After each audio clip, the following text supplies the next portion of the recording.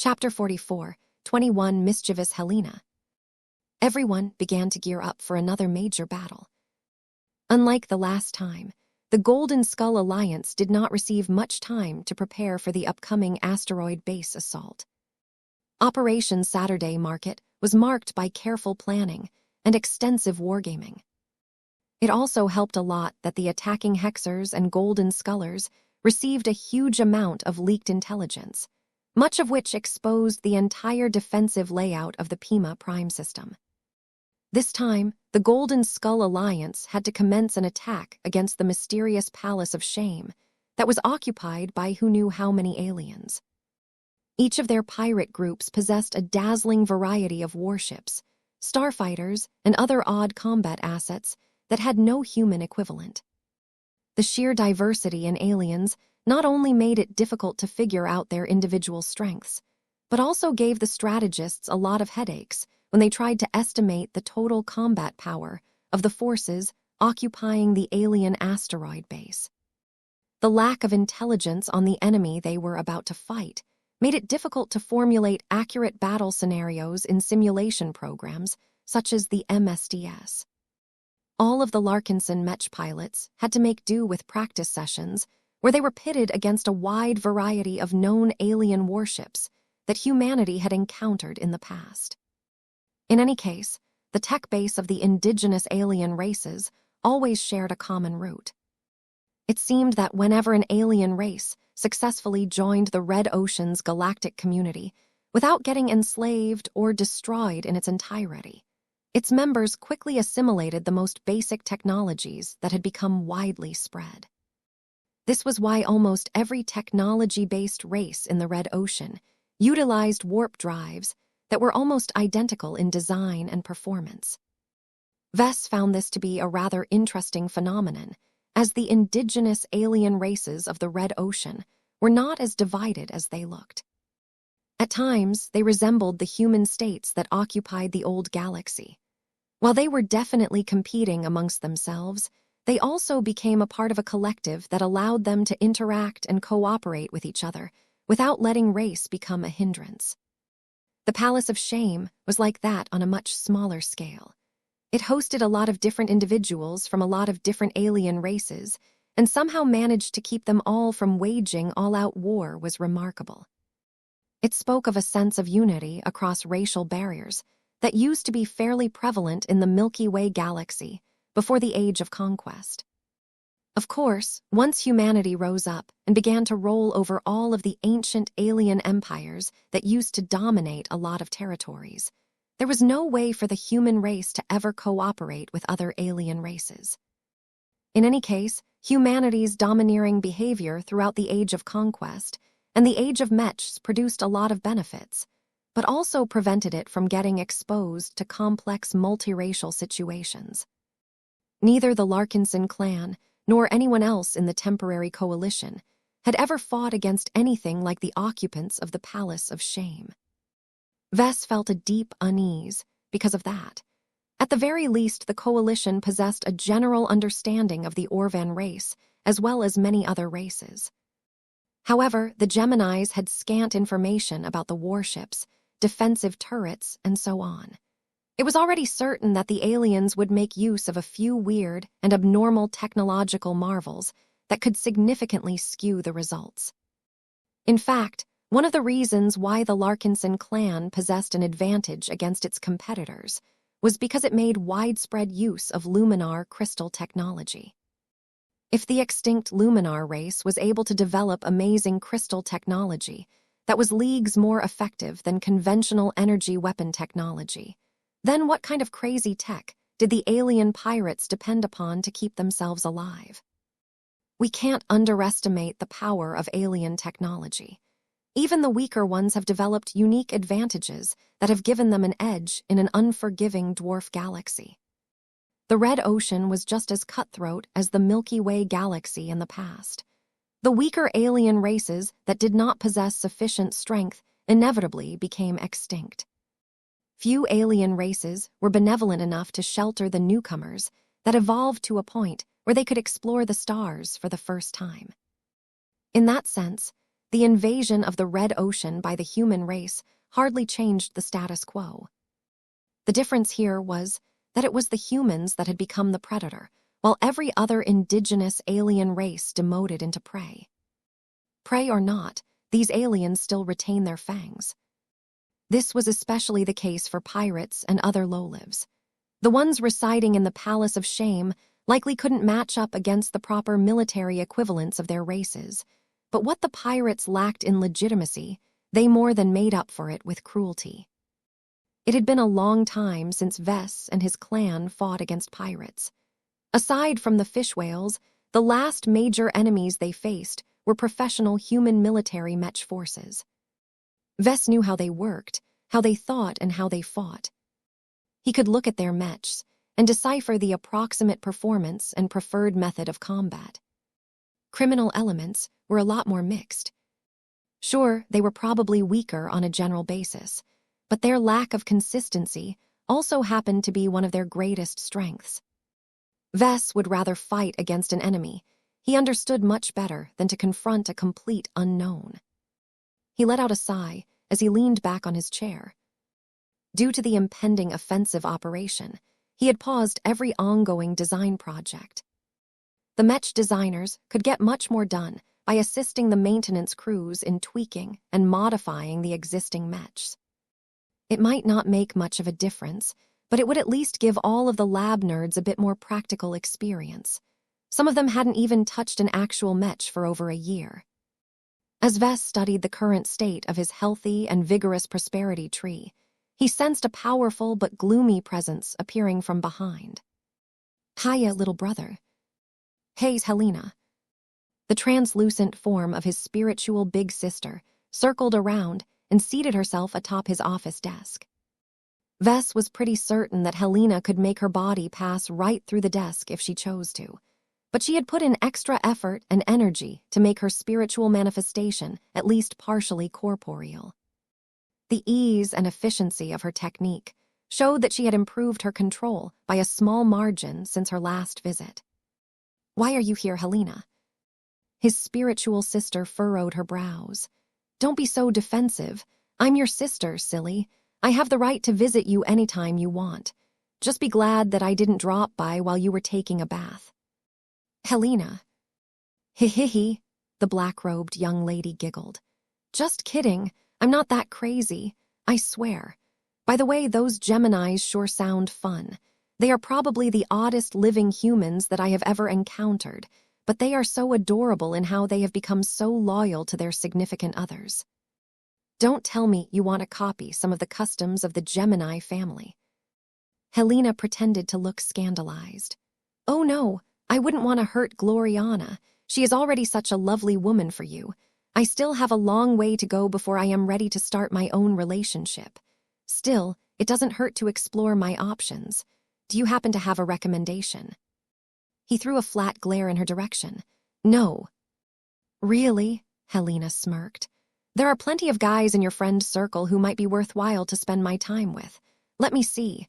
The Solemn Guardian is too dull and simple for my tastes. Ilvain is too old and creepy.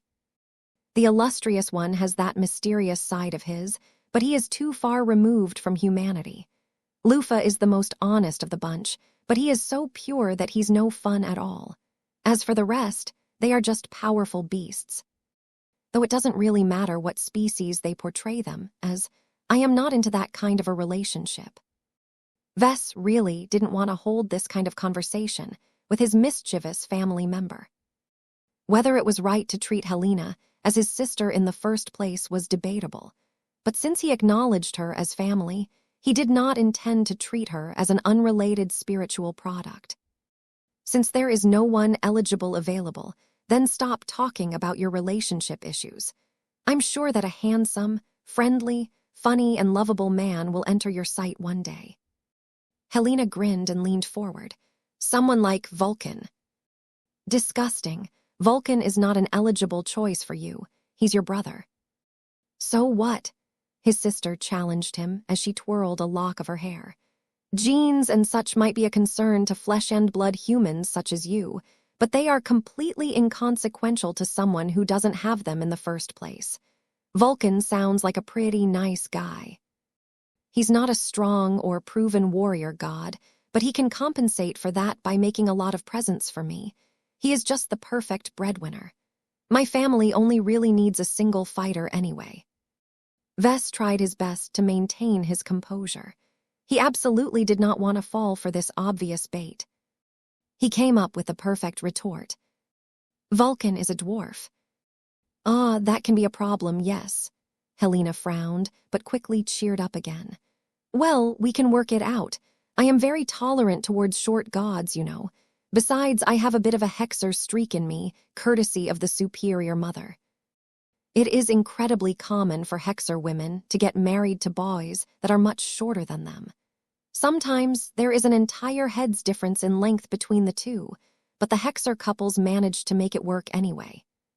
That's besides the point, Helena. Vulcan is another version of myself. Since I am your brother, that makes Vulcan your brother as well.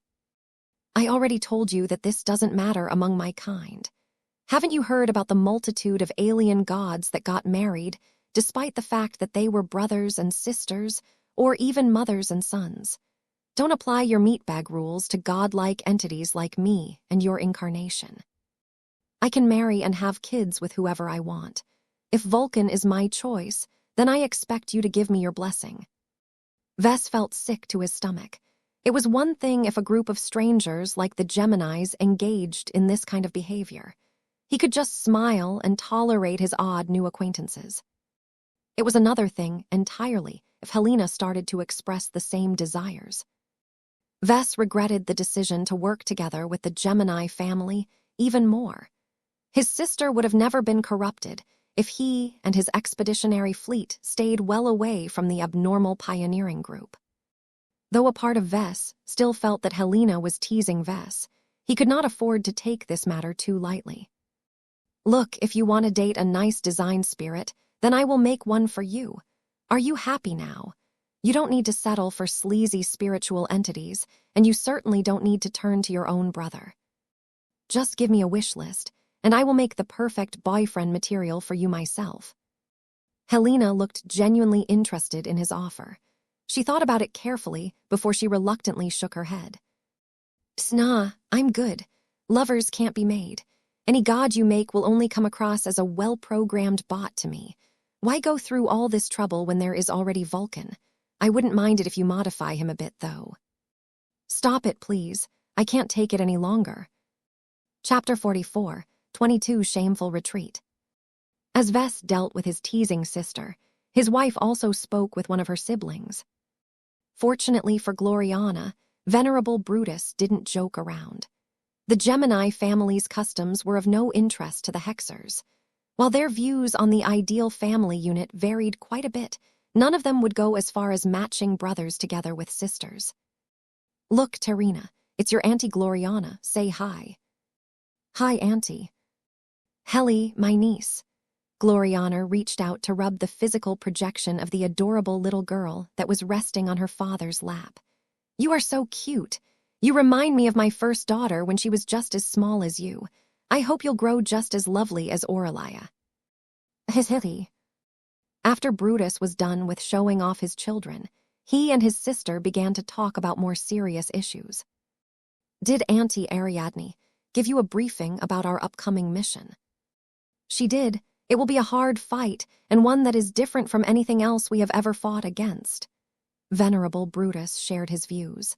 Our Mech forces will have to cope with many different challenges. It won't be easy to maintain an effective blockade.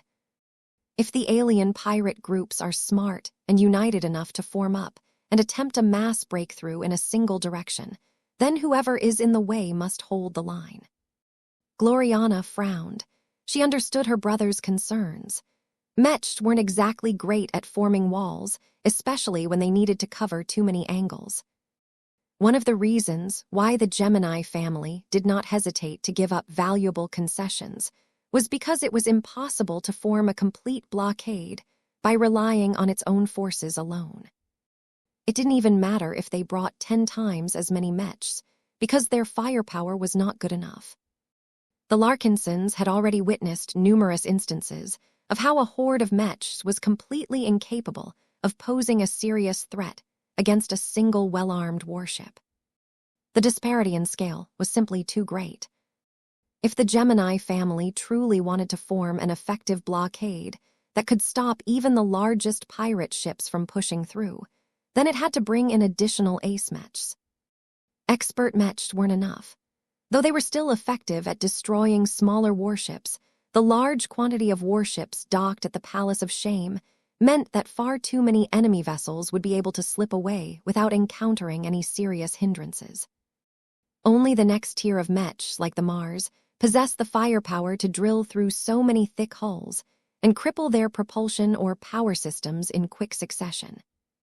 The 2 ace mechs of the Gemini family, along with the 5 ace mechs brought by the remaining pioneering groups, represented a huge amount of firepower. Each of them possessed the firepower of a medium-sized warship, but were also much harder to destroy due to their insanely small profiles and incredible mobility. Combined with the reality-distorting powers of their ace pilots, these ace mechs possessed so much combat power that they could essentially destroy the rest of the coalition's mech forces without requiring any further assistance. Yet even that might not be enough to defeat the pirate forces attached to the Palace of Shame. Venerable Brutus noticed his sister's concerns and tried to reassure her. "We hold all of the initiative, remember? The aliens shouldn't know about our attack intentions. We can still gather more intelligence and obtain a better estimate of the capabilities of our upcoming enemies. Once we launch an attack, we will be in a position to push our mechs forward if we hold the advantage or pull them back if the alien warships prove to be too strong for us to resist against. If the aliens are primarily concerned with defending the Palace of Shame, then they shouldn't stupidly chase after our retreating forces." Though Brutus was not a professional mech officer or a tactician by any means, he still received an excellent education courtesy of his high birth. He was more than capable enough to understand the overall tactical and strategic considerations. I suppose you are correct," Gloriana admitted. "I cannot help but worry, though. These insane adventures that Vess always drags us into often seem to explode in our faces. There has to be a variable that we haven't properly accounted for. My guess is that it has to do with whatever secret relics or ruins that the Gemini family originally wanted to obtain. No ordinary alien would think of naming a pirate den the Palace of Shame." "Are you sure about that, Gloriana? These aliens don't necessarily think like humans, and the words may have a different connotation in their original languages." His sister crossed her arms and shook her head. "The word palace has a clear association with royalty or nobility, and I do not think it will be any different in an alien language. The concept of a hereditary ruling class is also fairly prevalent among the intelligent species back in the Milky Way galaxy. If we assume that the word palace is explicitly related to a ruling noble, then a site that can be called the Palace of Shame should presumably be a place of exile," Brutus said as his eyes widened in realization. "Maybe the Palace of Shame was originally set up to be a residence that was built to accommodate a defeated princess. Perhaps she took part in a struggle for the throne, but lost against a more successful relative. The only way to deal with a defeated contender you don't want to kill, but also do not want to be used as a puppet, should be to exile the princess to a place that is far away. Banishment was a common means to gently get rid of a troublesome individual or group." "It all makes sense," Gloriana said as she connected the threads together. "The most suspicious points about the Palace of Shame are that the former alien empires had never tried to eliminate this criminal stronghold, and that the members of the Orvan race are involved. Both of these facts can be explained if the exiled princess may have been an important figure among Orvans at one time. If this is the case, then the relics that we are after may be the belongings of this exiled dignitary." This story truly made a lot of sense. However, not every story was so neat and clear-cut in reality. Brutus might not be as smart as his younger sister, but he still knew enough about life to never put too much stock in so many assumptions. "Let's not get too excited, Gloriana. You are basing your theory on unreliable information. The Geminis have given us a great deal of information, but how do they know it is true? How much have they withheld from us? We may be missing several crucial puzzle pieces that would have led you to a different conclusion. For example, the Palace of Shame is actually quite old. Maybe the events that you have described truly took place, but those involved have already died hundreds of years ago. The Orvans that have become a part of the power structure of the palace might not have any relations to this hypothetical banished princess. My theory shouldn't be too far off the mark, Gloriana confidently claimed. The details may be somewhat different in reality, but the premise should be the same. You should share your theory with Vess and the others if that is the case, though I think they would have probably come up with this theory already. Those dummies don't know anything. Gloriana dismissively waved her hand. The Larkinsons may be good in many different areas, but they do not understand nobility like us. I can still provide useful input. They continued to exchange their opinions about what they might expect to encounter at the Palace of Shame. However, the information they possessed was too limited for them to make too many solid conjectures. Instead of making unfounded guesses about their upcoming alien opponents, they were much more comfortable with talking about their own capabilities. Are you still satisfied with the star dancer mark Roman II? Gloriana asked with genuine concern. Nothing has changed as far as I know. It is still as good of an expert Mech as ever. The only fault that I can mention to you is that it is excellent in Mech duels, but not so great in the kind of long-ranged slugging matches that typically take place in battles involving warships. My expert Mech doesn't have the firepower to destroy large vessels as quickly as the Amaranto, especially after the latter received a new energy cannon. Gloriana grimaced. I should have pushed my husband harder to design a new blessed weapon for your expert Mech as well. Now, our Golden Skull Alliance can only count on the Instrument of Doom and the Mars to fight against the largest and toughest alien warships. You should add the Evert Shanger to the list, Brutus said in a respectful tone. It is much clumsier when it is equipped with a mounted wargear loadout, but its raw power is undeniably stronger. I don't trust Vess Pet Project as much. They are not as reliable as true Mechs. Besides, don't count yourself out too quickly. You've become a mid-tier expert pilot by now, right? You can generate considerably stronger true resonance with your star dancer mark Roman II than before. Unless the aliens have anything comparable to high-ranking Mechs, it is impossible for them to resist the divine might of your expert Mech's attacks. I don't think my star dancer mark Roman II will be able to outdamage the Promethea despite having a younger and weaker expert pilot, Brutus retorted. Venerable Isabel Cotin and her Promethea are both specialized in spreading mass destruction through engulfing their targets in flames. My inclinations aren't as destructive. I respect the dance, and I have always preferred to tango with enemy champions. At this stage in my career, I cannot change who I am or how I fight. Brother. Venerable Brutus Wadden shaped his piloting and fighting style in a time when the Red Ocean was still unknown, and when the Hexadric hegemony was still in its heyday. The Friday Coalition was the big enemy that pressed over the heads of every Hexer. None of the Hexer Mech pilots ever spared any thought about preparing to fight against massive alien warships. They only had eyes for Friday Men Mechs. Though Brutus was rightfully proud of his dueling capabilities, there was hardly any need for finesse if the upcoming battle turned into a brutal series of artillery exchanges.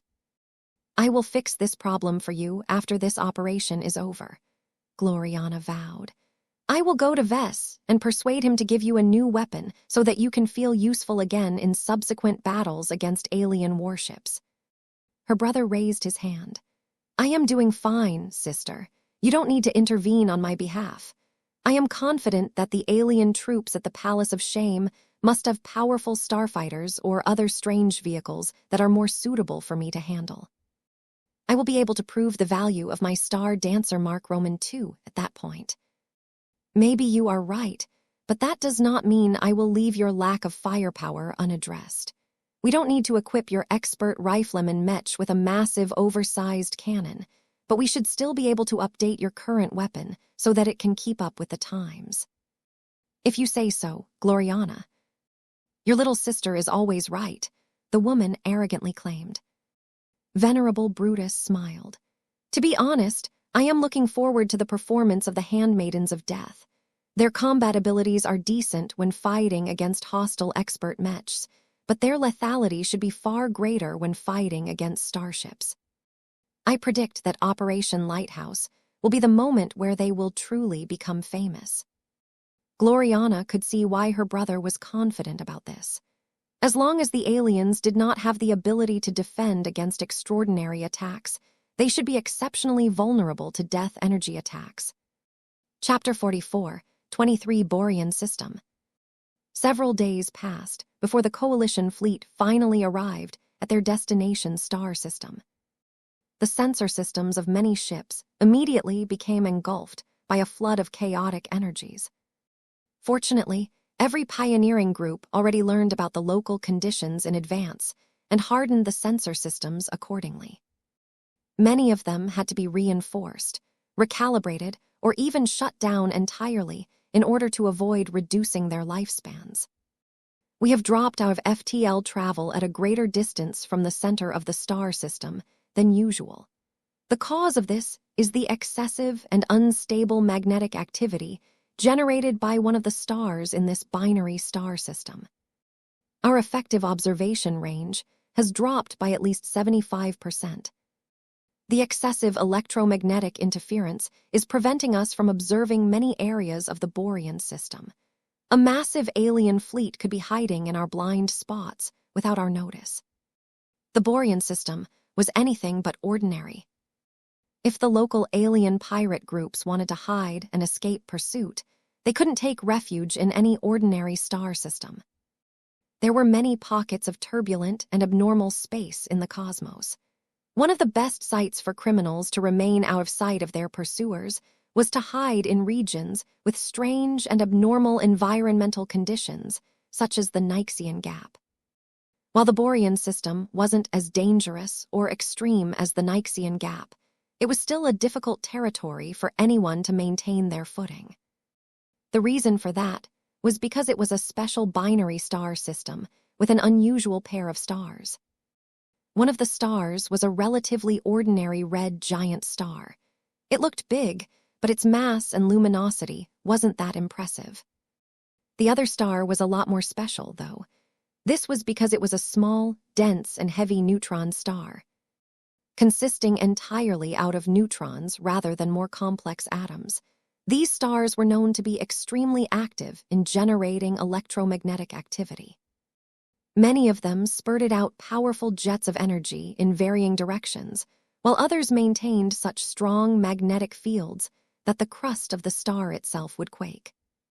In other words, neutron stars were extremely unpleasant to be around, especially at closer ranges. If any visitors wanted to do anything useful in a star system that contained such a powerful object, then they had to conduct their activities in the outer system. Though the extreme magnetic fields and other electromagnetic activity were still fairly powerful at those ranges, they at least weakened to the extent that it was possible to build permanent bases as long as there was enough shielding. The massive interference generated by the neutron star still played a useful role in disrupting the effectiveness of many sensors, so any pursuit force that wanted to chase after a fleeing pirate fleet would quickly lose the trail, especially if their target dove into an enormous asteroid belt. "How are the conditions of our ships?" Vess asked as he observed the entry of the Coalition fleet from the bridge of his flagship. "Do any of them report any malfunctions due to the hostile environment?" "We have received no such reports, sir. All of our starships are in working condition. Our crews are monitoring every essential system non-stop. We estimate that we may start receiving reports about malfunctions once we travel closer to the center of the star system. Please keep me informed. We need to know how much abuse our starships can take. Not all of them are as hardened against environmental damage as I wish." Once the starships of every fleet from every participating pioneering group had been accounted for, the Gemini fleet led the way forward. Even now, the Geminis did not extend complete trust towards its temporary allies. They still grasped the exact coordinates of the Palace of Shame. From what the Golden Skull Alliance and all of the other helpers had learned about this site, the secret asteroid base was actually extremely well hidden. Many generations of alien pirates had successively upgraded its anti-detection capabilities. Perhaps the variety of alien tech may have made the Palace of Shame's technological capabilities rather messy, but it was virtually impossible to find the right asteroid among countless other ones. Combined with the serious electromagnetic interference generated by the neutron star in the center of the star system, a fleet could scan the asteroid belt for thousands of years and still miss their target. The only way to track down the well-hidden pirate stronghold was to grab an insider or a memory device that possessed the coordinates. The Geminis most likely found out about the Palace of Shame through one of these methods, so no one doubted their ability to lead them to the right place. Of course, the Geminis did not make it easy for everyone. Their fleet followed a rather meandering route that made it a lot harder to pin down the destination by extrapolating the route of the leading fleet. Vess understood why the Geminis made such a precaution. They not only wanted to prevent their temporary coalition from moving on without them, but they also wanted to limit those that hadn't signed any deals from deciphering the coordinates. No one knew whether the temporary coalition was the only human force in the Borean system. The huge degree of electromagnetic interference meant that there was a possibility that other third parties might be hiding in the asteroid belt. Perhaps these other human pioneers had gathered a few clues about the Palace of Shame, but lacked the means to pin down its coordinates. Maybe the pioneers had the same idea as the alien pirates and wanted to use the Borean system as a secret base of operations. Whatever the case, the Gemini family, the Golden Skull Alliance, the Adelaide Mercenary Company, the Lyra Foundation and Bujay family may not be the only human powers in the star system. When Vess thought about this possibility, he felt conflicted. On one hand, it was best to rush to the Palace of Shame as fast as possible. This way, the temporary coalition would be able to take action and complete the mission objectives long before any third parties could come and get in his way. On the other hand, Vess wanted the coalition fleet to slow down and thoroughly scout the surroundings to rule out the possibility that there were opportunists waiting in the dark. He shook his head. We can't delay too much. It is impossible to hide the fact that so many different starships from several major pioneering organizations traveled to the Borean system. If other pioneers become curious enough, they will soon come en masse and get in our way. Besides, the alien pirates rooted in the Palace of Shame shouldn't be blind and deaf. They must have established at least several extensive early warning networks throughout the Borean system in order to warn against incoming enemies. If Vess had to choose between speed or caution, he would choose the former in this particular situation. Acting quickly was better than acting late in a situation like this. With 7 ace Mech at their disposal, the Geminis and their teammates possessed ample firepower. It was a pity that Vess wasn't in charge of this operation. One of the terms of the contract was that the Gemini family dictated the route and pacing. Since the Geminis set a moderate pace, Vess could barely tolerate the additional days it would take for them to reach their final destination. I suppose that at least gives us a bit more time to prep our mechs and starships for combat, Vess muttered. He decided to make good use of his time by checking all of the important mechs in person. The expert mechs were all in good condition, more or less. Many of the ones that incurred a lot of damage in the previous battle had been restored to the best of the Larkinson clan's abilities. One of the more serious problems was that multiple Larkinson expert mechs had lost pieces of unending alloy during the battle. Though the clan had done its best to retrieve all of the bits of metal that had gone flying, it was impossible to regain all of it in a limited amount of time. The only way to restore these older Larkinson expert Mechs to their proper conditions was to draw from another source of unending alloy. This was why Vess personally authorized the cannibalization of much of the Shield of Samur to repair battered Mechs such as the Riot, and to a lesser extent the Evertshanger. Just treat it like an organ transplant. Vess planned to phase out the use of unending alloy in time. It became increasingly more difficult to maintain the expert Mechs that relied heavily on these non-replenishable materials. He hoped to be able to find a proper substitute for this powerful material. He had already begun to explore a few ideas, but he was far from being able to produce his own alloy that was both tough and spiritually reactive. Vess briefly thought about the Palace of Shame.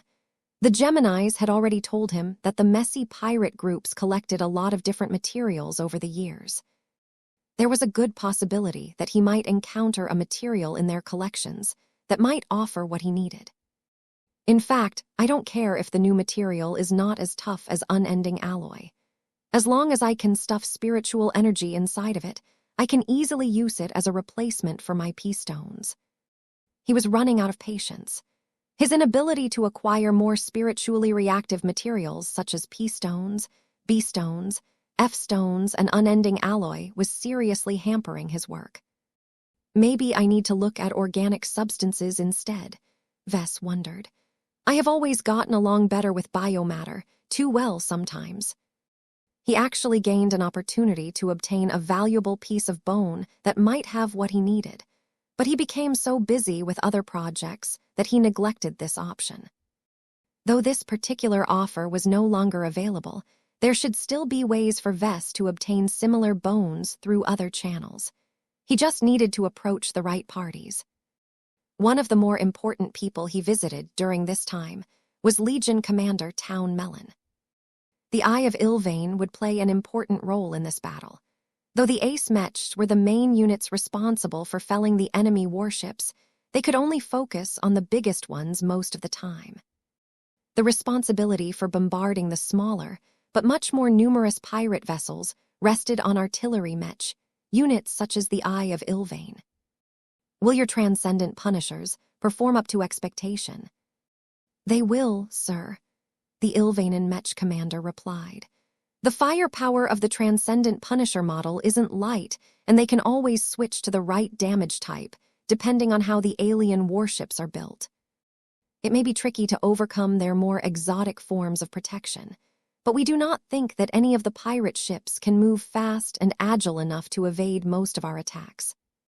They talked a bit more about the Eye of Ilvain's battle readiness. Though the Ilvainans had not changed anything significant since the conclusion of the Battle of Pima Prime, it was not necessary for them to do too much. The job of the Eye of Ilvain was quite simple. They merely had to pound the enemy warships that came out of the Palace of Shame. The tricky part was controlling the damage. I don't want those ships to blow up, Vess stated to Commander Town. Any of them could carry several kilograms of face water. It's impossible for our retrieval teams to pick up every drop of face water that has spilled into space. Don't hesitate to allow your men to borrow Ilvain's power to help them cripple the alien vessels without causing them to collapse any further. You can count on us, sir. Chapter 44, 24 Human Nature. Operation Lighthouse put heavy emphasis on both the ace Mechs and the ranged Mechs of the participating pioneering groups. While the Larkinson clan fielded a lot of strong melee Mechs, it was difficult for them to get involved in the earlier stages of the joint operation.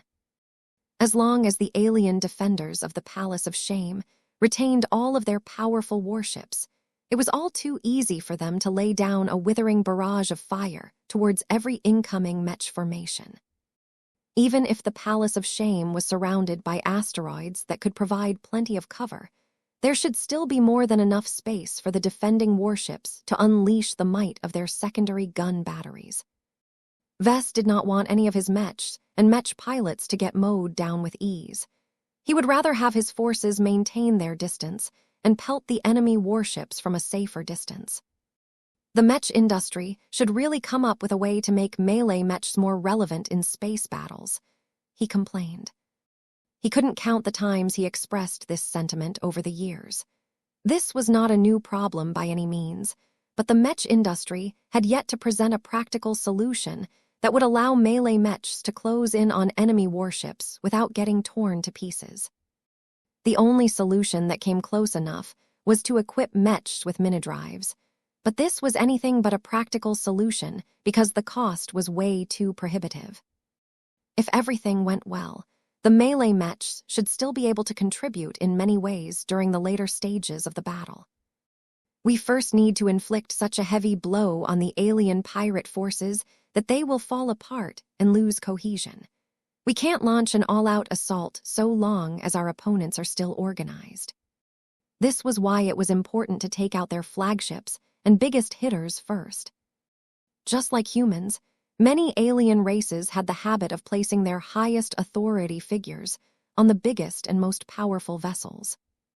If the coalition could take out these alien flagships by storm, there was a large chance that the remaining pirate ships would fall into chaos. After all, pirates were all the same. It was extremely improbable that they were hardened and disciplined soldiers that operated under a solid chain of command. As long as the big chiefs perished in battle, the underbosses would definitely quarrel amongst themselves in order to take over the surviving forces. The infighting might get so bad that the coalition's melee mechs might be able to get close without encountering much opposition. Of course, if this did not take place, then the Larkinson clan and the other pioneering groups would just hold back their melee mechs a while longer. In the meantime, they can still make themselves useful by contributing additional firepower with spare rifles. Vess inspected the cargo bays, where the Larkinson clan had stored large racks of spare Luminar crystal rifles. None of the weapons were particularly large, powerful, or expensive, but they would get the job done as long as enough of them fired at the same time. There were thousands of humanoid melee mechs in the Larkinson army, and Vess did not want them to remain idle all this time. Though it became a bit more troublesome to manage the energy levels of the melee mechs as they fired their Luminar crystal weapons, they could still provide a lot of help by directing their firepower at static targets, such as the Palace of Shame, or particularly large alien warships. Don't worry, sir. Our sword maidens don't have much desire to play with guns, but we can use them if we have to, Commander Sendra reported to Vess when he paid a visit to the Wild Torch. Those rifles are easy to use, though their punch is a bit lacking, to be honest. Vess didn't look surprised when he heard that. Power is something that you must earn, Commander. I trust in the professionalism of your sword maiden mech pilots, but many of them haven't utilized rifles in years. They are so invested in their swordsmanship training that they are psychologically repulsed by the thought of using a ranged weapon. I don't want to hand over weapons that are too powerful for their own good. Besides, the greater the power, the greater the burden to the mech. Ranged mechs are already designed to cope with this, but a pure melee mech such as a second sword is not as equipped to handle these difficulties. Though the sword maiden commander looked disappointed, she did not linger too much over this issue. She was already glad enough that her sword maiden mech pilots could still have room to intervene in the battle, while the two sides remained apart from each other. "How are your subordinates doing?" Vess curiously asked. "Are they happy and eager to confront the pirate of the Palace of Shame?" Commander Sendra hesitated for a moment. "They're not as excited as I wish, don't get me wrong. My sisters definitely enjoy a fight, but it has to be on their terms. We are not comfortable with maintaining our distance. Too many aliens don't play by our rules." "There are good reasons for that," Vess replied. "Mechs would have never gotten off the ground if the Big Two did not enforce a warship ban. If the MTA never came to life, then we would have probably been utilizing warships instead of mechs at this time. The indigenous alien races of the Red Ocean have never encountered a powerful authority that prohibited the use of warships. Our human race is unique in that sense." The sword maiden commander let out a cynical chuckle. "What a great honor. The human race is the only one that is so dangerous to its own kind that we had to take away our own weapons in order to protect us against ourselves. What does that say about the strength and future of our race? Vess raised his arm and patted the woman on the shoulder. I don't think it is a bad idea. At least this shows that humanity recognized the danger before it was too late and took action in advance. I can't say the same for many other alien races that have all gone extinct over the ages. I am sure that many of them have met their end due to their own mistakes. It is okay to make mistakes as long as you acknowledge them and make up for them. I don't think humanity is as bad as many people say for that reason. Humanity had an incredible capacity for creation and destruction. The growth of its civilization and the mastery of ever greater technologies meant that humans could rise far above every race or fall into a bottomless pit where there was no way back. After Vess shared a bit of his views towards humanity, Commander Sendra became a lot more contemplative. I would like to think that humans like you and me can build a fantastic society where our sword maidens are no longer needed to fight for survival, but you don't believe humanity can rise above our flaws, Sendra. The Legion commander let out a sigh. We have all witnessed too much darkness in the hearts of other humans. My sisters and I simply can't believe that we are heading towards a better future. Just look at the big two. The Mechers and Fleeters are responsible for starting the scramble for face water and the many fights against the local alien forces. If the top of our society is already this bad, it will definitely be worse further down the ladder. We are all flawed and tainted, and there is nothing anyone can do to cleanse us from our inherent flaws. That was certainly a pessimist viewpoint. Is that the kind of future that you want to embrace? Vess asked. What of your 2 children? Do you want them to grow up in an environment where society is collapsing all around them and where they have to mature a lot faster in order to struggle to survive? Sendra scowled. I am not letting Wexel and Terina fend for themselves. Brutus and I will do our best to protect them and train them to fight if possible. I don't think that human society will get any better in the future, but I still believe in our ability to carve a better place for ourselves. That is what I am fighting for. I have no ideas about saving human civilization as a whole. That is none of our business. I just want to save and protect our family. That is a sentiment that I can get behind. Vess smiled. They began to talk about family after Sendra drifted to this topic. I wish I could spend more time with them, the Legion commander confessed. It's hard for me to do my job while also making sure I can spend enough time with our kids. Marrying a glory seeker hasn't made things easier for me. My husband and I both work on separate ships and fleets. This had never been much of a problem when we were all staying in Davut, but now that we have started to travel again, it is difficult for me to remain in touch with my children. Sometimes, the only way I can talk to them is over a comm call. Vess understood how painful it must be for a mother like Commander Sendra to be unable to hug her young children in person. Have the 2 of you tried to reside on the same ship at the same time? If you want, I can talk to the Glory Seekers about setting up a rotation where you and the rest of your family can switch back and forth while staying on one ship at a time. We already thought about that, sir. It won't work out for us. I can't lead my sword maidens from afar. My sisters need a strong presence above their heads in order to stay in line. Brutus also can't separate himself from the Glory Seekers for too long. He is one of their few male expert pilots, and a direct descendant of the Wadden dynasty to boot. Commander Sendra and Venerable Brutus failed to come up with an adequate solution, so they just stuck to their ad hoc approach and tried to make the best of the situation. Do you regret your decision to pursue Venerable Brutus? Vess asked. Oh no, I am still happy despite all of the complications that I have to deal with. Sword maidens like myself have special taste in men. Brutus is the perfect prince for me. He is strong, but he is also respectful and sweet. I like that he is stronger than me, but acts as if he doesn't have to prove his superiority to me. He is also a great father to our 2 children, though I wish he wouldn't stuff as much Hexer nonsense in Wexel and Terina's heads. Vess could clearly sense the genuine love and respect in Commander Sendra's tone. He was glad to hear that this relationship was doing well. Brutus was his brother-in-law, while Wexel and Terina were his nephew and niece. That made them a part of his family. "If you ever need more help from me or our clan, just say so," Vess offered to Sendra. "I can afford to make some allowances for you and your children on account of our family relations. Are your kids doing well?" "They are, but I don't know what they will be doing once they grow up. I want them to become Mech pilots if possible. Both their father and I can teach so much about fighting with Mechs." "What if their genetic aptitudes don't cooperate with your dreams?" "Then I will just send them to school and hope they can make something of themselves," Sendra shrugged. "Would you teach them to become Mech designers if they are interested?"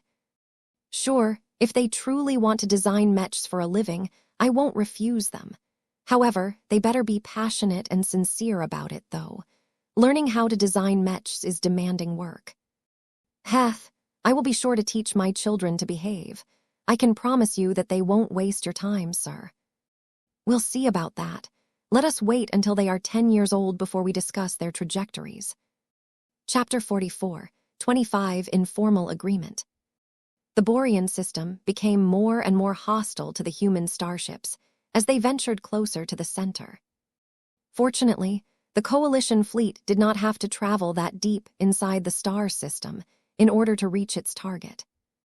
As the fleet led by the Gemini family approached the coordinates of the Palace of Shame, the ships slowed down and tried their best to blend into the nearby asteroids. If they wanted to start off Operation Lighthouse on a strong footing, then the human attackers needed to remain as incognito as possible. The massive interference generated by the nearby neutron star helped a lot with that. Long-ranged observation was practically impossible due to all of the magnetic fields and other stellar activity scrambling everything in the star system. Of course, just as the human Coalition fleet depended on the local conditions to hide itself from the local aliens, the forces rooted in the Palace of Shame also took advantage of the difficult environment to hide their own activities. The Larkinsons and the other groups constantly dispatched Mechs to conduct patrols and engage in extensive reconnaissance, but they quickly encountered a major hindrance. "This damn radiation and this damn magnetic field is putting so much noise into our signals that nothing coherent is getting through. My Mech can't maintain communications with our fleet anymore. We need to make adjustments. The only ways we can pass on a message is if we form a daisy chain or if we contract our deployment range." As the Geminis and other pioneering groups resorted to these primitive measures to maintain effective communications over longer distances, a few of the Larkinson clan's scout-oriented Mechs began to show their value at this stage. The light hunter fielded by the flagrant vandals and the signal bearer fielded by the penitent sisters and other Hexer forces proved to be a lot more reliable than other scout Mechs. The reason for that was because they were able to maintain effective communications over longer distances. By using the Illustrious One and the Superior Mother respectively as spiritual communication networks, the Light Hunter and the Signal Bearer Mechs were able to range much further while maintaining at least basic contact with their motherships. In fact, the Larkinson clan offered to lend a few Buzzy Bee Mechs that could perform the same job to the other pioneering groups beforehand, but only one of them accepted the offer. "These Buzzy Bees are doing a really great job, Larkinson," General Hermaine Forain of the Adelaide Mercenary Company told Vess over the comm. "I could have really used these Mechs in some of my past encounters. I'm jealous of your Light Hunter Mechs, though. Their ECM systems don't appear to be as good, but their scouting abilities are much better. I am glad to hear that our products are serving a useful purpose in your hands, but I'm afraid I have to disappoint you, General," Vess replied. "Our Light Hunter model is not for sale. We have developed many Mechs that are precisely tailored to the needs of our clan. If you wish to obtain a comparable Mech model that is adapted to your mercenary company, then you can commission a Mech design or two from us. Just take into account that it will cost you, though. The leader of the Adelaide Third Fleet looked discouraged. I am afraid I won't be able to take you on your offer. I've been arguing my case to the higher-ups, but they insisted on sticking to our regular schedule. We have invested so much money on replacing our older Mechs with our current ones that we don't have much left to spare.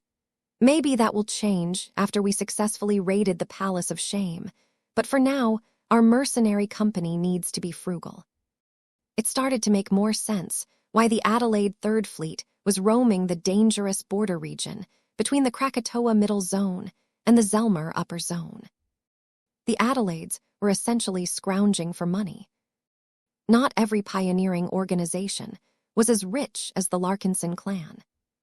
Compared to running a Mech company, where a few best-selling Mech models could easily churn out massive profits, it was a lot harder for mercenary organizations to earn windfall profits. Most mercenary missions paid very well, but their durations were inconsistent. A single accident during a single mission might trigger massive losses, which would instantly wipe away all of the profits earned from the last 5 or so missions. Vess could guess without searching the galactic net that the Adelaide Mercenary Company must have suffered a major loss during one of its missions. Whatever happened to the company had worsened its financial position by a considerable degree. This was already bad news for a pioneering organization that entered the Red Ocean fairly recently. Vess knew firsthand how much money it cost to prepare for a migration to the new frontier and to quickly update everything to Red Ocean standards. As it was, General Forain had already done his best by squeezing out a small amount of MTA credits so that his Third Fleet could acquire a limited amount of useful LMC Mechs. If the other pioneers ask you about your experiences with our products, I hope you can put in a good word for them, Vess politely requested.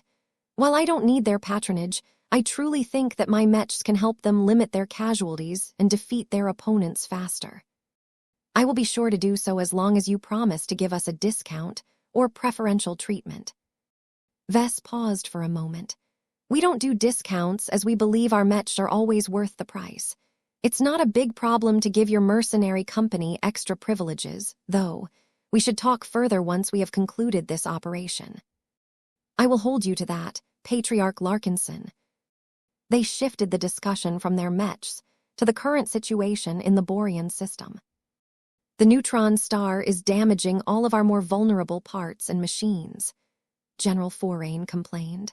I don't know how all of those alien pirate ships can stay in one shape after getting exposed for so long. Can you help us limit the damage?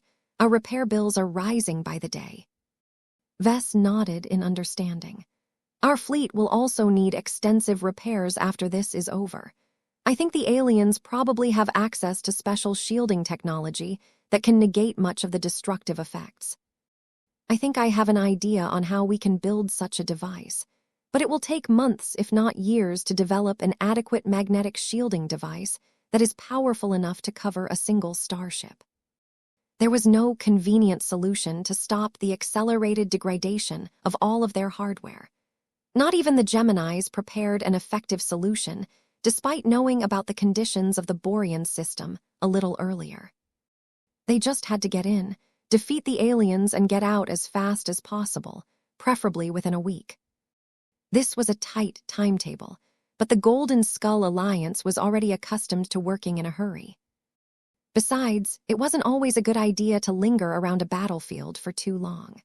Word would spread eventually, and lots of greedy vultures would come eventually in order to pick up a lot of salvage on the cheap. I don't know where the Palace of Shame is located, but according to our analysis of the behavior of the Geminis, it should not take long before we approach the site. Does your clan concur? I've received similar reports from my subordinates, Vess replied. Our chances of encountering a hidden alien patrol ship are much greater. We need to be ready to react quickly. If the aliens at the Palace of Shame receive too much advanced warning, we will be met with fully organized opposition. It may already be too late for that. We are trespassing on their territory at the moment. I am more concerned about the main battle. If our mechs ever experience difficulties that we cannot handle by ourselves, can you lend us your aid to bail us out? We can promise to do the same for you. We will not stand by and let your alliance get pummeled. Now this was interesting. On the surface, General Forain wanted nothing more than to establish a promise to watch each other's backs. Vess wasn't fooled, though. He spent too much time with Pernus to stop at the surface. When he tried to look deeper, he figured out that General Forain wanted to accomplish more than just a promise to scratch each other's back, if any of them ever suffered an itch. The man wanted his Adelaide Third Fleet to form a united front with the Golden Skull Alliance if necessary. There were only a few cases where it was usual for the two pioneering fleets to join forces. Either the alien enemies were so overwhelmingly powerful that they could no longer follow the original battle plan, or the members of the coalition might turn against each other. Vess did not believe the Geminis had overestimated the strength of the aliens residing in the Palace of Shame, so he felt that the second case was much more likely to happen. Of course, it was still rather unlikely that the Geminis and everyone else would ruin their reputation, credibility, and trustworthiness in order to backstab their allies, but Vess already experienced betrayal in the past. Though everyone in the temporary coalition may have signed a contract, Vess had never taken much stock in the binding power of an electronic document. Letter 1D487, Letter 1D45F, Letter 1D452, Letter 1D65A, Letter 1D464, Letter 1D65A, Letter 1D41B, Letter 1D45B, Letter 1D428, New Letter 1D680, LC Letter 1D428, Letter 1D45A. Vess slowly nodded. I will have to discuss this further with my alliance partners, but I don't think they will object to standing by your side. The premise of this is that you and your fellow Adelaides show that you are worthy of our trust. The other man grinned. I believe our successful mercenary record will tell you enough about us. We will pay you for your protection if your alliance has served an instrumental role in covering for us. I expect your side to do the same if our roles have been reversed. No problem. It was a bit reckless to form a private relationship with a pioneering group that Vess wasn't really familiar with, but he felt it was best to try to make this work. Vess had developed a good impression of the Adelaides. They did not convey the rough and unreliable attitudes of the mercenaries that he had met in the past. Their mech force was also all right. Though the Adelaide mech models weren't that impressive in his eyes, they were still solid performers that could last for many years as long as they received sufficient maintenance. The Adelaide mech pilots were also highly experienced in battle. There was plenty of footage on the galactic net that showed how these mercenaries didn't only know how to present their mechs in parades. Vess would be a fool to reject the goodwill from a pioneering fleet with so much effective combat power. The two talked a bit more. Neither of them had any intentions of making a formal contract, so they could only rely on trust to make their agreement valid. It was not exactly the most reliable way to form a cooperation, but Vess had a good impression of General Forain and the Adelaides. The Black Cats were already digging up information about the Adelaide Mercenary Company in order to learn more about its integrity, but for now, Vess was inclined to trust his own judgment. The two shook the hands of each other's projection to finalize their informal deal. Before they ended the call, General Forain passed on a warning to Vess. You should watch out for the Santana group. Their soldiers are all right, but none of them have any say in the holding company's decision-making. The executives who are in charge will do anything for profit. I don't think they will be stupid enough to pull off a stunt during the main battle, but once we get to the point where we need to gather and divide the spoils, we are no longer strictly allies anymore. I get what you mean. Chapter 44, 26 Lingering Doubts. The fleet slowed down after a time. There were several reasons why the ships needed to move slower. First, navigating through an asteroid belt was quite perilous to say the least. The Gemini family and the rest of the coalition did not dare to send too many of their starships through the densest areas of the belt. F letter 1D5FF, letter 1D626C, letter 1D498T, letter 1D68B, letter 1D62F, Letter 1D603, Letter 1D65ALCO, Letter 1D5FA. Perhaps the scouting vessels and the smaller combat carriers possess the agility to maneuver around the floating rocks, but the biggest and slowest capital ships were not as endowed. The journey presented an especially serious danger to the fleets, with a significant number of civilian vessels. The Larkinson clan and the Boujay family were especially reluctant to dive into the middle of the belt for this reason. Fortunately, the periphery of the belt was not as difficult to navigate through. Combined with the fact that the asteroids mostly followed static trajectories that could easily be mapped out in advance, none of the starships came close to colliding against anything dangerous. Mech were still needed to break apart or push away smaller floating rocks, but these were trivial issues. The bigger reason why it was best for the coalition fleet to slow down was to minimize the risk of discovery as much as possible. Though none of the coalition troops expected to be able to maintain the element of surprise, the less time they gave for their opponents to respond, the better. We have already detected and tampered with hundreds of listening devices in advance, Calabast reported to Vess. The good news is that they are all rather old and simple. Machines get worn down all the time due to constant exposure to the heavy and turbulent magnetic fields and other activity generated by that big neutron star. The Gemini family already prepared countermeasures against these devices, so our black cats as well as the covert operations units of the other groups have dealt with them in the best way possible.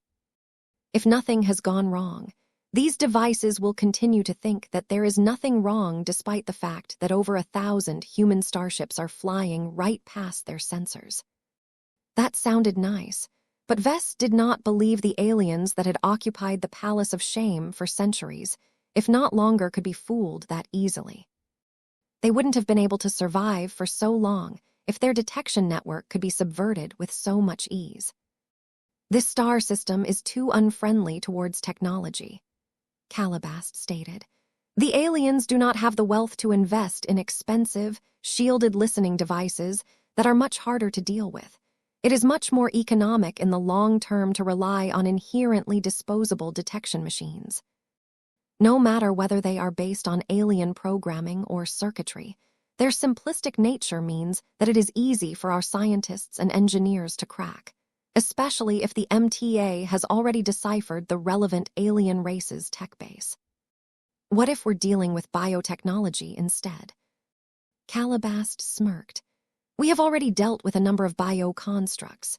The exobiologists at the Larkinson Biotech Institute, along with the biotech experts working for the other pioneering groups, have already taken care of the biomachines that we have detected so far.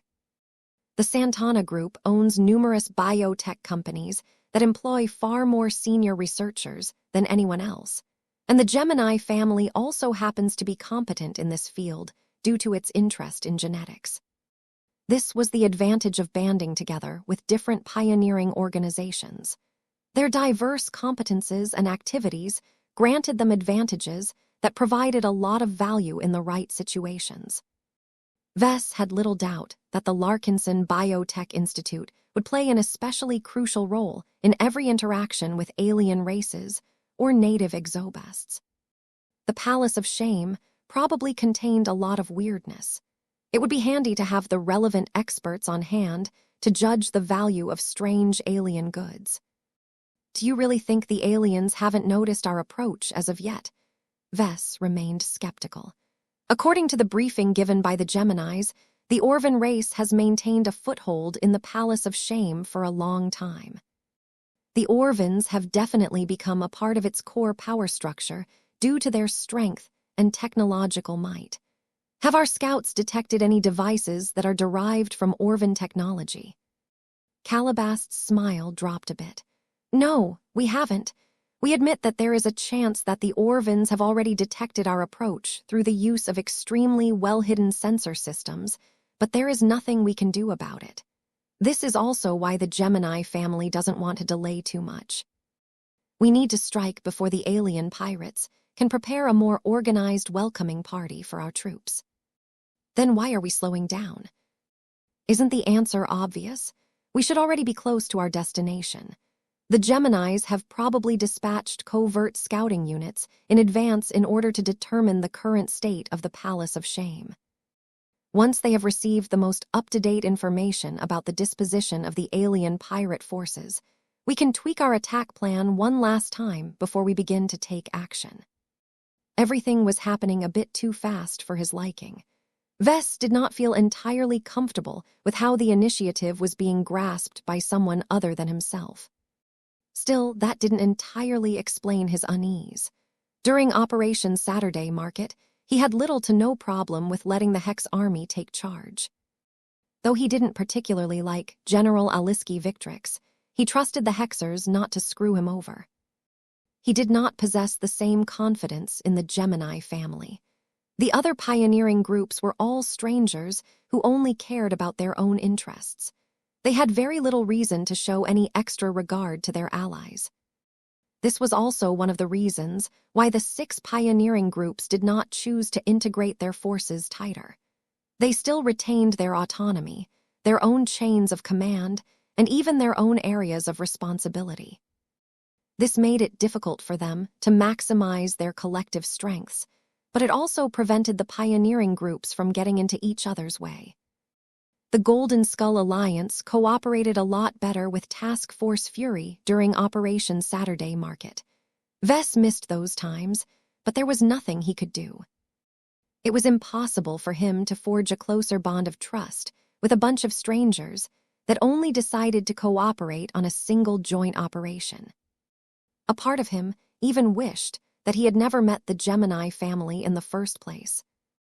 Vess and Calabast continued to talk about whether the Orvans or the other aliens occupying the Palace of Shame were preparing to bolster their defenses or get ready to run away.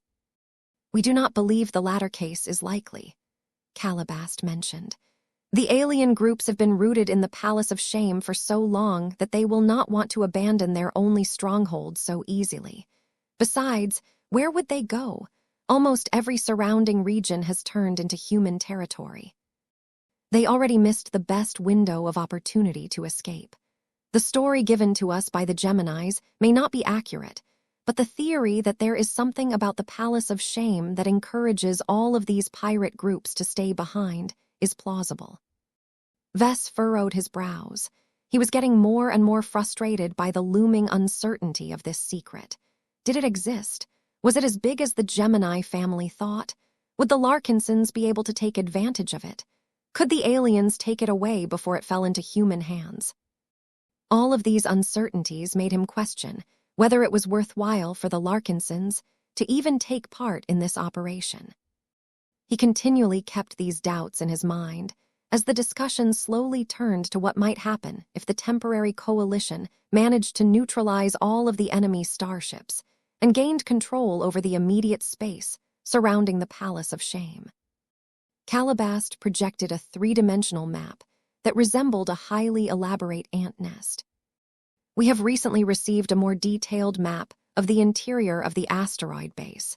As you can see, there are so many tunnels, halls, and defensive strongholds that taking it over is anything but simple. While our smaller and more compact mechs can still fit into some of the more open spaces, it will take a lot of infantry to sweep the rest of the asteroid base." That sounded both dangerous and time-consuming to Vess. He could already imagine the hard fighting that might ensue as the aliens were driven into corners. "Can't we just blast the place open with our mechs?" His spy master shook her head. "You are not the first person to make this suggestion, but the Geminis and a majority of other pioneering groups have adamantly rejected this option. Demolishing the Palace of Shame not only risks destroying the primary objective of this operation, but will also lead to the destruction of a great number of other valuable goods. It is more profitable for them to send masses of relatively cheap bots and infantry soldiers inside the palace and have them do their jobs." "Great. I hope this won't turn out to be a bloodbath. Our clan is a lot more optimistic about this invasion than you. This is a good opportunity for our own infantry troops to showcase their own worth." The Sword Maidens and the Heaven Sorters are especially eager to set foot inside a foreign space station and spill alien blood with their sharp and hungry blades. They have been training for combat for many years, but rarely had the opportunity to make use of their skills in real scenarios outside of the occasional mercenary missions. The Larkinson clan's most prominent defenders were its many Mechs and Mech pilots, but they weren't the only ones that could fight. Now that the clan had exploded in numbers, it became a lot easier to arm and train a lot of infantry soldiers. Compared to Mech pilots who needed to be paired with Mechs that took up a huge amount of space and upkeep, it did not take much room or funding to raise a complete infantry regiment. Though Vess and many other Larkinsons clearly couldn't care less about infantry, it was still an essential requirement for any organization to have a sufficient number of foot soldiers on hand. As Vess tried to recall the details of the Larkinson clan's infantry troops, he found that he could hardly call up any information that was current. It had been a long time since he paid attention to the state of his infantry forces. The only exception was his honor guard. He regularly updated the powerful equipment of his closest and most important guards himself in order to ensure they were fully equipped to handle the latest threats to him and his immediate family. "Do you think they will do all right?" Caleb asked. "I cannot truly say, Vess," the woman shrugged. "My answer is irrelevant. No matter how many casualties they suffer, our infantry needs this invasion to prove that it has a reason to exist. Our foot soldiers are sick and tired of seeing our Mech pilots do all of the fighting on behalf of our clan. We will most certainly attack more alien strongholds in the future, so it is best to put them to test as soon as possible. They will undoubtedly make mistakes during this operation, but they will learn from them and be better prepared next time." This was the typical development process of a military force. The infantry forces under the command of the Larkinson clan could only go so far by relying on training. Most of the foot soldiers were still rookies for the most part, and their growth must have plateaued due to their lack of experience. Though Vess still didn't care too much about his infantry troops, he hoped that they would not drag his clan down when he needed them the most. Chapter 44, 27 The Orvan Race. Before the assault commenced, Vess and many others received a surprising piece of news. Calabast had only recently left the office after she was done with giving Vess an update, but she returned right afterwards after receiving an important update. The Santana Group's Covert Operations Unit has managed to capture an alien scouting vessel that strayed closer to our fleet's position. She succinctly reported, even though Vess already received the same message through his comm. Vess already had a lot of new questions in his mind. Do you think this is a routine patrol, or do you think the groups in control of the Palace of Shame have figured out that there is an approaching threat? We can't say. The black-clad woman shrugged her shoulders. All I know is that we can gather a lot of useful information from the captured ship, though the vessel's capture may also give our opponents a greater understanding of our capabilities. This is why the Santanas are making sure to keep the captured alien hull away from our main fleets. It took a bit of time for the Larkinsons to receive more information about the captured ship. Calabast had already instructed the closest black cats in the field to suspend their current assignments and move to the alien scouting vessel as soon as possible so that they could provide more detailed information. Soon enough, the Larkinson clan received a transmission that finally granted Vess a good view of the alien ship in question. "That's an Orvan-style starship," Vess noted. "The all-black coating along with the wide and relatively flat hull shape is a dead giveaway of that. No other indigenous alien race has a history of designing such an atypical scouting vessel. The materials used to construct her interior also matches what the Orvan race has historically made use of. I can see that the Orvan ship is still relatively new and fresh, but her tech isn't anything to be impressed about. The Orvan race was known to be strong, but that only applied to its best. There were many other Orvans who were not as wealthy and powerful. The large Orvan underclass had to make do with cheaper and more inferior tech. That sounded awfully familiar now that Vess thought about it, and he wasn't the only one to recognize this similarity. It turned out that many exobiologists viewed the Orvans as the aliens that most closely resembled humans. The Orvans were bipedal, furred mammals that closely resembled upright apes, but without a nose. For some reason, the Orvans and many other native creatures on the same planet never developed the sense of smell. They all made up for it by strengthening their other senses. The Orvan race stood out for their 4 eyes. The powerful eyesight of the Orvans caused them to develop a preference of operating in low-light environments. As they originally evolved on a planet with 0.81 G, the Orvans were also taller than humans on average. A typical Orvan adult could reach a height of 3 meters, though the tallest individuals of this race were known to surpass a natural height of 4 meters.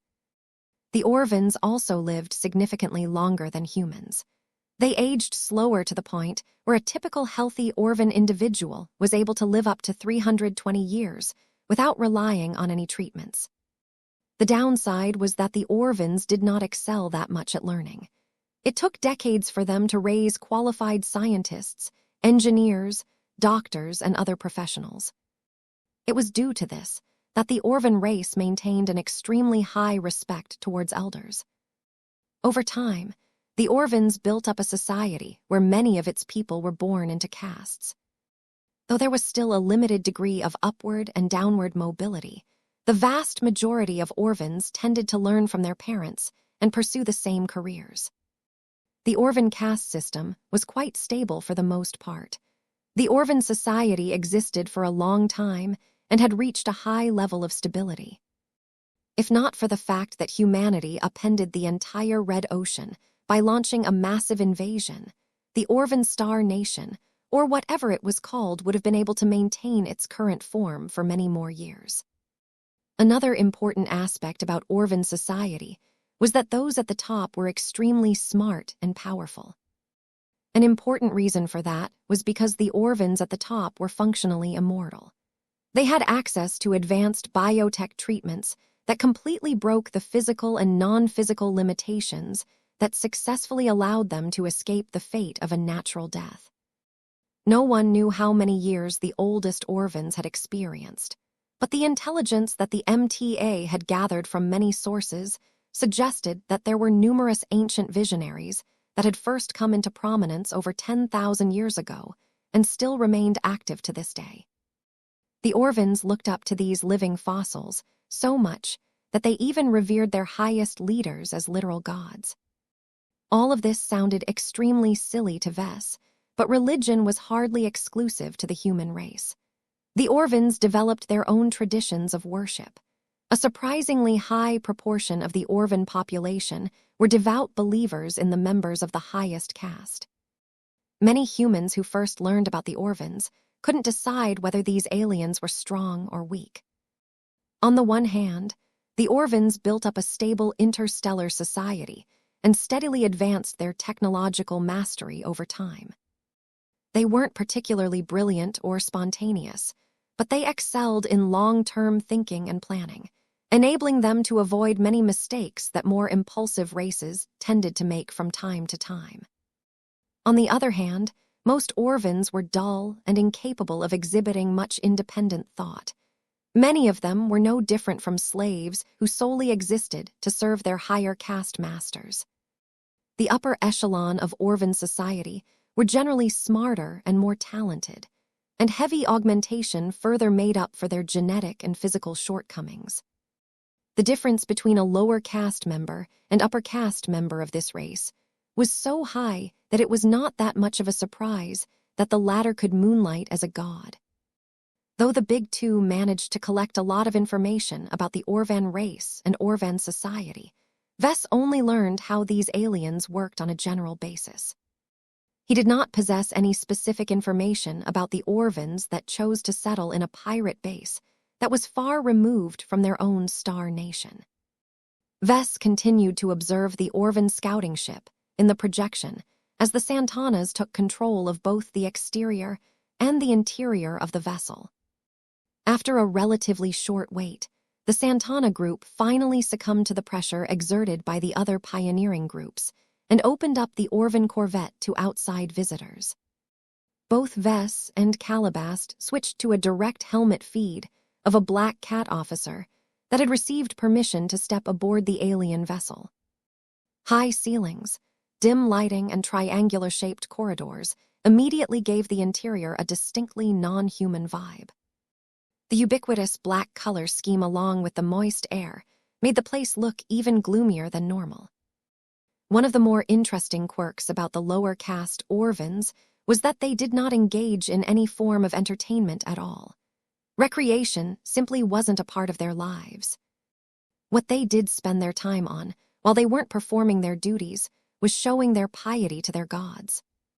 As the Black Cat officer slowly toured the relatively small alien ship, his helmet feed continued to showcase abstract statues and artwork that vaguely represented the gods revered by the crew of the scouting vessel.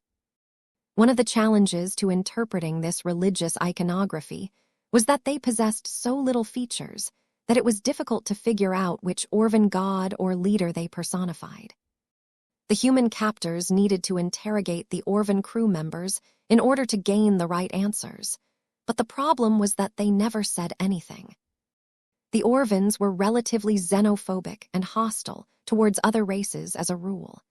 Even the lowest and most marginalized member of their alien society refused to betray anything even when subjected to heavy torture. "How troublesome," Vess muttered. If a group of humans captured another group of humans, there were many different solutions to make the latter spill their beans. However, since the Santana group and the other pioneering groups never came into contact with the Orvans before, they did not master any special interrogation methods that could make the stubborn aliens open their mouths. In time, humanity will develop an effective drug that can encourage an Orvan captive to tell the truth, Calabast said. Our race may also develop a special neural interface that can forcibly extract all of the memories of an Orvan individual and convert it into usable digital files that we can interpret. It may take decades for all of this useful technology to become available. In other words, there was no way for any of the pioneering groups to gain anything useful out of interrogating the captives. "Please instruct the officer to take a look at the captives." The source of the live feed moved to a small cargo bay, where a number of heavily armed and armored guards watched over a group of Orvan crew members that had been fully restrained and locked within energy cages. Each of their black-furred, noseless faces clearly showed a lot of hatred, as the Orvans loathed their human captives. From time to time, a group of Santana intelligence officers brought out an Orvan captive so that they could try their luck and see if the aliens spilled any useful intelligence about the Palace of Shame. None of their attempts succeeded, but that didn't stop the humans from trying. As Vess and Calabast observed how little the captors were gaining from the Orvan prisoners, the latter came up with an interesting proposal. "You have a talent for communicating with alien life forms," she spoke to him. "Do you have any useful tricks that you can use to make the prisoners talk?" Vess blinked. Maybe. It depends on how they think and how their brains work. I can't really guarantee anything unless I have direct access to an Orvan prisoner, but theoretically, I should be able to squeeze information out of a captive as long as their mentalities aren't too weak." When he looked at the angry, but rather pathetic-looking Orvan crew members, Vess wasn't sure whether these Orvans were strong or weak. On the one hand, they were lower caste Orvans who easily submitted to their higher caste leaders. On the other hand, the Orvan crew members possessed the same xenophobia and intense hatred towards humans that characterized every other member of their race. Calabast smirked. "It doesn't hurt to try. Let me issue a request to transfer a handful of the alien prisoners in our custody. Are you willing to interrogate them if we are able to bring them back to our flagship?" "I suppose I can try," Vess thoughtfully replied. "It might be best to bring along Venerable Joshua as well. He is even better at befriending aliens than me. I'm not sure we can get much useful information out of a captive, though." The lower caste crew members clearly look like grunts who only know how to obey orders. If we want to obtain more important details, then we should grab their higher caste officers. Let us see what we can get. The Larkinson clan issued a request to take a few of the Orvan prisoners into custody, but the Santana group adamantly refused to give up even a single living alien. If you want to get your hands on live specimens, then go out and capture your own Orvan scouting ship. The Santana group remained obstinate until the Larkinson clan finally offered to exchange money for the alien prisoners. Even then, the Santanas refused to hand over any of the officers of the alien vessels. In the end, the Larkinson clan managed to gain custody over 3 random Orvan crew members after handing over 150 MTA credits. Chapter 44, 28 Interspecies Dialogue. Nobody really expected to gain any useful information out of interrogating the Orvan captives. The pioneering groups would have better luck obtaining relevant details by hacking the scouting vessel's electronic database, but that would take a significant amount of time. No matter what, the heritage and the technological development of the Orvan race was deep. Their encryption and security measures were quite mature and difficult to crack without special software and hardware. While the Santana group hackers were trying their best to crack open the scouting vessel's secrets before the Gemini family decided to commence the assault, the Larkinson clan quietly brought back a small batch of alien prisoners. Vess still felt sour for paying 150 MTA credits just to get his hands on just 3 low-ranking alien spacers. While it was not uncommon for people to pay a fair amount of money to obtain alien captives so that they could play with their new possessions, the value for most of them generally didn't exceed 1 MTA credit. The Santana group's negotiators were simply too good. They correctly identified the importance of this particular batch of prisoners when the temporary coalition was just about to assault the Palace of Shame. The Santanas also knew that the Larkinson clan was rich. They therefore set a price that was close to Vess' psychological limit for him to tolerate the deal. Of course, the Santana group probably never imagined that the Vess may have mastered unique capabilities that would allow him to extract real information out of the minds of the alien captives. As long as Vess succeeded, the Larkinsons still gained a lot of value out of this deal. Vess would gladly pay 10,000 MTA merits if he was able to find out the true secret behind the Palace of Shame. When Vess received word that the Black Cats had successfully transferred the prisoners to the holding cells, he rose from his chair and made his way to his latest purchase. Calabast walked by his side while continuing to give him updates on new developments. Now that the Santana group succeeded in capturing an intact and virtually undamaged alien vessel, the other pioneering groups have engaged in more aggressive reconnaissance. They want to capture their own valuable Orvan scouting ships. What if they bump into a more dangerous alien warship? Then that is even better. Calabast grinned. If we can find an isolated enemy war asset, we can leverage our superior numbers to capture or destroy the threatening vessel with ease. That will save us from fighting against an additional powerful enemy once the main battle begins. I see. Are we doing the same? That goes without saying, Vess. Tell our people to take it easy. We will gain access to plenty of alien ships and prisoners after we win the upcoming battle. There is no need to work too hard at this stage. The two eventually reached a security department where the prisoners had been stuffed into special holding cells. The Orvans were accustomed to living in a different environment that was inhospitable to humans. The Larkinsons had to change the gravity, the air pressure, the air composition, and the light levels of the cells in order to keep the exotic guests alive. As Vess approached the cells in question, he slowed down and extended his spiritual senses. F letter 1D52, F letter 1D68, T letter 1D638, letter 1D626, letter 1D68, B letter 1D5F, BO Cyrillic letter 475, letter 1D41E, letter 269. C letter 1D490, letter 1D4F6. He could immediately sense the alien minds and spirits. They were considerably different from that of humans. Even if an Orvan individual somehow underwent an extreme biological makeover that made him resemble a human, Vess would still be able to infer the truth by looking at how they looked from within. Interesting. Vess stopped before a cell. An energy screen formed a semi-transparent barrier that isolated the captive, but allowed those outside a clear view. He was glad to see that the alien prisoner was still in good physical condition. He was afraid that the Santanas would have given him damaged goods, but they were professional enough to deliver the right products. "This guy sure is tall," Vess observed. The furred creature was sitting on a bench that was especially made for his height, but even then, Vess could see how much the alien crew member could tower over every human. What was interesting was that the alien was completely naked. Though his fur amply preserved his modesty, the lower caste members of the Orvan race generally didn't wear much clothing. Real clothing and jewelry were seen as luxuries to the Orvans. Only the higher caste members dressed themselves up in order to distinguish themselves from the masses and each other.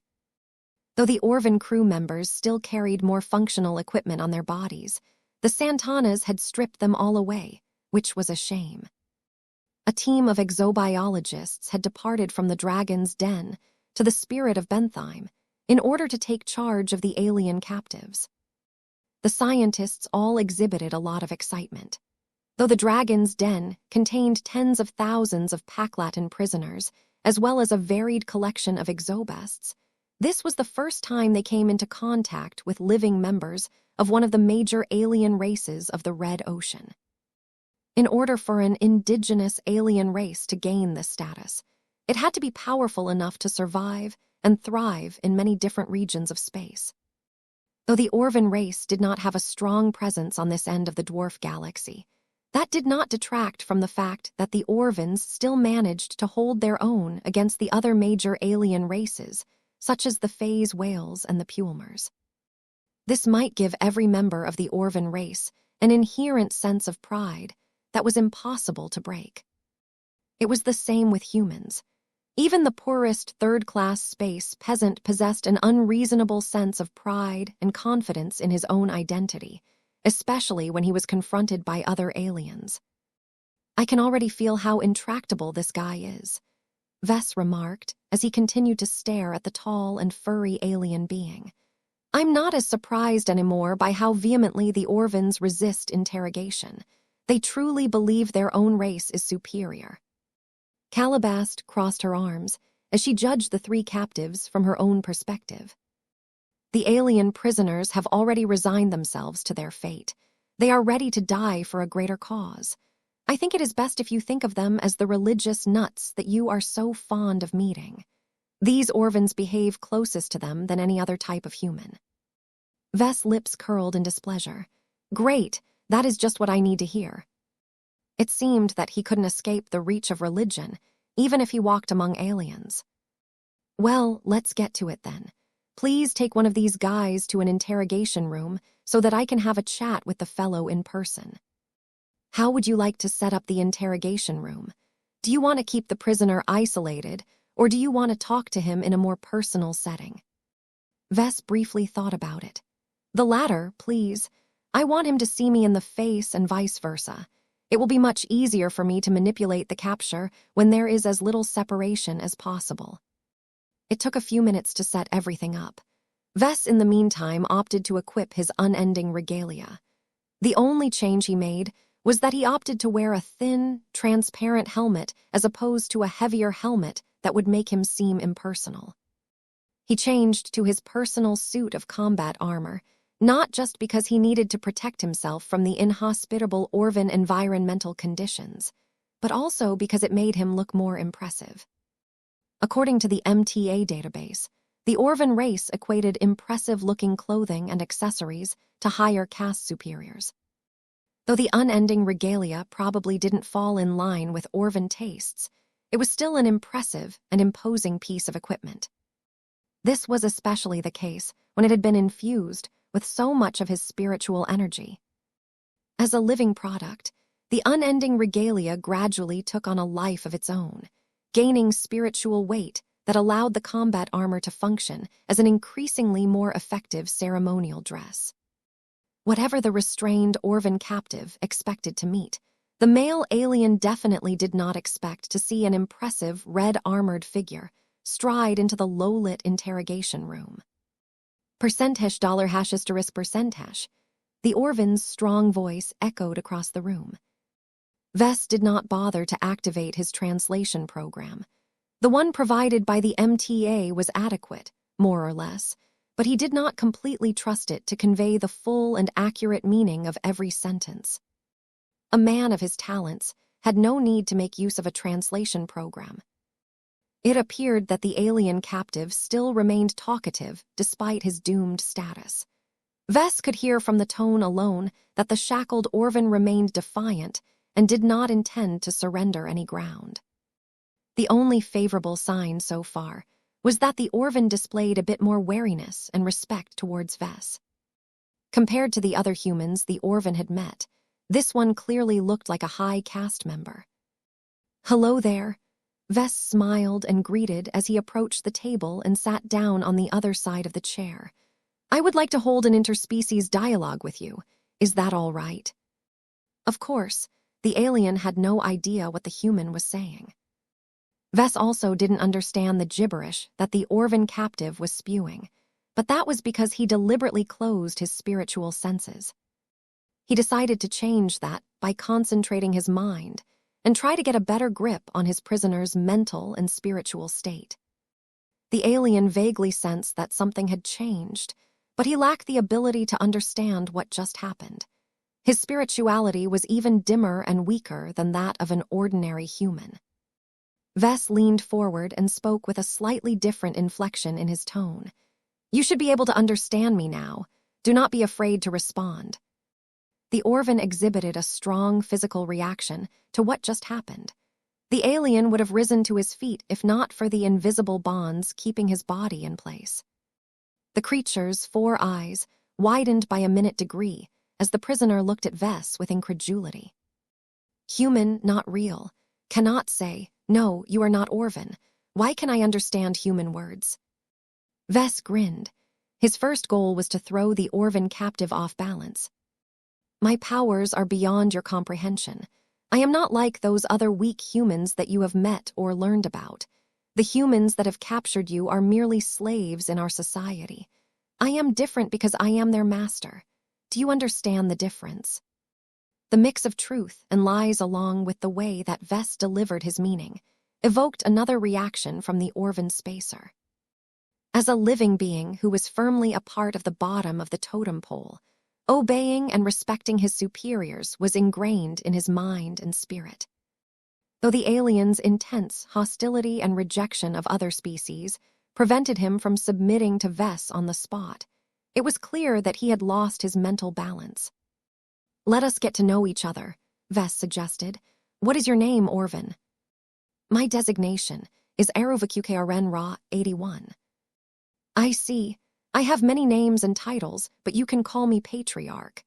I am the leader of a clan that encompasses 500 trillion humans.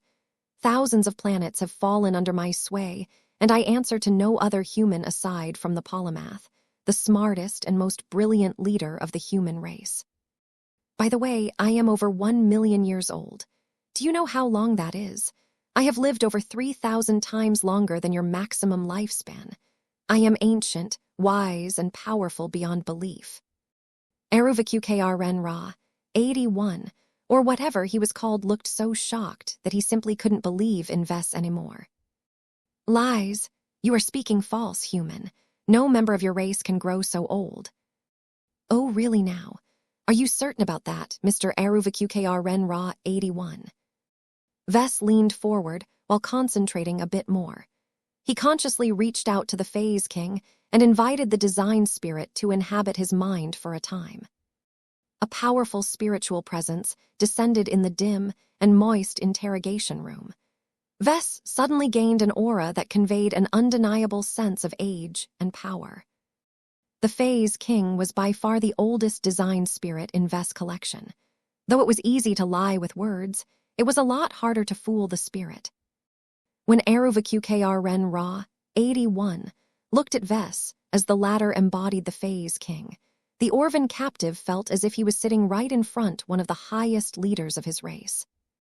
In fact, Aruvaqkr Ren Ra, 81, couldn't imagine that there was any Orvan ancestor that could match Ves in his current form.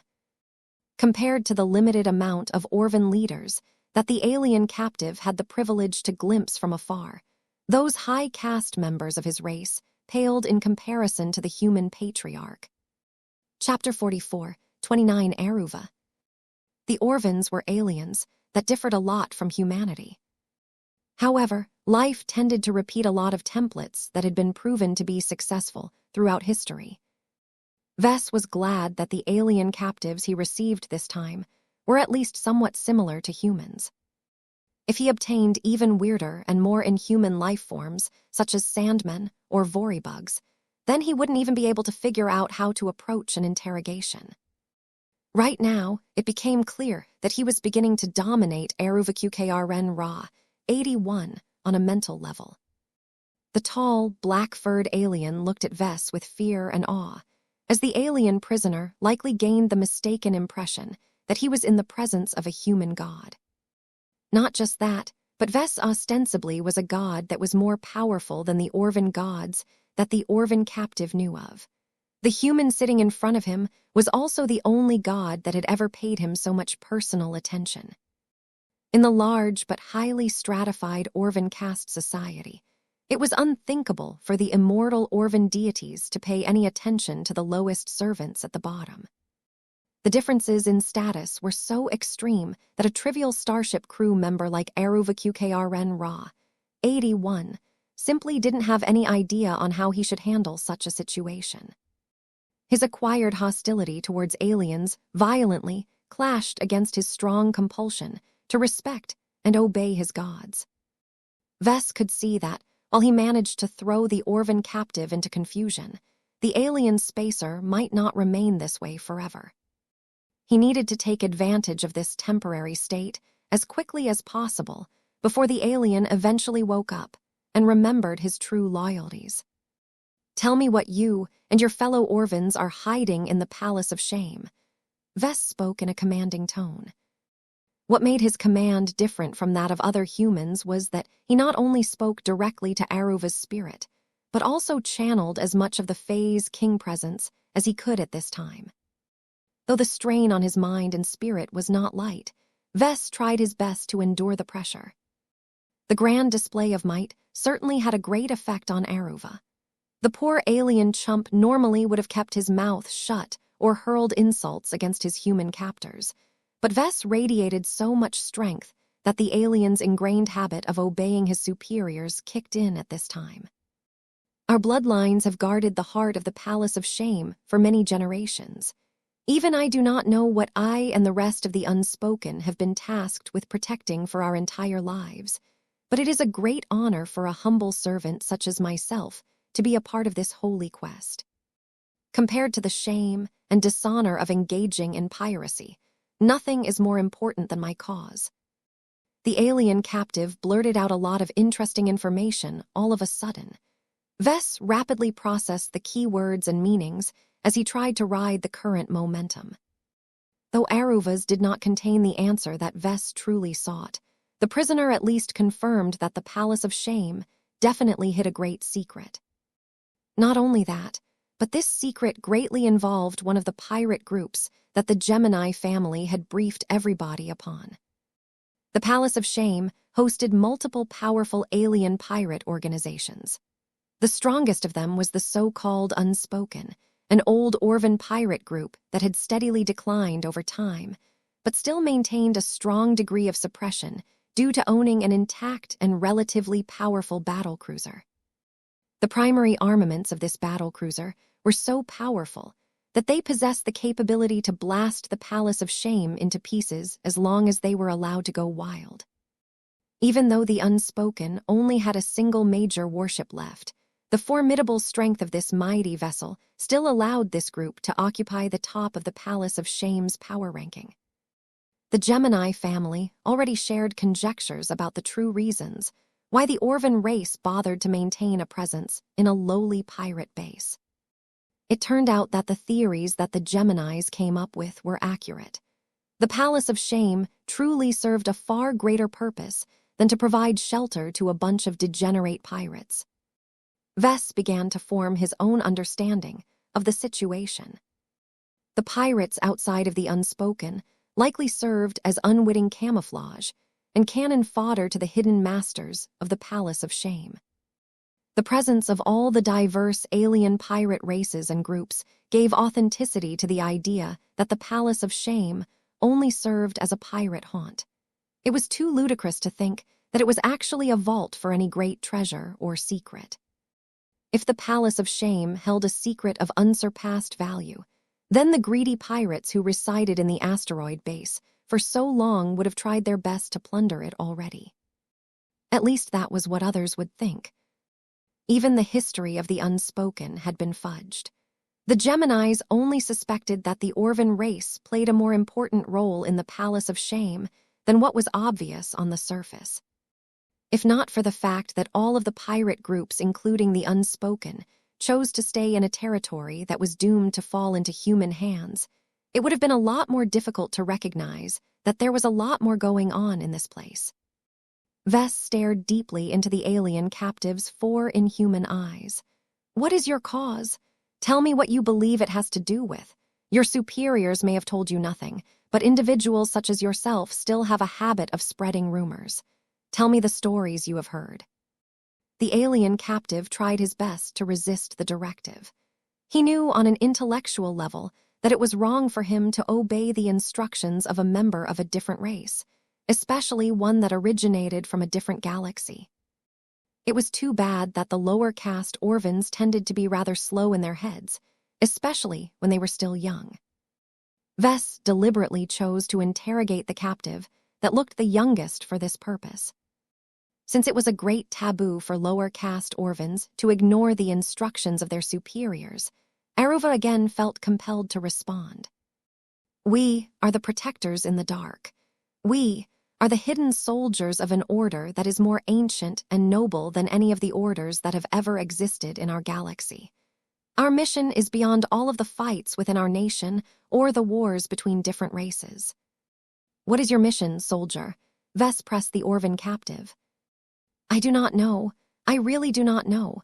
All I know is that it is the greatest responsibility that the children of our galaxy must undertake. We are the protectors in the dark. We are the descendants of an order that has always remained silent but never unmoving. We live a life of infamy so that the rest of our race can survive in the light." Vess grew a bit frustrated. The alien captive was repeating what little information he possessed. This was the downside of interrogating a low-ranking grunt. There was no need to share any sensitive information to a lowly spacer like Aruva QKR Ren Ra 81. The Unspoken only needed him to perform his limited duties aboard one of its starships. As Aruva's tiny spirituality began to show increasing signs of instability and conflict, Vess knew that he was running out of time. Who among the Unspoken knows about the secret of the Palace of Shame? Who among your kind is aware of your true mission?" I know not of any other aside from our leader and his heir," Aruva reluctantly replied. "The rest do not have the right blood. They are all too poor and impure." "Who are they?" "The Shadow Lord, Kurjuth Trxne Magzant Prlzen Nach Zolreen, 5, and his heir, the Shadow Child, Mastant Shirksna Magzant Prlzen Nach Zolreen, 6. Higher caste Orvans possessed longer and more impressive-sounding names than the lower caste Orvans at the bottom. The Orvans felt it was completely unnecessary to bestow honors to those that could not achieve anything significant in their lives. If lower caste Orvans ever managed to make great contributions that earned them a promotion, then they would get to extend their names to signify their change in status. At the same time, those that made grievous mistakes and earned themselves a rare demotion would have to surrender a part of their names. Though the names of the so-called Shadow Lord and Shadow Child weren't the longest ones employed by the Orvans, they were definitely enough of a mouthful to signify their relatively high place in the hierarchy. Vess did not like what he heard. It was nearly impossible to capture the two highest-ranking Orvans of the Unspoken alive. He truly believed that he had stumbled upon a secret that might be greater than any supposed treasure, locked inside the Palace of Shame. The alien captive's words suggested that there was a greater organization behind the Unspoken that exerted influence in many different locations aside from the Palace of Shame. When did this secret organization come into existence? Who were its leaders? What agenda did it pursue? It might be that Vess was vastly overestimating the scope and influence of the mastermind. Behind the scenes, F letter 1D52, F letter 1D452, E letter 1D4, CC letter 212, F letter 1D41, B letter 1D45, B letter 1D428, Cyrillic letter 475, ELC letter 1D698, letter 1D4F6. The only comparable secret organization in his mind was the Five Scrolls Compact. This caused him to lean towards the assumption that the Red Ocean might have its own version of a secret cult that was trying to plot everyone's downfall. Though it was unlikely for this to be the case, Vess needed to know for certain. He did not want to reside in a galaxy where the Big Two, the indigenous alien empires, and everyone else unwittingly danced to the tune of an alien cult. Vess tried to exert more pressure onto Aruva. So your Shadow Lord leads the Unspoken, is that right? He is not strong enough to be his own master. He must answer to a greater leader. Who does your Shadow Lord serve? I do not know.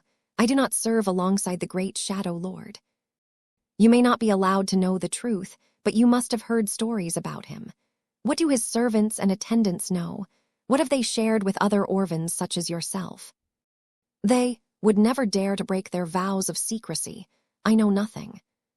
Do you truly know nothing? Vess scoffed.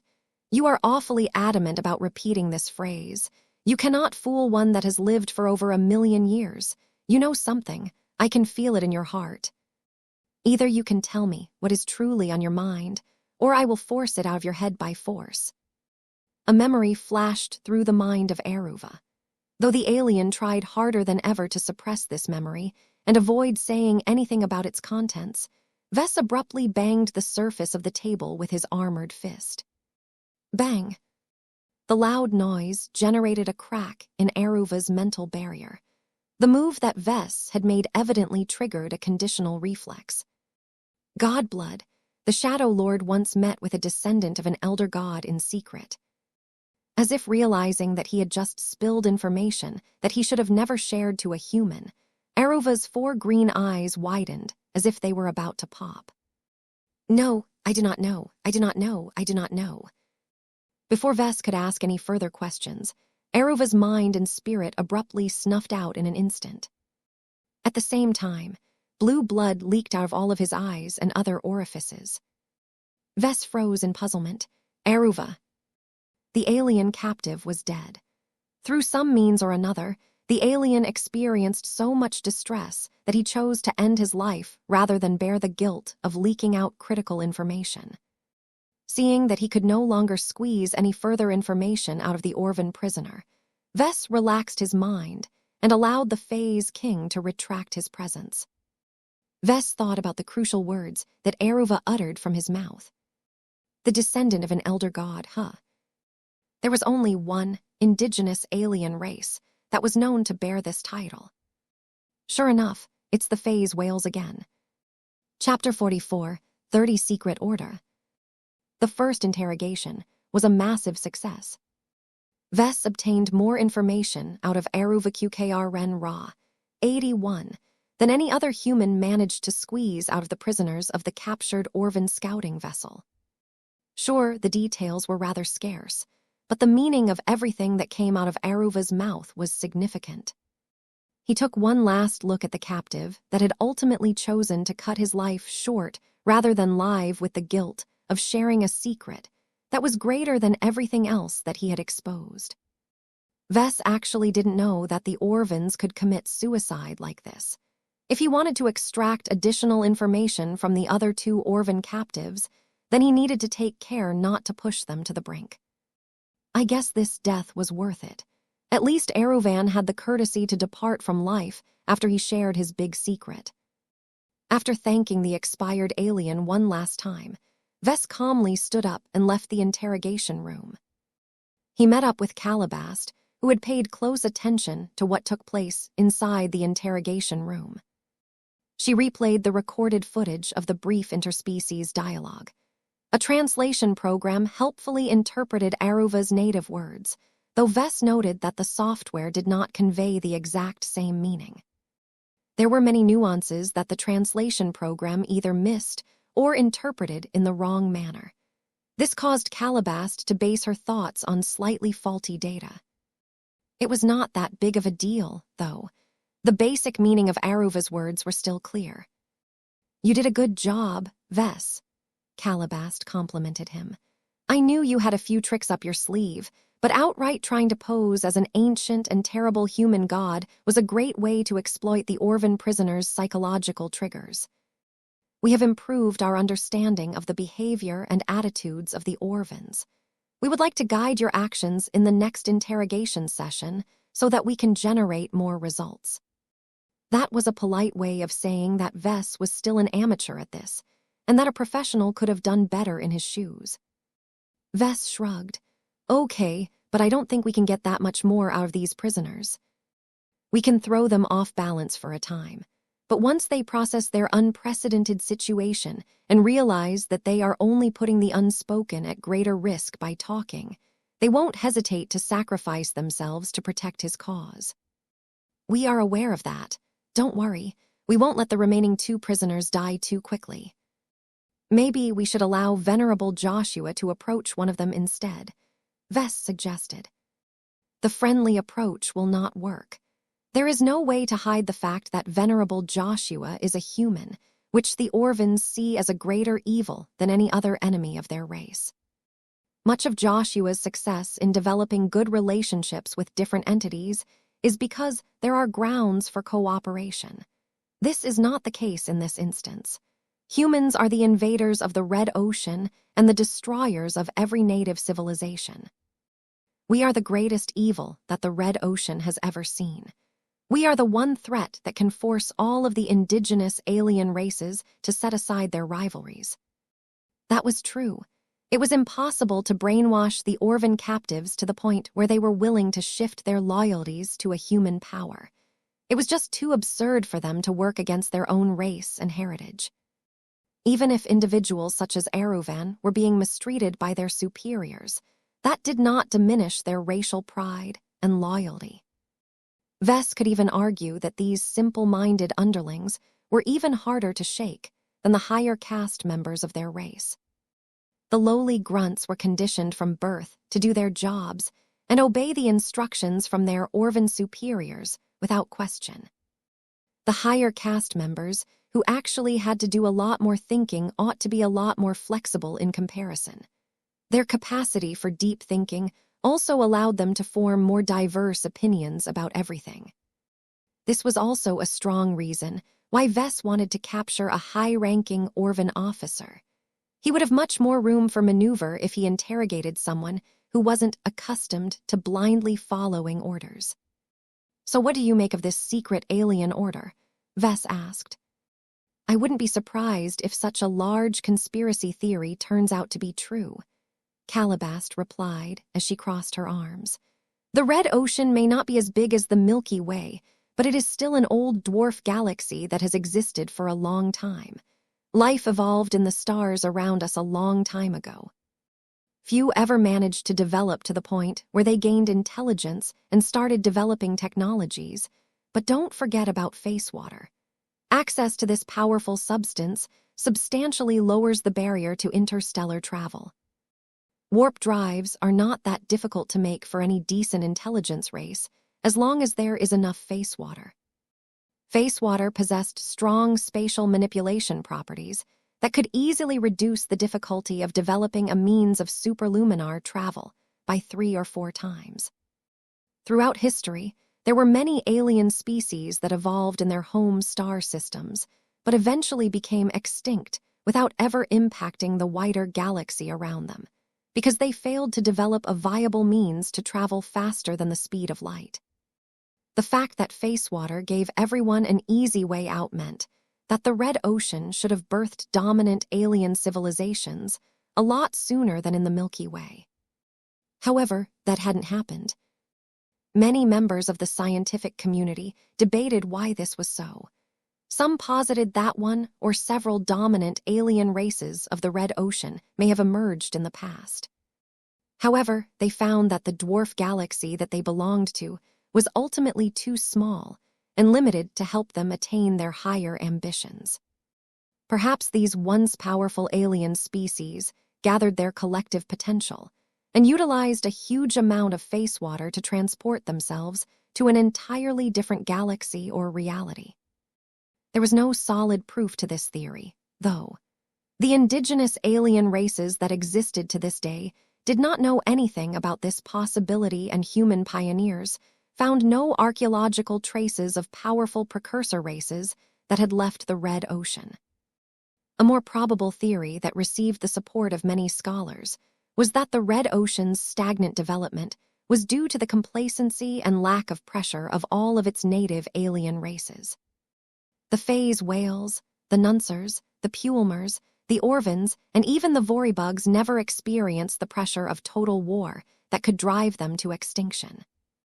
They had lived so long and spread their presence so extensively across the Red Ocean that if total war erupted between any of them, they would likely drive everyone to mutual extinction.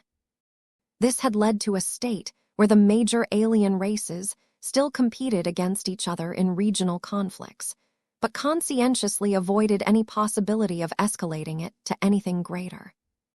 Once the natives of the Red Ocean established this new status quo, the drive to improve and become overwhelmingly stronger than everyone else was no longer as significant as before. Too many aliens grew comfortable with the relatively peaceful and stable galactic society that they had formed. No one wanted to break the peace, so a lot of alien scientists and developers began to devote their efforts to more peaceful pursuits than inventing stronger weapons.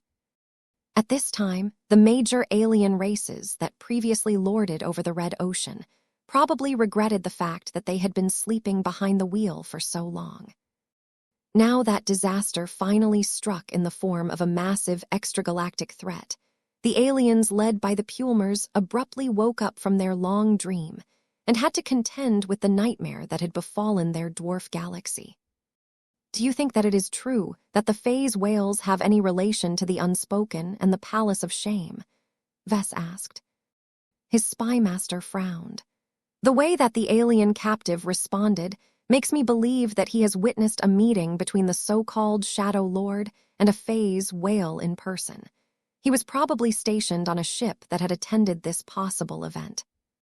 If this is the case, then that is an indication that the Palace of Shame is far more important than we imagined. The involvement of two different major alien races shows that this matter transcends the interests of a single group within a single race. Vess grinned when he heard that. Good. The greater the importance of the Palace of Shame, the more benefits we can gain out of looting it. Whatever multiracial organization is behind all of this must be incredibly rich and powerful. It wouldn't put anything cheap inside an asteroid base that is significant enough to merit the personal attention of a phase whale. His strategic partner did not like what she heard. She turned and pinned him with a reproachful stare. You are playing with fire again. Vess, I would have thought that this revelation would have made you second-guess the wisdom of proceeding with the attack. Though we have only received scant details about this unknown multiracial organization, we may very well be on our way to provoke a secret society that is as monstrous as a certain cult. Have you forgotten why you urgently wanted to leave the old galaxy as soon as possible? If you persist in this, then we may end up in a similar situation. The biggest difference is that you have nowhere left to run. Though Vess initially became alarmed by her ominous predictions, he soon relaxed and scoffed at her overly pessimistic words. You're blowing our current circumstances way out of proportion, Calabast. We are in a much different situation than before. He raised an armored finger. First, if this multiracial organization even exists, it cannot shake the might of the Big Two. There is no way that a phase whale or a hunter-killer fleet will cross into human-occupied territory just to eliminate a trivial group of second-class humans. He raised a second finger. Second, there are too many humans for us to merit any special attention. I would think that the members of this secret order are much more focused on beating back the MTA and CFA than to waste their time on the dregs of the human race. He raised a third finger. Third, the Palace of Shame probably isn't that important in the greater scheme of things. If the Hidden Order truly cared about it, then it would have found a way to evacuate whatever is locked inside the asteroid base before the humans arrived. Before Vess could bring up his fourth point, Calabast held up her palm. You can stop now, Vess. I get the story. I admit that your arguments are all plausible, but we are all basing this on scraps of information from a lower caste Orvan. The range of possibilities is too extensive, but if we want to be careful, then we should always take the worst-case scenarios into account. In my judgment, we are about to enter a dangerous collision if our clan proceeds to attack the Palace of Shame. We should at least spend more time on gathering intelligence. We can make much more informed decisions if we have a better understanding of the truth. Vess shook his head. We don't have the time to go through all of that trouble. The longer we wait, the more things can go wrong. Besides, we already formed an agreement with the Gemini family and the other pioneering groups. It is too late for us to back out at this point. We can still make this work, in my opinion. We just need to be more careful and maybe encourage others to take the lead. More than anything else, Vess wanted to see for himself what the Unspoken were hiding inside the Palace of Shame. If there were any massive conspiracies brewing beneath the surface of the Red Ocean, then he wanted to find out about it sooner rather than later. Chapter 44, 31 Descendants of the Elder Gods. Vess began to interrogate the remaining 2 prisoners that the Larkinson clan had redeemed from the Santana group. He adopted different approaches for these interrogation sessions. Guided by Calabast behind the scenes, Vess employed different words and psychological techniques to apply the right amount of pressure at certain intervals. While the 2 prisoners proved to be just as susceptible to pressure as Eruva, Vess couldn't prevent them from committing suicide out of guilt.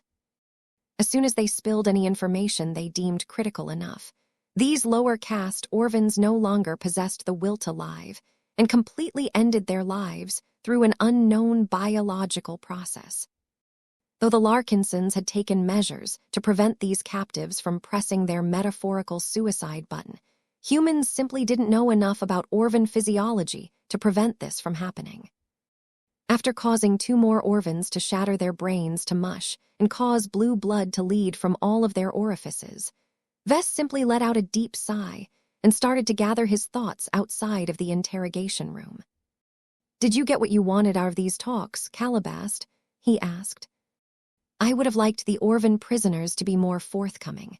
It was rather unfortunate for us that the last 2 alien subjects were older and considerably more alert than the first one. Couldn't you have bought more prisoners? 3 simply aren't enough to obtain all of the puzzle pieces. We need to build a more complete picture. Vess grimaced. No, the Santanas were already ripping us off. If we asked for more prisoners, we would not only affect their own plans for the captives, but also signal that we are willing to pay 10 times as much as the price that we ended up paying. No matter how valuable it is for us to obtain these scraps of information, I do not want to engage in a loss-making transaction. As far as I'm concerned, the information we got out of the 3 is definitely worth more than 150 MTA credits, but it's not as if our situation has changed all that much. They learned that the Palace of Shame was far more than just a pirate base. They learned that the Unspoken played a key role in preserving its greatest secrets. They learned that the Unspoken also answered to a possible multiracial coalition in order to fulfill an important mission. The additional answers provided by the 2 older Orvan prisoners did give Vess a few more concerns. That was because both of their answers related to the phase whales. What do you think about the repeated mentions of the so-called descendants of the Elder Gods? Do you think those Orvins treat the phase whales as a powerful alien race, or do they view them in a greater light? It is definitely the latter, though that may solely be attributed due to the great disparity in status, Calabast replied. However, it is rather significant that all 3 Orvin prisoners refer to the phase whales by this archaic term. Normal Orvins don't use this long and unwieldy phrase, mostly because the modern Orvin rulers do not want their underlings to worship gods of different species. This is why the Orvin race has taken to calling the phase whales by another set of alien terminology that matches closely to our own name for the aquatic race. That made sense. The phase whales were probably the singular most powerful aliens in the Red Ocean, but none of the other alien races wanted to surrender under the rule of these aloof and extremely arrogant whales. The Unspoken are different from other Orvin groups in that its members deify the phase whales, Vess stated. I don't know about you, but it is highly flattering to be called a descendant of an elder god. Hehe, I suppose you of all people should know, Calabast chuckled. Do you think there is any truth to this title? No, Calabast immediately replied. The existence of these supposed elder gods is a myth in the Red Ocean.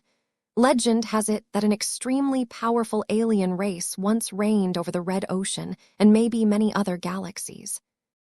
This precursor race was so powerful that it could even crush the Big Two overnight. The elder gods eventually grew bored with the current universe, so they eventually decided to move or ascend to a higher one. Before they left, they created the phase whales to serve as the caretakers of whatever legacies they left behind. Ever since then, the phase whales have quietly served their purpose, while letting other alien races bloom and populate the stars under its supervision. The story sounded rather fantastical, but there was still a possibility that it was true. Vess simply snorted, though. That's a nice story, but there are too many holes in it. A race as powerful as the elder gods would have left far more traces of civilization behind than now. In addition, if these mythical elder gods were powerful enough to conquer the Red Ocean, then they would have been able to take over the Milky Way galaxy as well, but no one in the old galaxy have ever heard of them. Finally, if the phase whales were meant to be the caretakers of their legacy, then they did a pretty bad job. Calabast partially agreed with his judgment.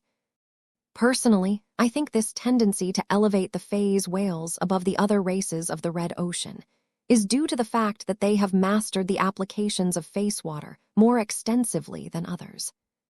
Don't forget how the prisoners all referred to face water as god blood in their native language. Many indigenous aliens believe that face water is the divine lifeblood of a god. One that has mastered it to the point where this exotic flows through the veins of the body matches the definition of a god in the eyes of the indigenous aliens. This was a rather strange difference between the Red Ocean and the Milky Way. Back in the old galaxy, there was no face water to be found, so all of the races that evolved from their developed myths and ideas about gods that were more abstract and maybe spiritual in nature. Here in the new frontier, the aliens that evolved and developed in an environment rich with face water easily associated this strange but powerful liquid substance to the concept of godhood. Once any alien began to imagine that face water was not just a naturally occurring resource, but the lifeblood that old and powerful gods had shed from their bodies, then it was not much of a jump to equate any organic creature with face water in their bodies as demigods at the very least. Vess recalled what he knew about all of the major alien races.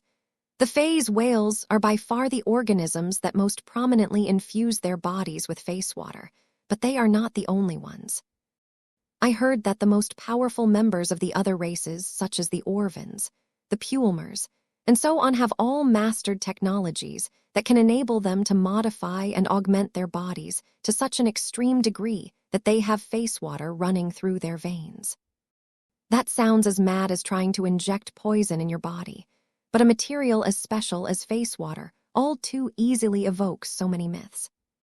In the end, both Vess and Calabast concluded that the Palace of Shame likely possessed a strong relation to either face water or the phase whales. The risk that a phase whale might suddenly show up out of the blue after humans attacked the Palace of Shame should be low. The hypothetical multiracial coalition had much greater problems on its plate than the raid of one of its small and distant outposts that was doomed to be discovered by humanity sooner or later. In the end, humans like us are an outside context problem to the natives of the Red Ocean. Vess summed up his thoughts. We are a problem and a threat that no one from this dwarf galaxy seriously anticipated and guarded against. When we arrived from afar to crash the party, it became abundantly clear that the major alien races that used to call all of the shots were woefully unprepared to form an effective response. Though they have started to shape up as of late, they have woken up far too late. The complete lack of readiness of the indigenous alien races showed how poorly they were positioned to resist the invasion from the beginning. Now that humanity already managed to conquer many different zones, it was far too late to kick the human race out of the Red Ocean. At best, the older residents of the dwarf galaxy might be able to fight humanity to a standstill, but that was only a temporary condition. The Big Two was far greater than the relatively limited amount of war fleets they transferred to the new frontier. If the MTA and CFA were willing to pay a greater price, then they could easily double the amount of active war fleets operating at the front lines and steamroll the opposition by relying on brute force. Vess felt more confident about the upcoming assault. The indigenous aliens had proven time and time again that they were worse than humanity in every way. Their technology, their numbers, their aggression, their contingency planning, and even their gods all paled in comparison to their human equivalents. Time moved on. The preparations of the Larkinson clan did not fundamentally change in light of the intelligence obtained from the 3 Orvan prisoners. It took hours before the Gemini family finally decided that the time was right to launch the attack. Advance along this route. Take into account that every group will split up and surround the perimeter of the Palace of Shame from 6 sides. Put our civilian vessels in the rear and allow our more combat-capable ships to take the lead. Deploy at least a quarter of your Mech force, just in case. The alien pirate groups are known to bury hidden traps or warships inside unassuming asteroids. Once we pass this point, you are no longer allowed to back off. Any attempt to retreat from the field will be seen as a betrayal and a severe violation of our contract. We will only retreat when we have formed a consensus on the matter, not before. Vess, as well as many others, observed all of the starships and Mech slowly threading through the periphery of the asteroid belt. At some point, they would have to go deeper in order to reach the Palace of Shame. The environment where they would commence the impending battle was significantly different from the battlefields where the Golden Skull Alliance fought in the past. Together with the strong magnetic interference produced by the local neutron star, it was clear that both sides had to do their best to adapt to the local circumstances. While the alien pirate groups were undoubtedly a lot more prepared to fight in this complex environment, the human pioneering groups possessed more firepower and flexibility. Every Mech pilot prepared for a tough battle that was different from any of the others that they had fought before. The only comparable opponent that the Larkinsons had fought against in the past was the Gravada Narlax, the third-class heavy cruiser fielded by the Alidus Alliance. The fight against the warship was in no way comparable to the one that the temporary coalition was about to start. The difference in power, size, tech, and numbers were simply too great. Luckily, we have our ace Mechs, Vess smirked. The Mars was but one of several Apex machines that was warming up to confront the most powerful alien warships in open battle. Though Patriarch Reginald Cross would rather duel another powerful ace Mech, he did not mind the opportunity to smash alien warships instead. FR letter 212F, E letter 1D66C, letter 1D68T, letter 1D68B, letter 1D62F, new letter 1D68T, LC letter FF4D. I hope you can last long enough to give my Arceus system a good workout, Reginald said, as the eyes of his towering incarnation flashed with anticipation. Chapter 44, 32 Many Guns Doctrine. A relatively small section of the asteroid belt of the Borean system was about to become the site of a clash between races and civilizations. On one side was the temporary coalition formed out of 6 different fleets from 6 different pioneering organizations. On the other side was the complex collection of alien pirate organizations of the hidden asteroid base called the Palace of Shame. Vess and the rest of the Larkinson clan possessed a clear understanding of the combat strength of their own side. Led by the main fleet of the Gemini family, the fleets of the Golden Skull Alliance, the Adelaide Mercenary Company, the Santana Group, the Lyra Foundation, and the Bouget family all followed their prearranged instructions and moved to encircle their primary target. The human coalition deployed over 1,000 individual starships and well over 60,000 mechs. Though the human pioneers did not intend to expose their precious starships to the powerful guns of their alien adversaries, the abundant quantity of mechs alone represented a potent amount of combat power. However, mechs were not the most effective weapons to deploy against warships. The pioneering groups had to make clever use of their small and vulnerable combat assets. A single careless decision could easily allow the powerful alien warships to shred thousands of exposed mechs into pieces. Though the human mech forces intended to make abundant use of the nearby asteroids as cover, it was impossible for the opposition to be ignorant of this possibility. When Vess thought about the strength, technology, tactics, and preparations of the opposing force, he soon looked troubled. "I don't know what we are about to deal with. I don't think anyone, including the aliens themselves, know what they have at their disposal." This was a reflection of the sheer variety and lack of unity of all of the alien individuals that had found their way to the Palace of Shame.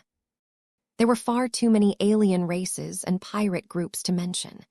However, the strongest among the pirates was undoubtedly the Unspoken, a rather mysterious group founded by the supposedly exiled members of the powerful Orvan race. Vess previously thought that his next encounter against a major alien race would set his troops against the Nuncers or the Pulmers. Both of these powerful races were rather prevalent in this corner of the Red Ocean. The Nuncers were herd animals with a strong collectivist mindset and a penchant for living on massive vertical structures that also doubled as their starships and warships. This gave the furred intelligent species a strong ability to form a massive war fleet, split off into many different detachments or rendezvous at a central location in order to form a massive doom armada. Vess feared the Nuncers the most after the phase whales due to the sheer quantity of warship homes they had at their disposal. The Pulmers preferred to concentrate their resources into swarms of smaller but more advanced, sophisticated warship homes. Their vessels might not be as large as the warship homes of the Nuncers, but they were packed with different technologies, some of which could threaten entire planets. This approach meant that it was extremely difficult to gauge the effective combat power of a Pulmer warship. There were stories about pioneering fleets stumbling upon a single Pulmer warship home, only for the human mechs and fleets to get swallowed by artificial black holes. The huge disparities in tonnage and numbers were no longer effective indicators of strength when fighting against the Pulmers and many other alien races for that matter. One of the most important lessons that much of humanity had learned for the first time after arriving in the Red Ocean was that the aliens did not abide by the same taboos. Both sides only had a few rules in common. Aside from that, the alien forces did not uphold any taboos concerning the scale of warships, the limitations on the firepower at their disposal, or the use of weapons of mass destruction. Though the individual alien civilizations may enforce their own set rules upon their subjects, it was doubtful whether any alien law had effect on the lawless pirates of the mysterious palace. They shouldn't have too many weapons of mass destruction at their disposal, Vess guessed. The analysts surmised that the Palace of Shame shouldn't contain too many nuclear bombs and other destructive armaments. The reason for that was because these superweapons threatened the Palace of Shame and its many pirate gangs far more than any external enemy. There was no way the unspoken and the other vested interests of the pirate base would permit the existence of so many threatening weapons in the vicinity of their shared home. What if a pirate group decided to engage in blackmail and threaten to blow everything up from the inside? Aside from that, the production and maintenance of highly destructive weapons that were powerful enough to threaten modern forces were too great. A ramshackle asteroid base did not provide the necessary infrastructure to support the development of too many weapons of mass destruction. That was no excuse for the human attackers to grow complacent, though. Distance was the best form of protection against the vast majority of superweapons. This was why almost every Mech was ready to fight their opponents from afar. Even the most quintessential melee Mech, such as the First Sword, the rigid wall, the rigid spine, and the lucid rage, temporarily set aside their melee armaments for energy rifles.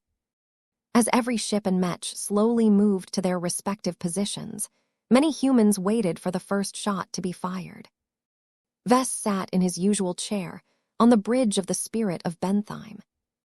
He was not sitting alone, as his wife and children also accompanied him this time.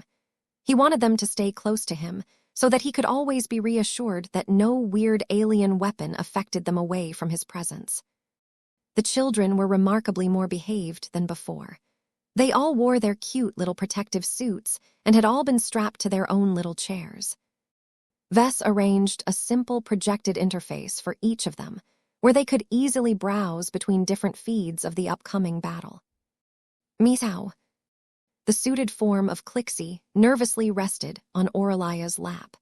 She hated the thought of entering into battle against enemies that wielded weapons of enormous power. She could still claw out a bunch of hostile aliens on foot, but when it came to a warship that was the equivalent of a battlecruiser, there was no way her tiny claws could rend through hull plating that was several meters thick. Meow meow. Lucky, on the other hand, looked forward to the epic clash that would ensue. His tail swished with excitement as he rested on the armrest of Andrast's chair. He knew that when the human Mechs defeated the alien warships and defensive installations, he would soon gain an opportunity to enter the Palace of Shame and have his pick of the spoils yet again.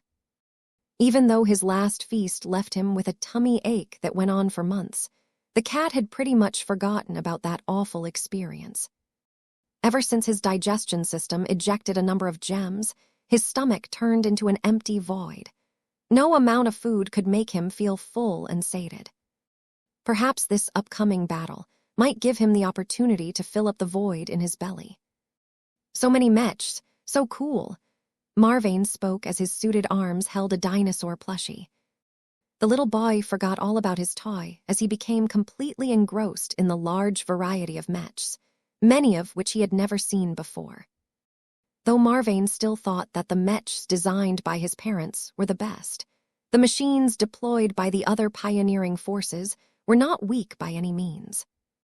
Whereas their children were only able to appreciate the different Mechs on a surface level, Vess and Gloriana could glean much more details from their designs. Vess found his attention drawn to the Santana group at first. He still hadn't forgotten how the Santanas drove a hard bargain and forced the Larkinson clan to cough up 150 MTA credits in exchange for 3 pathetic alien prisoners. His interactions with the Santana group taught him that much of its decisions were based on financial considerations. This did not sound too abnormal at first. Every pioneering group had to watch their finances in order to keep their Mechs and starships afloat. A severe gap in money could easily spell the end of a pioneering force, even if all of its Mechs and starships were still in working condition. As a holding company, the Santana Group owned many subsidiary companies, of which there were numerous successful security companies. Compared to other Mech forces, security companies generally did not invest too much money in elite Mech pilots or extremely powerful Mechs. The missions and assignments they tended to undertake were mostly boring and lengthy, but provided a stable flow of income. For this reason, Security companies tried to offer a good degree of protection in the most cost-efficient manner possible. The Mechs deployed by the Santana Group's fleet reflected this frugal approach. "The Santana Group sure likes to employ a lot of guns," Vess remarked. "That is an understatement," his wife said. The thousands of Mechs that launched from the carrier vessels of the Santana Group possessed one common trait. They were all hybrid Mechs. Entire Mech companies formed up that all consisted of machines that were armed with multiple guns. A combination of energy weapons, kinetic weapons, and missile weapons adorned their frames in different configurations. Of course, the Santana Group vastly preferred to make use of energy weapons because they were the cheapest and most convenient ones to replenish. Backing up the hybrid Mechs in the field was a small number of Space Knights and other melee Mechs, but their numbers were so small that they could only delay an intercepting force for a short amount of time. Much more significant were the heavy artillery Mechs that were rooted in the bunkers of the serviceable Santana carrier vessels. Vess did not spot anything special about the artillery Mechs. Their mass, firepower, armor, and other parameters were worse than the transcendent Punisher Mark Roman II, but that was hardly a surprise. The Larkinson clan's staple heavy artillery Mechs were costly investments. Vess put a lot of trust in the eye of Ilvain pilots when he designed the powerful machines.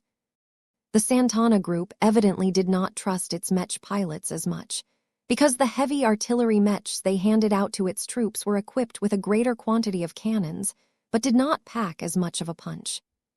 The Santana Group's Mech doctrine basically centers around bringing as many guns to bear on their opponent and rely on massed firepower to grind the opposition down from a distance. "You sound as if you disapprove, Vess." "It is a simple and cheap approach that is designed to be as foolproof and standard as possible.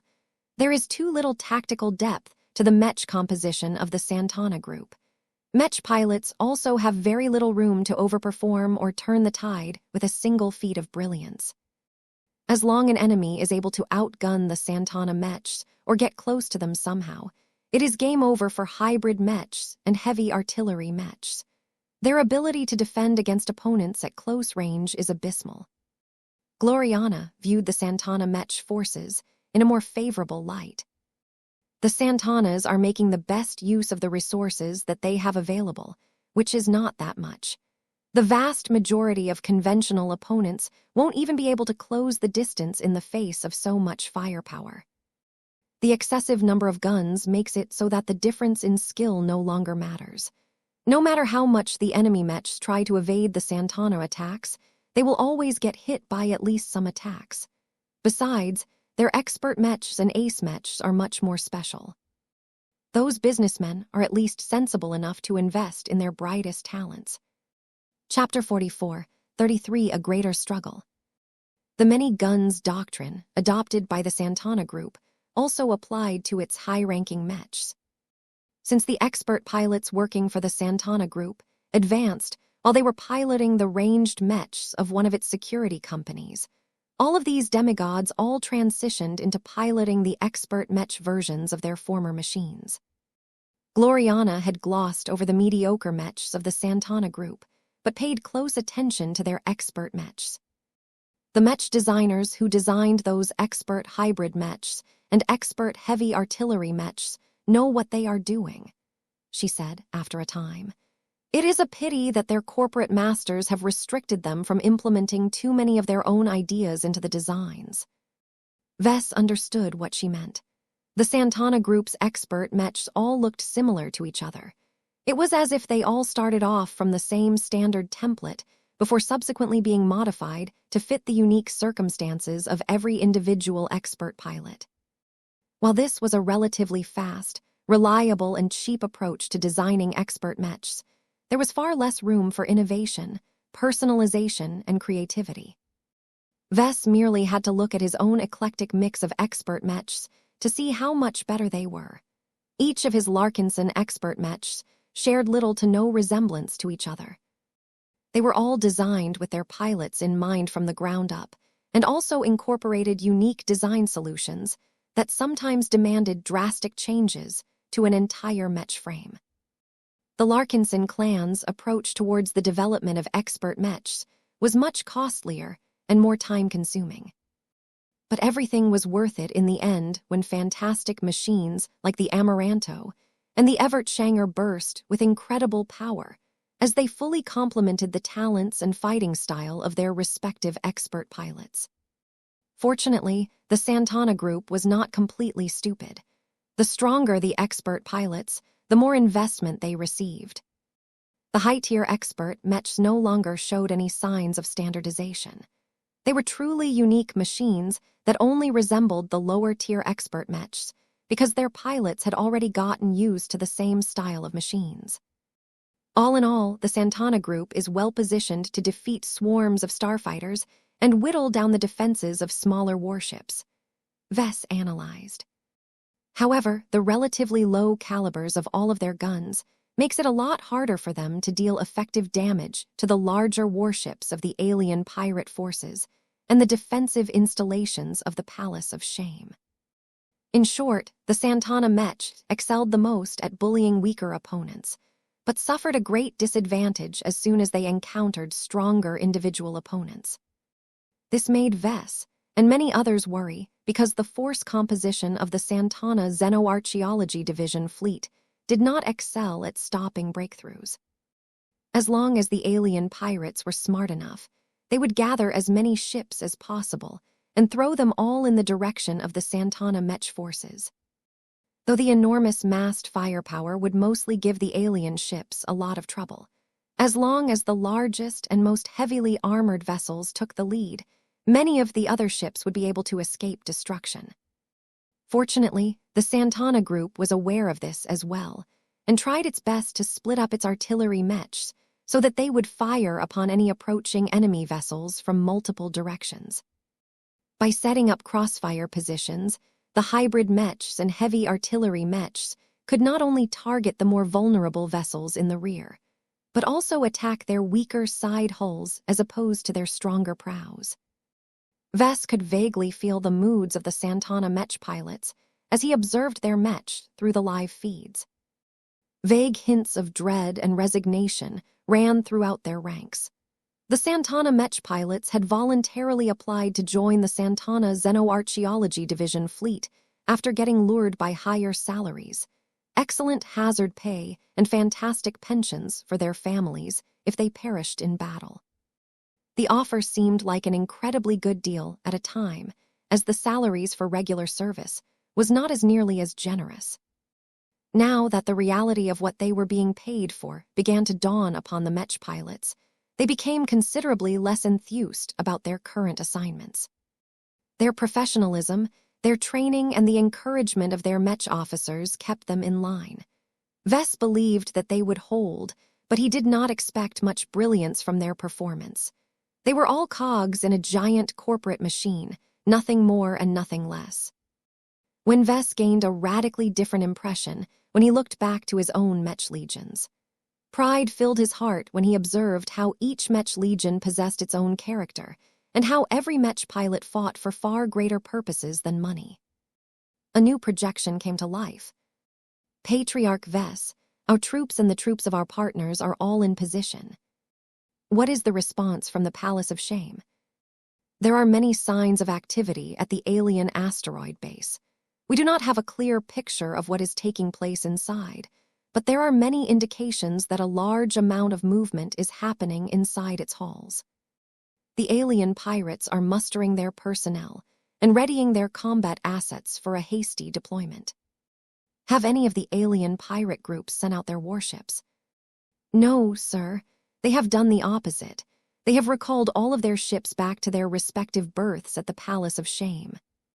The asteroid base was large enough to function as a small province. The abundant amount of volume and surface area enabled every major pirate group to claim their own slice of territory and build their space docks and fortifications.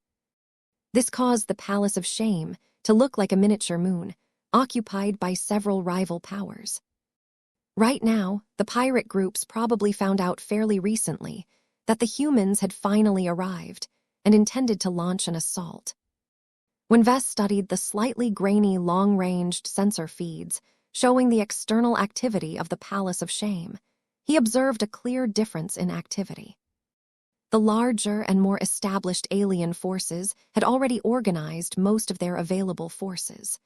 They had all found out about the impending human attack at an earlier date and began their preparations earlier. The smaller and more scattered alien pirate groups were much worse off by comparison. Starfighters and other craft chaotically launched into space, while their eclectic mix of warships went online at rapidly different rates. Even now, the aliens still showed division, which said a lot about their ability to come together. Letter 1D487R, Letter 1D65A, Letter 1D65A, Letter 1D4CC, Letter 1D65A, Letter 1D44F. CM. Vess did not dare to underestimate them, though. Who knew what kind of powerful technologies they mastered? The temporary coalition still didn't have a good idea of what kind of weapons they needed to contend against. "It's time to address our troops," General Verl said. "We have just received word from the Gemini family. If the aliens are not making a move, then the Geminis intend to fire the first shot. The second phase of our battle plan will commence at that point." Vess nodded in understanding. "I am ready." He had been waiting for this. The ensuing fight would definitely be a tough one, so he wanted to make sure that every soldier remained on the same page. He stood up and checked his appearance one last time. His unending regalia looked as impressive as ever. No one regarded him as a simple Mech designer when he looked like he was ready to go into battle himself. A part of him found it regretful that it had been a long time since he was able to test his combat armor's defenses in a real scenario.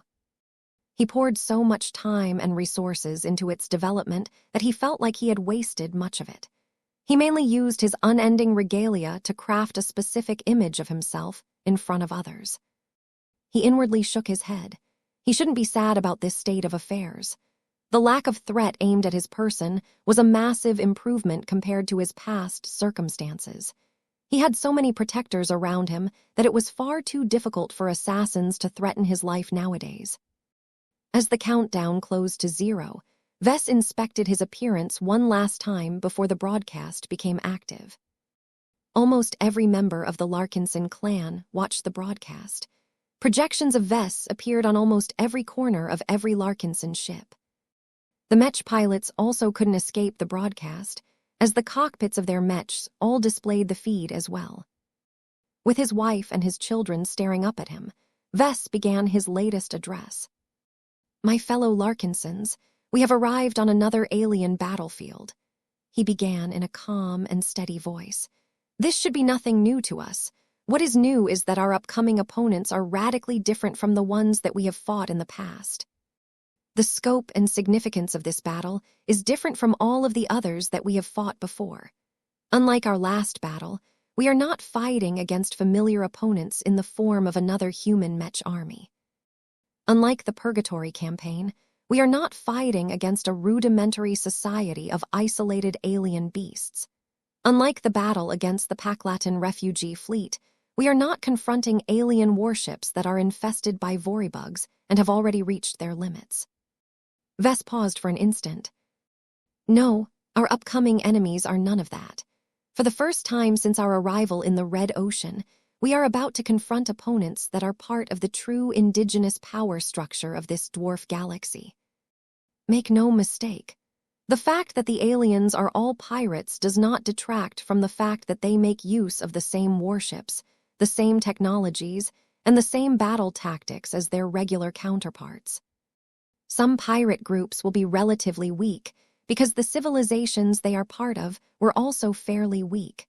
Others will be strong enough to give all of us a lot of pressure. No matter what, an alien is an alien. We have made enemies with each of them as soon as humanity stepped into the Red Ocean and declared it ours. By entering this battle, you will truly take part in a grander struggle. If we win, we will earn honors and recognition for contributing to the human race's eventual victory in the new frontier. If we lose, the aliens will show no mercy to us or our family. We cannot afford to lose today." Vess briefly glanced away so that he could look at his children. All of them looked awed as his father appeared greater than life at this time. He smiled and turned his head back so that he could address his audience directly again. We have stepped up today. This marks the first time that we have left the petty infighting between human powers behind so that we can take part in a more important war. Today, we fight not just to advance the cause of our clan, but to advance the cause of the human race as a whole. For the clan. For the clan. Vess raised his fist. For humanity. For humanity. Vess bumped his fist against his chest plate. For victory. For victory. The broadcast ended after that. Vess returned to his seat and tried to evaluate his own speech. His wife was the first to give her opinion. That was rather short. I was expecting more. You always like to put on a show. It's unnecessary, he replied while shaking his head. Our soldiers are already in high spirits. They are far from the rabble that I have seen in the past. They only need a single push in the right direction in order for them to approach the upcoming battle with the right mindset. For this particular speech, I wanted to remind them that they are no longer fighting against familiar opponents anymore. Chapter 44, 34 The Battle of the Borean Belt. The asteroid belt that housed the Palace of Shame was about to get a lot more explosive. The initial human explorers that entered the Borean system for the first time plainly registered it as the Borean Belt. This meant that this battle would probably go down as the Battle of the Borean Belt. Before the first shot was fired, both sides began to generate a lot of interference. It became a lot harder to observe and communicate from a distance, as both sides tried to make it as difficult as possible to target them at longer ranges. The measures were a lot more effective than usual. This was because the nearby neutron star already produced a lot of interference in the form of a strong and fluctuating magnetic field. Even if the Borean Belt was already orbiting relatively far away from the binary stars at the center of the system, the interference was not light. Now that ships such as the Blinding Banshee and Mechs, such as the Buzzy Bee, began to throw up a lot of jamming into space, it became a lot harder to obtain reliable sensor data. The projections that previously displayed a relatively clear asteroid base became a lot fuzzier all of a sudden. Though it was still possible for Vess to distinguish individual ships and other craft, he was no longer able to observe the smaller details. The alien jamming methods are more effective than I thought, Gloriana said from her position at his side. I'm curious to know how the aliens are making it more difficult for our optical sensors to observe the Palace of Shame. We cannot remedy this by observing the asteroid base with our naked eyes. Vess nodded in agreement. That is just one of the many interesting pieces of alien tech that can substantially increase the safety of our fleet. Is this jamming effect applied to the entire asteroid base, or is it only concentrated on a single side? It appears to be uniform.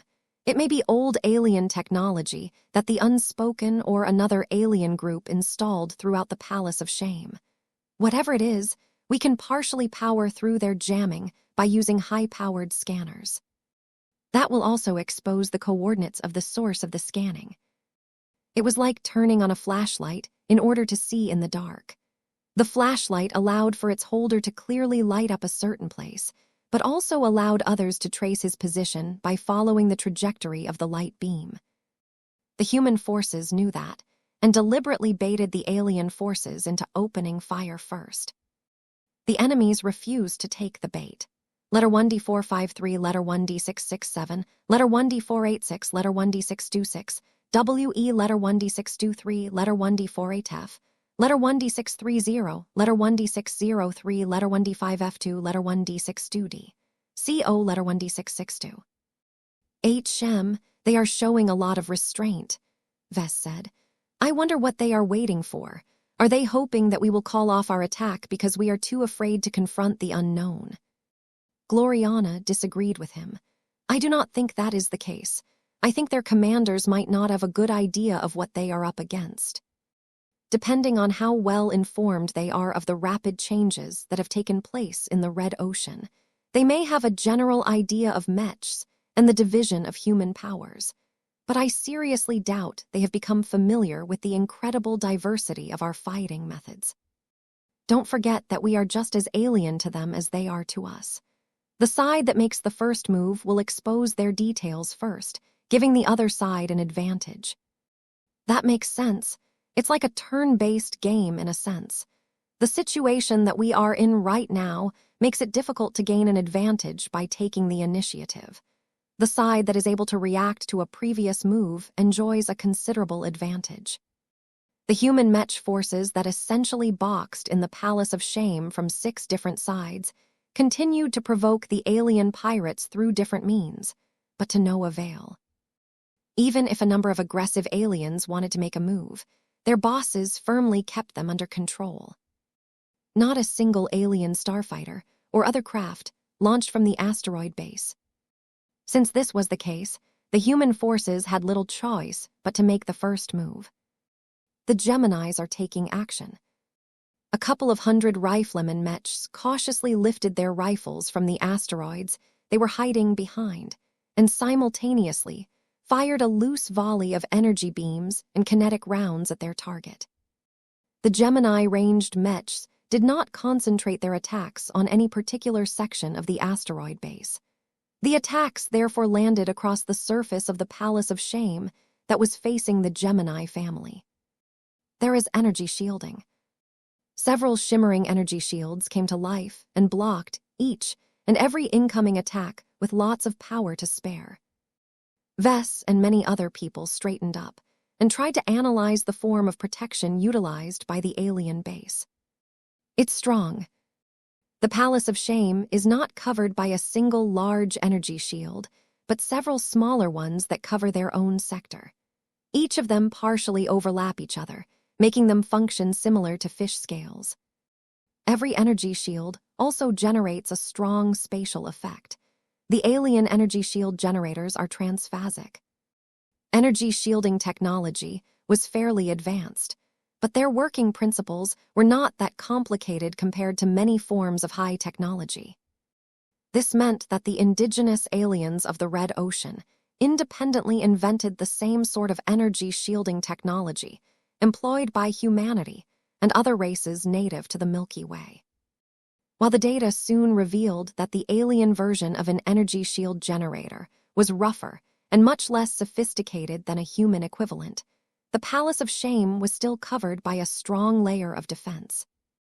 However, the Geminis and the other human forces were not deterred by a thick shell. They all possessed a lot of Mechs armed with guns that could keep firing as long as there was enough energy and ammunition to sustain their usage. The Geminis want us to open fire with all of our available Mechs. They don't want to give the enemy more time to adjust. The situation became tense when it became clear that it wouldn't be easy to crack open the Palace of Shame. The transphasic energy shield generators might be cruder than the ones employed by humanity, but the Palace of Shame accumulated a lot of them over its long existence. No matter whether their tech was old and outdated, the sheer quantity along with the abundant amount of face water integrated into them meant that the energy shields were extremely difficult to break by relying on conventional attacks. The Larkinson clan had already learned in past battles that the most effective way to overcome transphasic defenses was to employ transphasic attack methods. This way, the face water effects of both measures would cancel each other out and allow ordinary attacks to take effect. We don't have that many transphasic weapon systems at our disposal, Vess sighed. He didn't know the exact circumstances of the Mech forces of the other pioneering forces, but he figured that their situation shouldn't be any better. The only Mechs in the Larkinson clan that possessed powerful transphasic weapon capabilities were the expert Mechs and the rifleman Mechs of the Nullifier Battalion. The battle criers did not field that many Nullifier Mechs, though. There were only 200 of them last he counted. Their formidable Godkiller heavy rifles also only integrated 5 grams of face water each, which was far from sufficient to shake the spatial defenses of the Palace of Shame. It should not really matter, Gloriana reassured Vess. Transphasic weapons are helpful but not necessary. Conventional firepower can still wear down a transphasic defense system as long as the power or quantity is large enough. In the case of the Larkinson Army and many other Mech forces, they had plenty of quantity to spare, even if the firepower was a bit insufficient. After receiving a signal from the Gemini family, tens of thousands of Mechs opened fire at once. The only Mechs that did not do so were the ones that could not face the right direction, such as bunker Mechs stuck in the wrong orientation, or Mechs that were put in reserve, such as expert Mechs and ace Mechs. Aside from that, well over 50,000 Mechs launched a torrent of energy beams and physical projectiles at the Palace of Shame. Due to the distance and the limitations of the skill and technical capabilities of many Mechs, a lot of attacks slashed across the entire shielded surface of the alien pirate base. It would have been better if all of the Mech forces could concentrate their attacks on a single side of the Palace of Shame, but that was not possible due to the need to form an encirclement. The Palace of Shame's transphasic energy shields are still holding. They are being less affected by our attacks than we hoped. We believe that the enemy's first line of defenses is primarily built to defend against warship attacks. Vess grimaced. Great! The attacks of our Mechs are the equivalent of small arms fired to the aliens. The Unspoken and the other alien pirate groups initially built up the defenses of the Palace of Shame to defend against threats similar to themselves. Since the aliens mainly employed warships and only utilized small craft as a supplement, it was natural for the local pirate groups to invest in large, heavy-duty shield generators. As a solid minute passed by, the formidable strength of those energy shield generators became abundantly clear as they hardly experienced any strain. Vess' mood soured. How long will it take for us to take down a goddamn alien transphasic energy shield? We cannot give you a solid estimate yet, but it will not be less than 2 hours. 2 hours is way too much. Can't we concentrate our fire and overload one of the energy shields faster that way? We need to bring our Mechs closer to make that happen, but that will increase their exposure to enemy counterattacks. We also cannot rule out the possibility that the aliens have another defensive measure in reserve. There were many good reasons why the Palace of Shame managed to exist for so long, and its incredible ability to withstand punishment was definitely a contributing factor. Seeing that quantity was far from sufficient to open up a gap in the first layer of defense, Vess quickly concluded that his side needed to bring out the big guns. He already started to think about ordering Venerable Stark to debut her instrument of doom on the battlefield, but he was reluctant to reveal its firepower so soon. What are the Geminis thinking about? What is our next move? They are still deliberating on this matter, sir. They have just passed on a message to all of the ace pilots. Their firepower may be needed soon. Vess raised his eyebrow, but did not feel too surprised. The human attackers did not want to waste too much time on this siege. The Mechs that were all opening fire at this moment were squandering a lot of energy and ammunition without necessarily getting much in return. If they kept firing their weapons at this rate, their weapons would get worn out and their Mechs would build up a lot of heat and other stress. It was better for the Mechs to save the brunt of their firepower on more worthy targets, such as enemy warships and other offensive threats. Perhaps it was not the best to expose the ace Mech so soon, but their incredible firepower was the only convenient solution that could quickly overcome the powerful fortress-grade energy shields that exceeded the performance of human Titan shields. Soon enough, 7 powerful energy signatures emerged from 6 different fleets. Many humans already became hopeful as their strongest heroes finally made an appearance. The 7 Saints are about to take action. Chapter 44, 35 Thunderer Mark Roman II. The siege had barely begun. Over 50,000 Mechs opened fire at the massive asteroid base that they enveloped from 6 different sides, but any hope of relying on quantity to wear down its defense was not realistic. Heavier firepower was needed to punch through the strong transphasic energy shielding that was rated to protect the Palace of Shame against powerful warship attacks. The first to appear among the 7 ace mech of the temporary coalition was the Mars. Patriarch Reginald Cross had always been spoiling for a fight, and his impatience showed in how quickly he obeyed the command to make an appearance. Launching from the Hemington Cross with an abundance of fighting spirit, the impressive and indomitable Mars finally revealed itself to both the Golden Skull Alliance and all of the other pioneering groups. So that is the Mars. It looks even more impressive than in the battle footage recorded in the Pima Prime system. What an extravagant ace mech. Patriarch Reginald Cross was merely a high-tier expert pilot at the time the Mars was initially made, but already the machine featured a lot of top-end components that were mainly suitable for ace mechs. The Cross clan bet a huge amount of money, effort, and resources that this mech would help him undergo his second apotheosis, and they happened to be lucky enough to hit the jackpot. That is not an indicator of luck. That is an indicator of foresight. The Cross clan, along with those Larkinson brats, knew exactly what they were doing. The fact that a team that consists entirely of underqualified mech designers managed to produce a masterwork of all things is a strong reflection of their talent and potential. Talent and potential alone cannot explain this unreasonable result. The quality and the performance of the Mars far exceeds what they should be able to design at their respective levels. There has to be an outside factor that provided them with secret help. No, the Mars is completely reflective of the work of Master Benedict Cortez and his Larkinson helpers. Don't underestimate their capabilities. Look at how many masterworks the Golden Skull Alliance is able to field, and imagine how many more they will be able to harness in the future.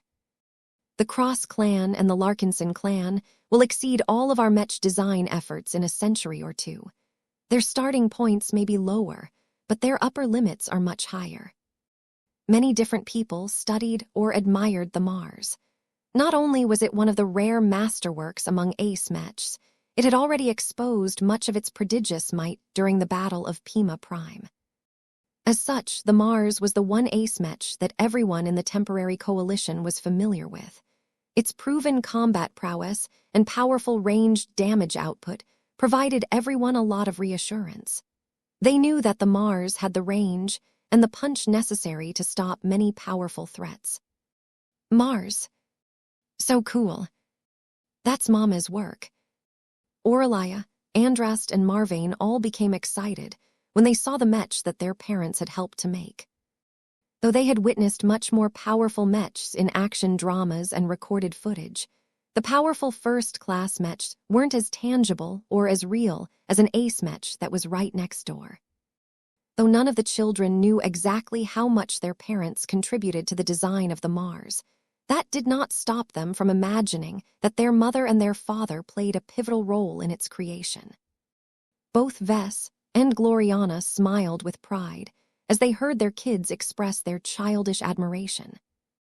Gloriana was practically beaming with pride, while the smile on Vess' face was a little more bittersweet. "Is the Mars the strongest mech on our side, Mama?" Andrast asked as she hugged Lucky against her suited body. Though Gloriana's first impulse was to boast shamelessly in front of her adoring offspring, her professionalism did not allow her to do so. She possessed enough professionalism and integrity to recognize that there were ace mechs that exceed the Mars in many aspects. All ace mechs are strong, honey. They all have their own strengths and weaknesses. It is not so simple to rank them from strongest to weakest. All I can say is that the Mars is definitely one of the strongest ace mechs among the 7 that will appear on the battlefield. It will not make our Golden Skull Alliance embarrassed. The Mars glowed with aggression, while its Saint Kingdom already warped the space around it, making it so that many nearby crossers developed the urge to follow Patriarch Reginald into hell. However, the Mars did not steal the show for long, as a second ace mech appeared soon afterwards. A larger and even more massive mech surged from the center of the Santana Group's fleet. At first, the new ace mech vaguely looked like a heavier and larger version of the Mars. However, it soon became clear that the blue and black coated machine was not a medium hybrid Mech, but a heavy artillery Mech. Ordinary Mechs of this type did not possess flight capabilities because the addition of a heavy flight system would detract from its primary purpose. This was not the case at the Ace Mech level.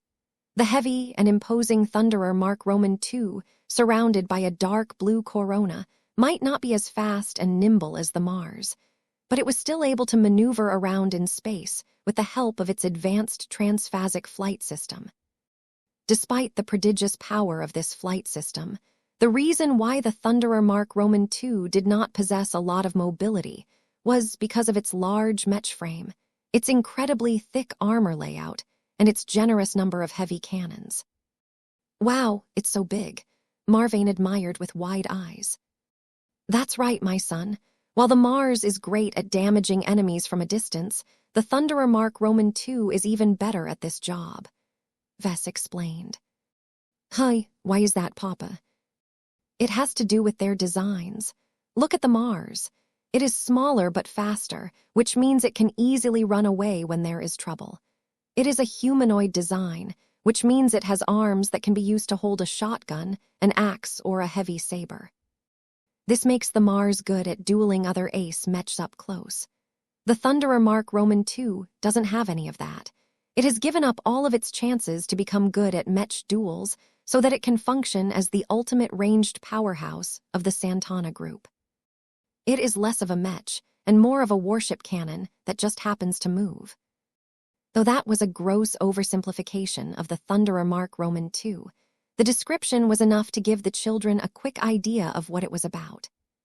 Their parents knew a lot more about the Ace heavy artillery Mech.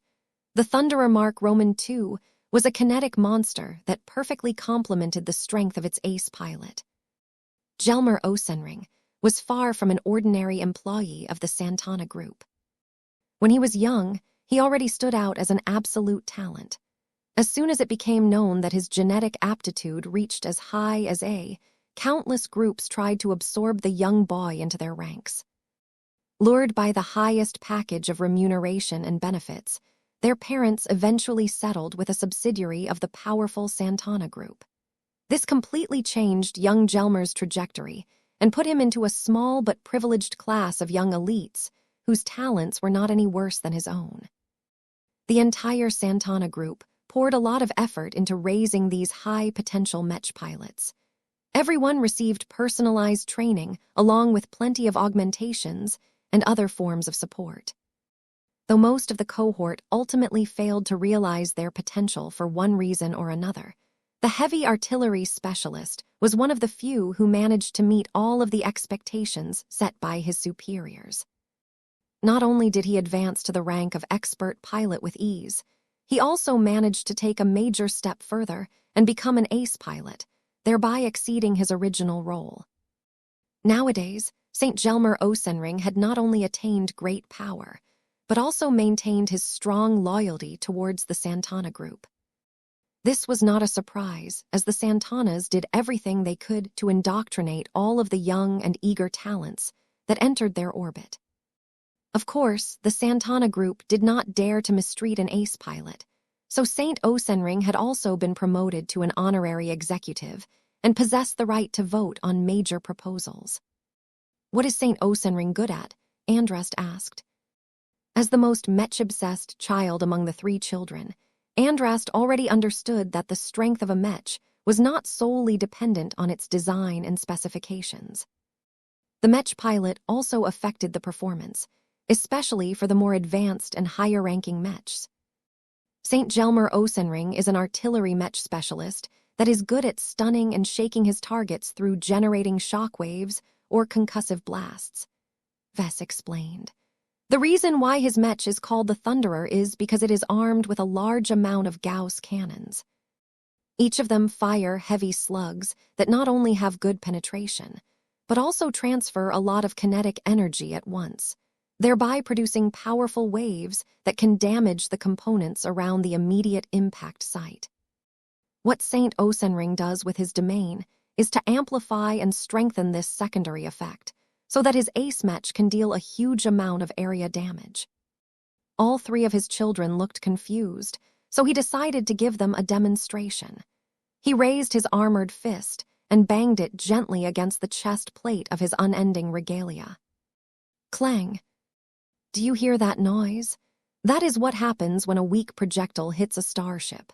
Since the power is weak, it doesn't transfer a lot of kinetic energy, which means that the shock waves produced by the impact aren't that impressive.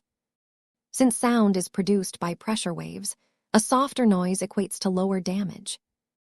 Vess repeated his earlier movement, but this time he exerted a lot more force. Clang. The difference was loud and clear. The ringing impact was so much stronger that Marvane even let out a noise in surprise. Did you hear how much louder it sounds? Stronger physical attacks involve more kinetic energy, which means bigger booms and stronger shock waves. Can you imagine what it would be like if an attack hits 1,000,000 times harder than my fist? You probably can't, but you will soon get to see what it is like when the Thunderer Mark Roman II begins to open fire. Not only does it have a lot of cannons that all punch extremely hard, but when Saint Osenring resonates with his ace Mech, the projectiles fired by all of those Gauss cannons will produce vastly stronger shockwaves, which is perfect for inflicting a lot of internal area damage. Saint Osenring could already inflict a huge amount of damage when paired with a suitable heavy artillery Mech, but the introduction of face water technology supercharged his combat power. Before, much of his damage output first had to shatter through lots of armor and other forms of protection. Now that all of the weapon systems of his impressive Thunderer Mark Roman II gained transphasic functionality, it became a lot easier to bypass the layers of protection and inflict lots of damage directly to important components and personnel. In short, the combination between Saint Osenring and the Thunderer Mark Roman II produced the ultimate siege weapon. Much of the reason why the Gemini family was so eager to obtain the services of the Santana Xenoarchaeology Division fleet was to secure one of the best ace Mechs equipped to break open the Palace of Shame. As Vess stared at the Thunderer Mark Roman II, his mouth already started to salivate. He would love to have an ace artillery Mech of his own, but his clan was too far away from realizing this dream. None of his existing expert pilots excelled at piloting this Mech type. The greatest hopeful in the Larkinson army was only an expert candidate so far, and his chances of breaking through were low due to various reasons. Vess frowned for a moment. Should I give town a little boost during this battle? That was a good question. Chapter 44, 36 Jeddah Sandovar and Royal Jeem. The Adelaide Third Fleet has deployed its ace Mech as well. If the Thunderer Mark Roman II was designed to be the ultimate heavy-ranged weapon platform, then the Jeddah Sandovar was its opposite in almost every way. The Jeddah Sandovar possessed a slim, humanoid Mech frame that was covered by a dull black coating. Though it had access to a pair of laser pistols, the twin commas wielded by the ace Mech betrayed its identity as a powerful light skirmisher. Wow, it's just like the Dark Zephyr but much stronger, Andrast chirped. That's not entirely correct, Andrast. Vess corrected his daughter. Just because they are both light skirmishers doesn't mean that their configurations and design concepts are similar to each other. There are many differences between light skirmisher models, and you need to be more careful about distinguishing them from each other. If you leave out the differences originating from the tier of the Mech and the properties of the Mech pilots, how does the Jeddah Sandovar differ from the Dark Zephyr? Ooh, the Jeddah fights with small pointed axes, while the Dark Zephyr fights with daggers. Vess chuckled. Well, that is one obvious difference. The commas wielded by the Adelaide ace Mech not only possesses a lot of different possibilities, but can also surprise an opponent that has never dueled against a Mech armed with those weapons before. This is a relatively minor change, though. What else makes the Jeddah Sandovar different from the Dark Zephyr? Ooh, the Dark Zephyr has grenades. That is also a clear difference. The reason why I equipped the Dark Zephyr with all of those grenades and grenade holsters is because its offensive power can't keep up with the opponents we fight nowadays. Imagine Venerable Tusa's expert Mech trying to attack a large warship. It won't be able to make any significant progress for a long time if it has to carve through the hull with daggers alone. That is why I gave it the option to bring along a lot of powerful explosives. The last battle amply demonstrated why that was a good idea. Why doesn't the Jeddah have any grenades? Vess directed an envious glance towards the live feed, showing the Jeddah Sandovar in all of its glory. That's because ace mechs don't need to rely on those cheap tricks anymore. St. Marissa Lewandowski has become so powerful that she can easily cope with ace mechs and other enemies without the use of explosives. How? The Jeddah Sandovar is primarily designed to complement St. Lewandowski's Saint Kingdom. You see, when the ace light skirmisher gets close to a target, its domain field will generate a lot of special smoke that acts as a blinding element. A lot of sensor systems won't be able to see anything anymore when it is caught in this smoke cloud. It is said that even ace mechs aren't exempt from this effect. This allows the Jeddah Sandovar to fight anything while getting exposed to fewer attacks in return. It was an interesting dynamic, and one that turned the Jeddah Sandovar into a nightmare to fight against. As long as it was able to get close, it could employ its disruptive Saint Kingdom to pull any powerful combatant into an isolating smoke field. This not only prevented the enemy from observing the rest of the battlefield, but also cut it off from outside help. Vess found its design concept to be a rather refreshing and surprisingly effective interpretation of a high-end light skirmisher.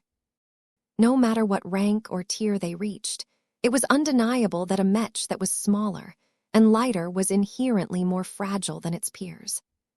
Such mechs needed to rely on other solutions in order to reduce the chances of getting hit by strong attacks. Vess addressed this problem by amplifying the Dark Zephyr's evasion capabilities. By relying on several resonance-based solutions, the expert light skirmisher could still fly in the open, but evade many ranged attacks that were supposed to strike its resonance shield or mech frame. Though many of these solutions weren't as effective at close range, the Dark Zephyr's inherently high acceleration and evasive capabilities made up for that. Its ability to maneuver around an opponent was fantastic and allowed it to keep the initiative in almost every mech duel. The Jeddah Sandovar, on the other hand, followed a completely different track. St. Lewandowski's ability to envelop it into a powerful, reality-defying smoke cloud meant that most opponents had to guess where they needed to aim in order to hit the ace light skirmisher hiding inside. Suffice to say, most attacks were destined to miss the mark. The Jeddah Sandovar became even scarier when it got close. Isolation was the name of the game, as the ace mech could cut off other mechs or even entire starships from help as soon as they became engulfed in St. Lewandowski murky influence. In fact, Vess even learned that her Saint Kingdom could spread its effects past the hulls and bulkheads of enemy starships. This meant that every crew member that had fallen within the range of the domain field, effectively, became cut off from their workstations and each other. The Jeddah Sandovar is an excellent disruptor, Gloriana praised. The Adelaide Mercenary Company is lucky to have an ace pilot that has developed such a useful Saint Kingdom. When paired with a high-mobility machine that can quickly close the distance and engulf a powerful opponent, the rest of the Adelaide Mech Force no longer have to worry about suffering enormous damage. Vess would have loved to have a mech like this under his thumb as well, but Vess did not think the concept of the Dark Zephyr was any worse. If Venerable Tusa became as strong as St. Marissa Lewandowski one day, the Dark Zephyr would turn into an incredibly fast and elusive duelist that was practically untouchable despite dancing in the open. Sadly, Vess and the rest of the Larkinson clan needed to wait decades before it was possible to realize this vision. Tusa Billingsley Larkinson was already working hard to become stronger, but no one knew for certain whether he had what it took to take the next major step in his profession. As the Jeddah Sandovar hovered above the Adelaide Third Fleet like a standard bearer, The next ace Mech also emerged at another location. The ace Mech of the Bujie family was armed with a spear and a shield. It immediately evoked a classy vibe through its purple and red coating, along with golden flourishes. The Royal Gem was a rather unusual ace spearman Mech. On the surface, it fought just like a spearman Mech with balanced specs, though it also carried a shield for additional defense. It also carried a plasma pistol in case it needed to strike a target at a distance. However, the Royal Gem was primarily designed to duel against other ace Mechs. Not only did it possess good penetration capabilities, but it was also capable of weakening the armor and other protective measures of its opponents.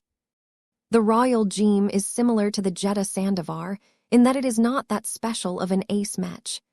Vess explained for his children. It only becomes special once its ace pilot comes into the picture. Saint Calisandra Bujie possesses an unusual saint kingdom where she is able to directly weaken the armor and other protective measures of her opponent by issuing decrees. At least, that is what I found out. We will see soon enough how extensively Saint Calisandra's decrees can weaken her opponents at close range. Saint Calisandra Bujie was a member of the main branch of the Bujie family and had always enjoyed the best resources during her lifetime. Having lived for over 2 centuries, she was the oldest ace pilot among the 7 that would make an appearance today. She had also spent the most time developing as an ace pilot, so her resonance strength should also be a lot more formidable than the resonance strength of a younger ace pilot such as Patriarch Reginald Cross. Vess and many others had high expectations for Saint Calisandra Bujie for that reason. If a truly powerful and intractable alien weapon showed up, the Royal Gem probably had the best chance to demolish it as quickly as possible. Saint Calisandra's ability intrigued Aurelia a lot. The oldest child began to imagine what it would be like to wield the Bujie Saint's power. Can she really change anything just by saying so? She asked her parents. Not completely, Gloriana responded. She cannot erase the existence of her enemies with her willpower alone. That said, don't underestimate what she can do. If she can issue and enforce a decree that makes it so that an opponent is 30% more susceptible to damage than normal, then that is already an excellent result. Vess nodded in agreement. Her domain is an excellent complement to her ace Mech. Spears are weapons that are inherently good at punching through armor. If Saint Calisandra can weaken an opponent inside her Saint Kingdom first, any spear attack launched by her Royal Gem will find it much easier to break through the defenses of her opponent. This combination works especially well against weaker opponents, though even ace Mech should be affected to a limited degree. Saint Calandra could have developed her domain in a broad direction. If she focused on becoming good at issuing various different reality-defying decrees, then she could have become the ultimate jack of all trades. For example, she could exert her willpower in ways that could speed up her ace Mech, boost the performance of other friendly Mechs, or make her machine less detectable. While she had the potential to develop in this direction, she opted to discard all of these possibilities and focus solely on shaping her willpower in a direction that allowed her to become a lot better at weakening the defenses of her opponent.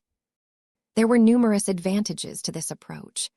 Her Saint Kingdom not only helped her Royal Gem overcome a strong opponent with greater ease, but also made the same enemy more vulnerable to attacks launched by other friendly combatants. Saint Calandra Bujie is like a queen who has the power to lead the Bujie family's forces in battle. Vess explained. She used to serve as a Mech officer before she devoted her attention to martial excellence, so I think this background has played a role in the development of her abilities. In any case, Saint Calandra is an excellent partner to work with. Any strong opponent that she is able to weaken with her Saint Kingdom becomes a lot more vulnerable to the attacks of other powerful ace Mechs, such as the Thunderer Mark Roman II or the Mars. Once the Unspoken's fearsome battlecruiser finally showed up, the temporary coalition was counting on the Royal Gem to play an instrumental role in taking down the alien flagship.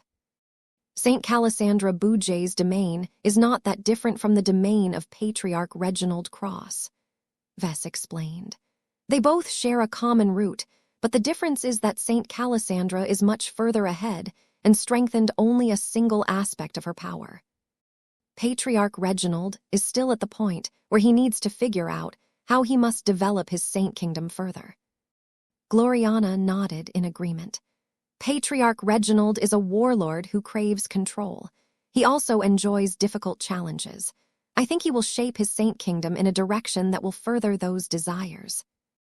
From what I have seen so far, I think it is highly likely that he will focus his efforts on boosting the performance of his own expert Mech, rather than debilitating the performance of his opponents. That was a good analysis. Vess could see why this would be the case. Patriarch Reginald Cross did not enjoy bullying weaker opponents, so it made little sense for him to develop in the same direction as Saint Calasandra Boujay. Patriarch Reginald did not mind fighting against strong opponents. This was because he believed that he would always be stronger and come out on top in the end. Chapter 44, 37 Infinite. Soon after the Boujay family presented their greatest champion, the Lyra Foundation finally deployed its own peak combat asset. The Infinite Gear has entered the field. Gloriana immediately perked up. Finally! I've been waiting to see an ace mech that dares to go beyond the confines of traditional mechs. Out of all of the ace mechs that the temporary coalition had at its disposal, Gloriana held the greatest interests towards the machine developed by the Lyra Foundation. As a large scientific research and development company, the Lyra Foundation had the capacity to develop a huge number of advanced mech components and systems. When it came to the design of its ace mech, the Lyra Foundation had a hard time choosing what kind of powerful goodies it wanted to add to the configuration. Should the ace mech be armed with a powerful energy rifle that could flood an enemy with an endless rain of energy beams? Should the ace mech be equipped with a sophisticated tower shield that could deploy a mighty transphasic spatial shield that could cover an entire area? Should the ace mech have access to an extremely powerful ECM system that was powerful enough to disrupt the functionality of the electrical components of mechs and starships? All of these options sounded attractive, and that made it difficult for the decision-makers to discard these powerful possibilities. That was until a mech designer working for the Lyra Foundation made a bright idea to take maximum advantage of their ace pilot's versatility. The result was the Infinite Gear, an innovative and extremely complicated ace modular mech. The central premise to the Infinite Gear was its ability to change its parts and configuration in the field. It was an ace mech that did not possess a single main form. Its flight system, its armor system, its limbs and its weapon arsenal could all be swapped no matter whether it was resting inside a hangar bay or flying in open space. According to what Vess knew about the Infinite Gear, its designers treated it as a multipurpose mech in the same vein as a true first-class multipurpose mech. However, the biggest limitation was that the Lyra Foundation did not have access to the tech or materials that could realize all of the possibilities of a multipurpose mech. The Infinite Gear therefore turned into a playground that closely matched the traits of a multipurpose mech, but in a more limited fashion. Instead of having access to a dozen miniaturized weapon systems at once, the Infinite Gear could swap out a rifle for a sword when it transitioned from fighting from a distance to fighting up close. The special component swapping mechanisms were crucial to enabling the Infinite Gear to change its loadout and configuration in the field. While people like Vess or Gloriana could develop a comparable solution, they would never be able to make it as fast, robust, and reliable as the ones who worked on the Infinite Gear. The Lyra Foundation's developers worked so hard to overcome all of the technological challenges that they managed to earn industry recognition for their accomplishment.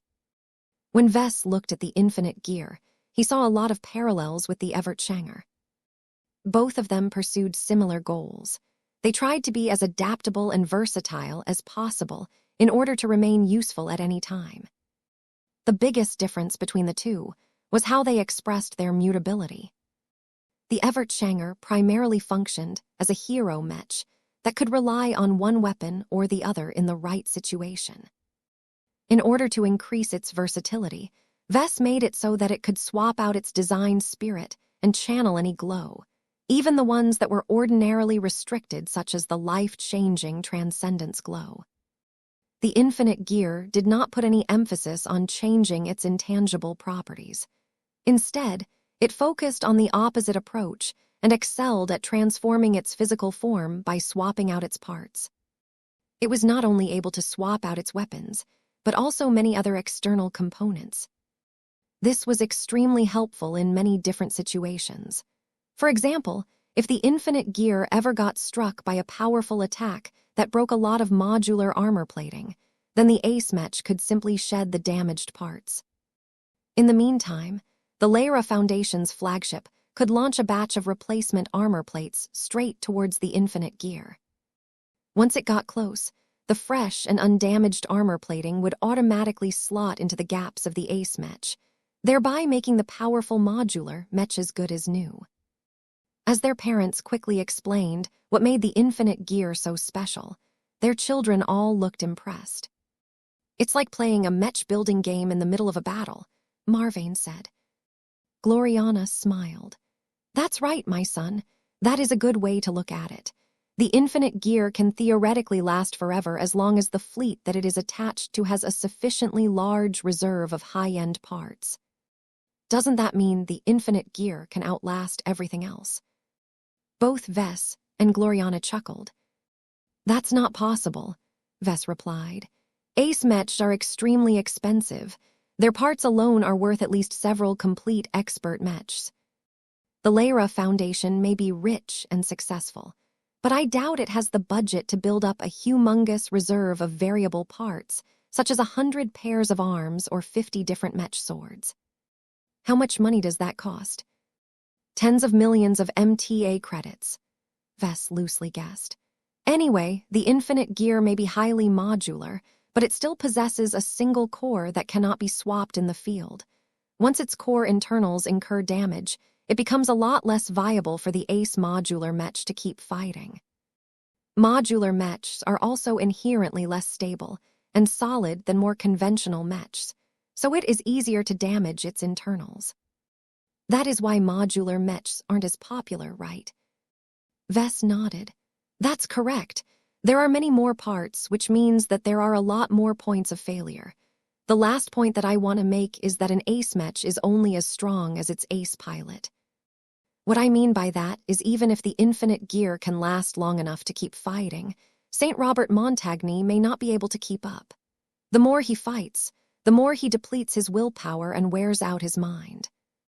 Unless he can keep fighting at a low intensity, he will eventually reach a point where he can no longer empower his Ace mech. That is bad because the Infinite Gear will become a lot more vulnerable at that point." Despite all of these limitations, Vess and Gloriana still considered the Infinite Gear to be a brilliant feat of design and engineering. It was a mech that they could never design themselves unless they had an enormous development company under their belt. This was because a modular mech like this had an extremely high demand for custom-developed parts that all abided by a common set of standards. In any case, the Lyra Foundation may have invested a lot more in the development and the expansion of the Infinite Gear, but what they got in return was better than a more traditional Ace mech with a fixed configuration. "It is interesting to compare the Infinite Gear to the Evertshanger," Gloriana said. "They have so many similarities. Both of them are inherently adaptable machines that try to morph themselves in ways that allow them to exploit enemy weaknesses, while making sure that their enemies cannot effectively employ their own strengths. The Infinite Gear is far better at executing this strategy on a physical level because it doesn't have as many compromises." Vess did not entirely agree with her description. "That is only the case if we leave out the Evertshanger's mounted wargear options. I already recognized that the Evertshanger's inability to change its configuration would be a potential weak point, So I decided early on that it should be able to augment itself by equipping itself with modular external gear. As a result, the Evertshanger can swap its gear on the fly as well. The only difference is that it can only do so with external equipment. The swapping process is also a lot slower and clunkier. His wife snorted. What the Leiras have done with the infinite gear is expensive and time-consuming, but what you have done with the Evertshanger is even more wasteful. At least the Evertshanger still has a solid base form that is already a complete Mech in itself. When paired with an expert pilot that has a rare life domain like Venerable Joshua, I think my own work will eventually be able to defeat the infinite gear if it is able to catch up to the latter's level. Vess truly believed that this was the case. The infinite gear's technical capabilities would probably be stronger, but the Evertshanger had access to a lot of useful spiritual options. There were many other reasons why he believed the Evertshanger would be able to come out on top, but it was not necessary for Vess to elaborate any further. Right now, he was more interested in studying its current configuration. One of the defining advantages of a modular Mech was that it could change into any Mech type it wanted as long as the right parts were available. The Bright Warrior line and the Quint also possessed the same capability, but the reason why they were classified as semi-modular was because they could only swap their configurations in the workshop. This gave St. Robert Montagne the freedom to deploy his infinite gear in a powerful artillery Mech loadout. Right now, the infinite gear possessed many similarities with the Thunderer Mark Roman II. While the former was not as large and did not come with as many guns, it could still function as well as any other ace heavy artillery Mech. The Thunderer Mark Roman II would still be better, though. It was a specialized artillery machine that did not contain any compromises or additional support systems related to modularity. What was even more important was that St. Gelmer Osenring was highly specialized in piloting heavy artillery Mechs. His skills, his combat experience, and more importantly his domain, were all dedicated to maximizing the effectiveness of such machines. St. Robert Montagne did not possess these advantages. His domain was more geared towards increasing the adaptability and versatility of the infinite gear and its many complicated systems. He did not possess the magical ability to impart his ace Mech's attacks with a damage-enhancing effect that would allow him to do better at this specific job. This was fine. While St. Osenring and the Thunderer Mark Roman II excelled at fulfilling a single role, they became a lot less useful if they were compelled to fight in another way.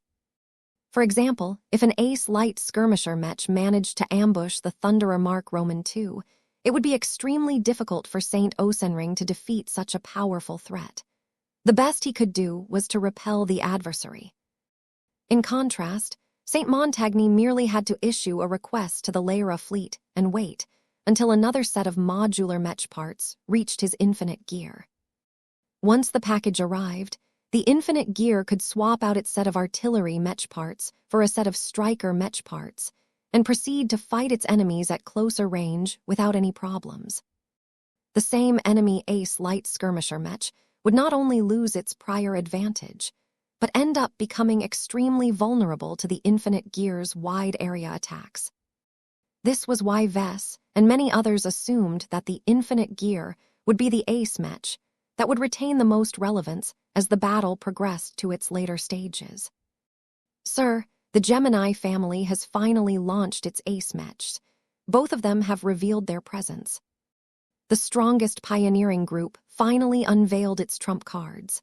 Unlike the others, the Geminis had 2 ace Mechs at their disposal, and they weren't shy about deploying them together. Since both of their ace Mechs were piloted by a pair of twins who also happened to be husband and wife, the synergy and cooperation of the two was bound to be extremely high. The Gemini Saints are piloting an ace Space Knight and an ace Rifleman Mech. That's a classic combination. The power and capabilities of just one of them was already strong enough, but once they teamed up with each other, they could overcome much more potent challenges. Chapter 44, 38, The Embodiments of Love and Sacrifice. Every ace mech that took part in Operation Lighthouse possessed at least one unique advantage over their peers. This was a given. Generic ace mechs didn't exist, as such average machines would be an affront to the incredible strength and determination of ace pilots. As such, the people who employed them usually invested as much as they could to weaponize them.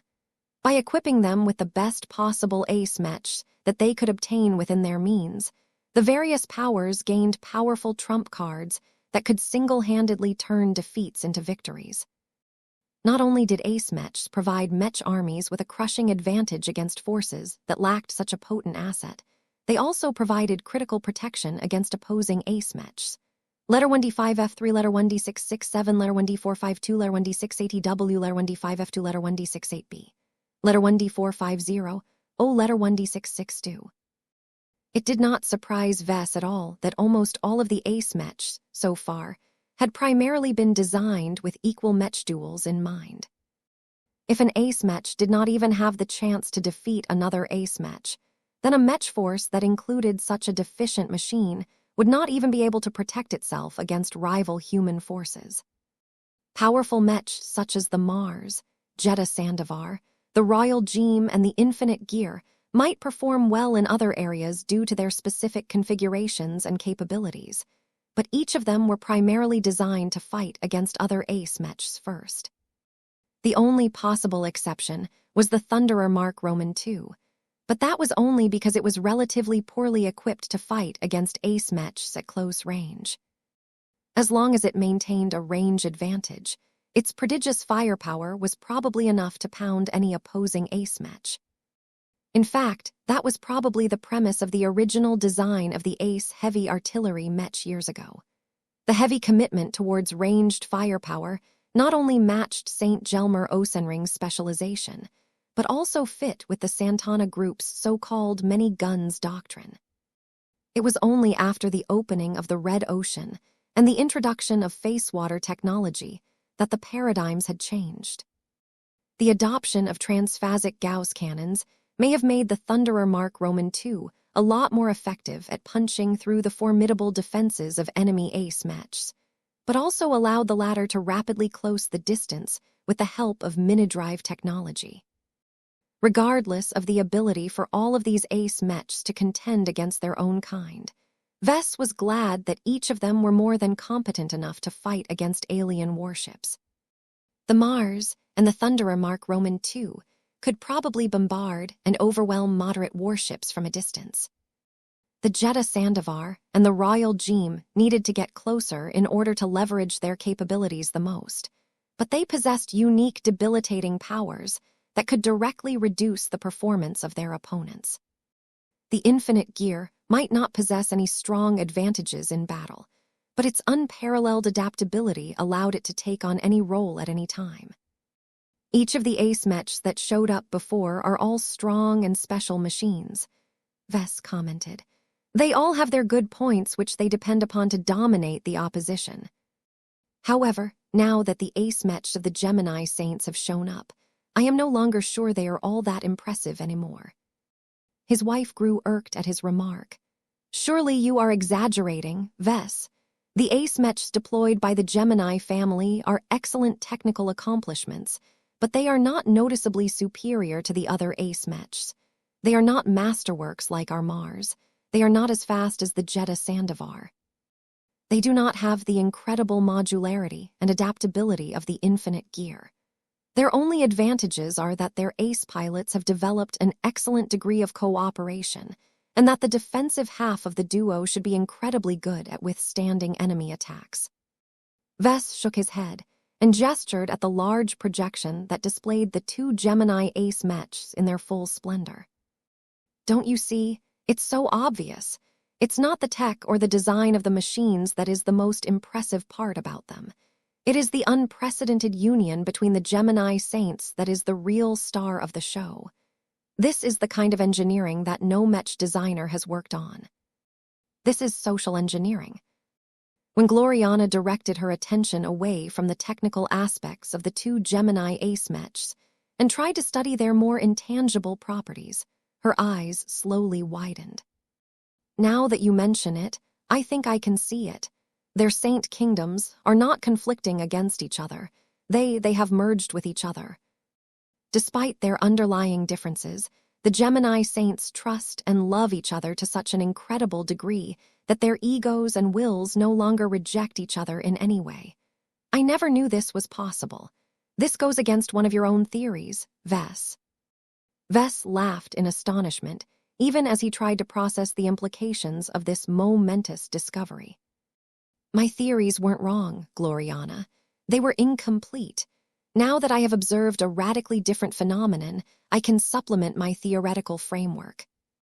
If Vess only paid attention to the Gemini ace mechs, then his wife was still correct. The design of the ace mechs were anything but revolutionary. He even believed that the designers of the two machines had attempted to play it safe. The embodiment of sacrifice was the defensive side out of the pair. The Ace Space Knight was designed with a balanced configuration in mind and did not possess any clear and obvious weaknesses aside from its meager ability to attack at range.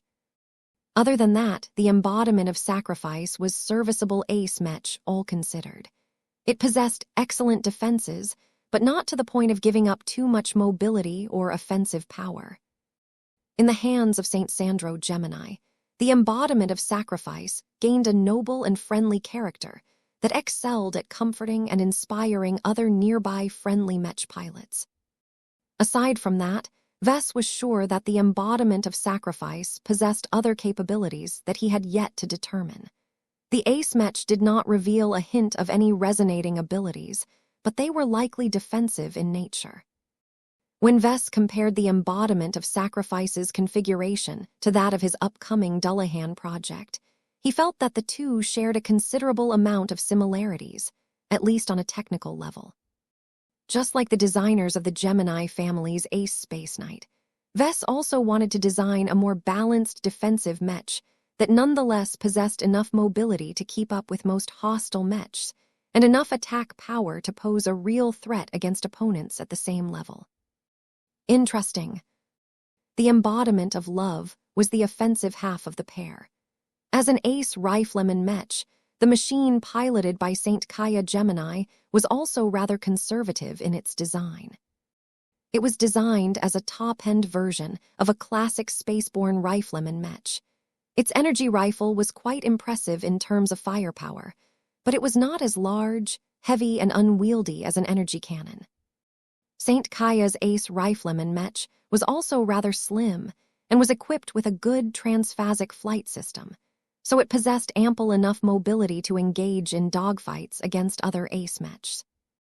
The only obvious shortcoming of the embodiment of love was that its armor system did not look like it could withstand a lot of attacks, but that was a common weakness for every mech of this archetype.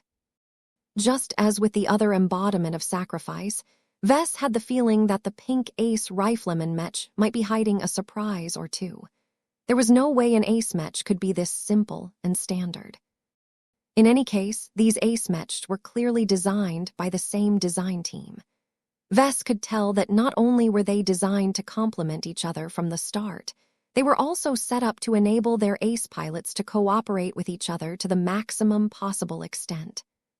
The reason why he was certain of the latter was because the saint kingdoms of the embodiment of sacrifice and the embodiment of love seamlessly merged with each other. While Vess assumed that the mech designers responsible for the development of the twin machines implemented many solutions that facilitated this phenomenon, the key to making this possible was the incredible trust and love of their ace pilots. During his visit to the Gemini family's fleet, Vess had seen firsthand how the Gemini twins and lovers adored and understood each other to a degree that could never be matched by an ordinary married couple. For example, Vess and Gloriana were quite intimate with each other, despite their many differences, because their design networks regularly brought their minds together. Yet even then, Vess could never claim to attain perfect harmony and acceptance with his wife. He still had too many secrets and fears that held him back from sharing everything he knew to Gloriana, let alone putting his life in her hands. She had proven herself to be rather careless with his secrets in the past, so he simply decided to never give her the chance to leak anything too devastating. Gloriana also kept a small distance from Vess. While he knew that Gloriana was a little bit more forthcoming about herself, she too clung tight to the core values and principles that Vess always had a problem with.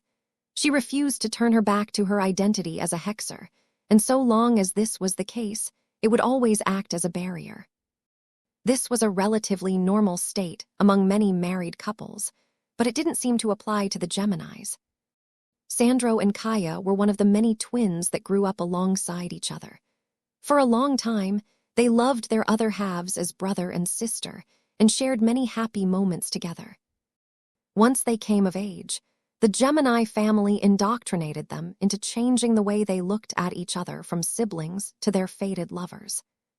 While they already loved each other to a strong degree, they began to develop a different kind of love on top of that, one that made them regard their other halves as husband or wife rather than brother or sister. The dynamics behind these changes were disturbing and complicated.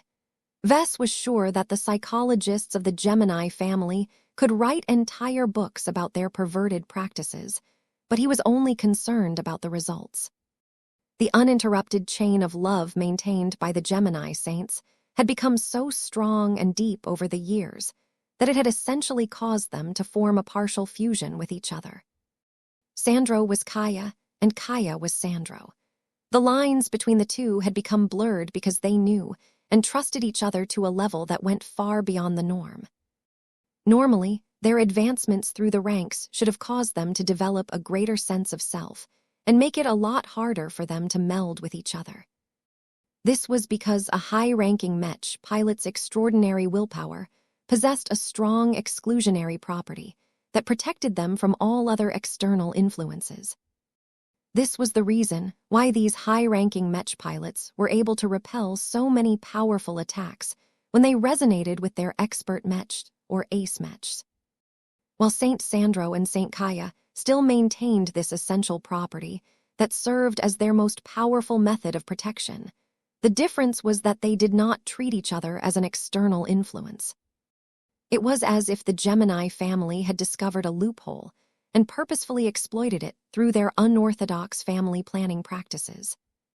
"This is a brilliant approach," Vess uttered with utmost admiration. If the Gemini family purposely pursued this strategy with the aim of producing a magnificent pairing like the Gemini saints, then Vess fully applauded the masterminds behind this initiative. It was the kind of radical and unorthodox solution that could only be spawned from the mind of a true innovator. Only the most brilliant and daring minds were willing to question assumptions, break established conventions, and bull through all opposition. "I wish I came up with such a crazy idea," Vess enviously said. Chapter 44, 39 Shaking Matter. From the moment the first ace Mech deployed into space and rapidly took up position above the Mech forces they were associated with, many people became distracted.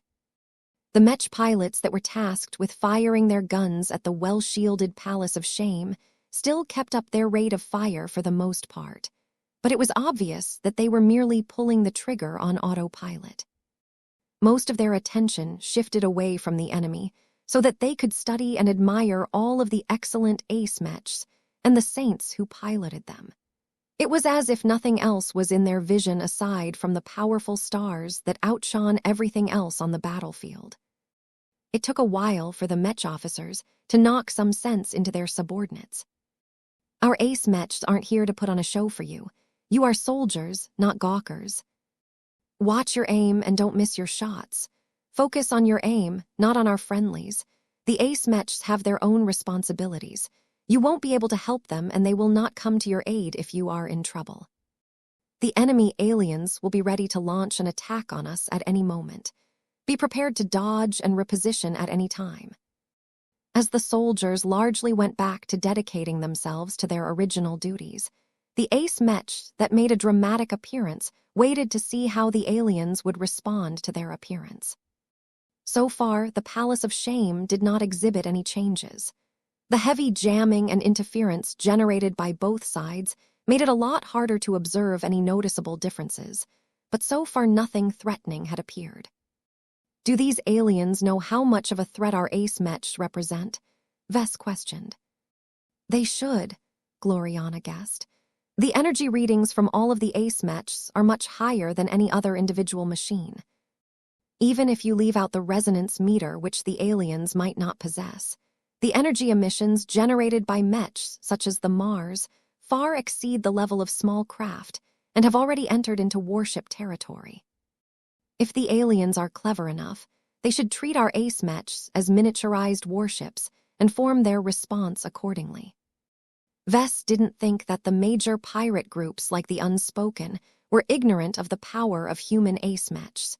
He began to feel more and more unsettled. The longer the aliens were hiding their assets behind their transphasic energy shields and their interference fields, the more he dreaded the moment where they would finally unveil their combat assets. Have the Geminis transmitted any new instructions as of yet? Our ace mechs shouldn't be staying idle all of this time. Please wait, sir. It took a minute before the Geminis, along with the other leaders, came to a consensus about their next step forward. We have just received another command transmission. The Geminis don't want to rush too much, sir. They intend to probe the Palace of Shame's defenses and possible responses first. All ace mechs aside from the Thunderer Mark Roman II have been instructed to remain on standby.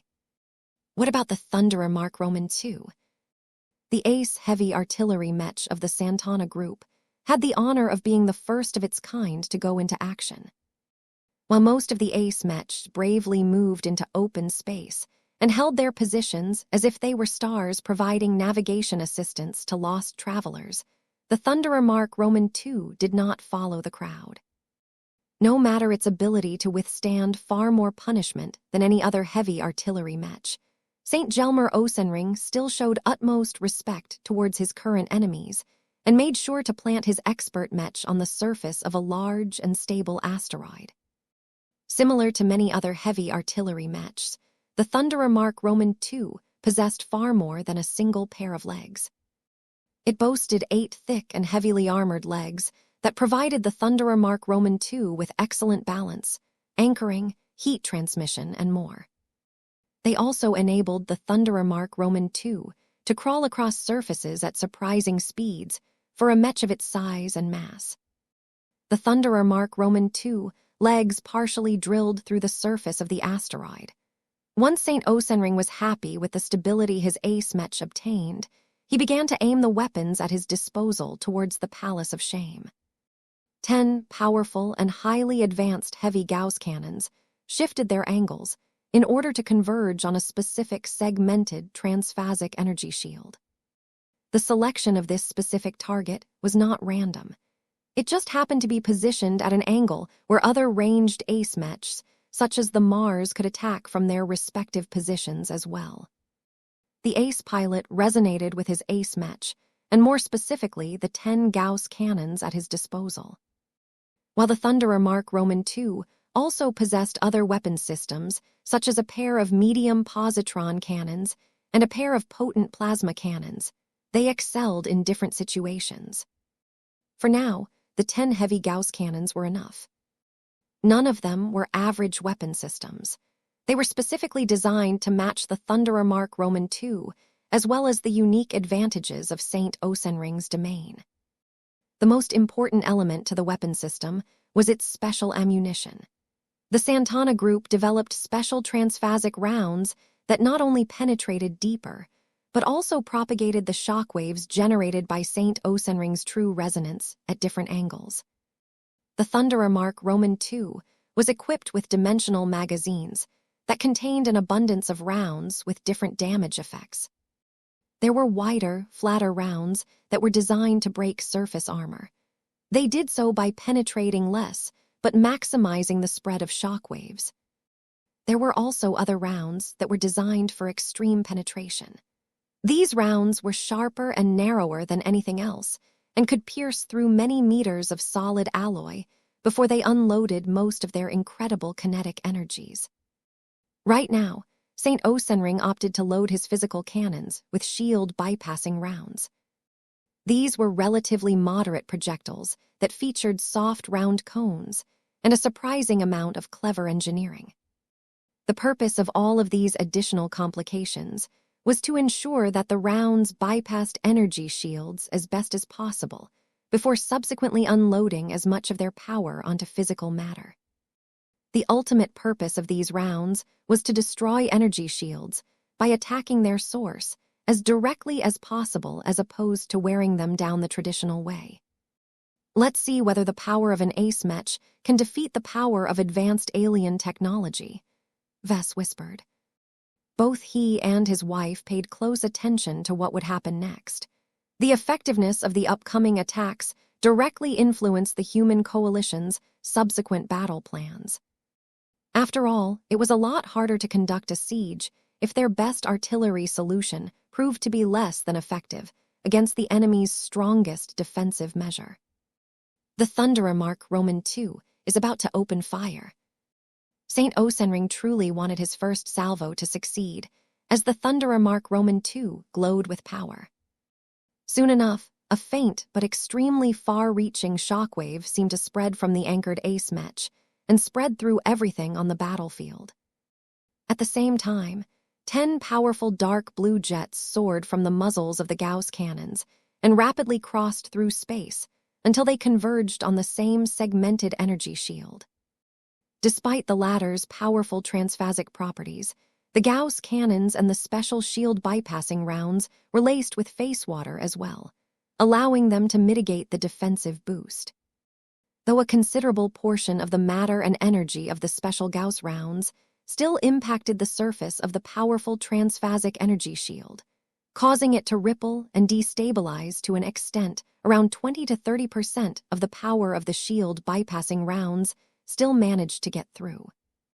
Even if the proportions were rather low, just 20% of the original power of an attack launched by an ace mech and an artillery mech no less was still potent. Nothing obvious happened after the rounds managed to get through, though. What are the results of the Thunderer Mark Roman II attack salvo? Has the Palace of Shame incurred any damage? We cannot tell, sir. Our sensors and scanners cannot pick up any clear details beyond the enemy energy shields. The destabilized energy shield soon returned to normal, which indicated that the underlying alien shield generator was still in working condition. It was probably buried deep enough to keep projecting a protective barrier without issue. St. Osenring did not exhibit any disappointment, though. He had already prepared his Thunderer Mark Roman II to fire another salvo of shield bypassing rounds after the first time. This was the modus operandi of a ranged mech of the Santana group. If one attack wasn't enough, then attack another time. If 2 attacks weren't enough, then attack 2 more times. As long as there was a sufficient amount of time and resources, the mechs and the mech pilots of the Santana group could fire their weapons all day. This time, St. Osenring changed a few settings and resonated with his ace mech in a slightly different fashion. The Thunderer Mark Roman II is opening fire again. The 10 powerful rounds that soared through space with incredible speed and power impacted the same segmented energy shield yet again. The difference was that the energy shield became less affected than before. It rippled a little less and did not destabilize as much anymore. This was a good sign. If the Gauss rounds expended less of their power on damaging the energy shield, they would most certainly inflict more damage to anything that sheltered underneath. Around 40% of the energy of the attack managed to pass through the energy shield this time. This is an impressive adaptation from St. Osenring. This was a solution that only a true high-end heavy artillery mech and specialized mech pilot could produce. Vess doubted that Patriarch Reginald Cross and the Mars could bypass energy shields at the same rate with their own attacks. The Arceus system was powerful in many ways, but it did not excel in this area. He knew that quite well, considering that he was largely responsible for integrating its energy weapon modules into the design of the Mars in the first place. Gloriana threw a knowing look in his direction. You have been obsessing so much over ranged energy weapons lately that you have forgotten that ranged physical weapons have their own advantages.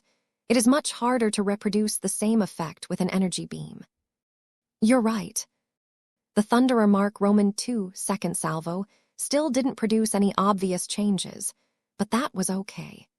St. Osenring had already entered into a familiar routine and commanded his huge ace Mech to unleash a third salvo as soon as its weapons were fully charged again. 3, 4, 5, 6. The segmented energy shield has lost over half of its remaining integrity and power all of a sudden. Vess perked up as the Thunderer Mark Roman II only took a few seconds to fire its next salvo. After all of its 10 Gauss cannons boomed for the 7th time, the Palace of Shame exhibited an obvious change this time as St. Osenring finally produced a concrete result. The targeted energy shield has disappeared. A gap in energy shield coverage of roughly 0.7 square kilometers has appeared over the Palace of Shame.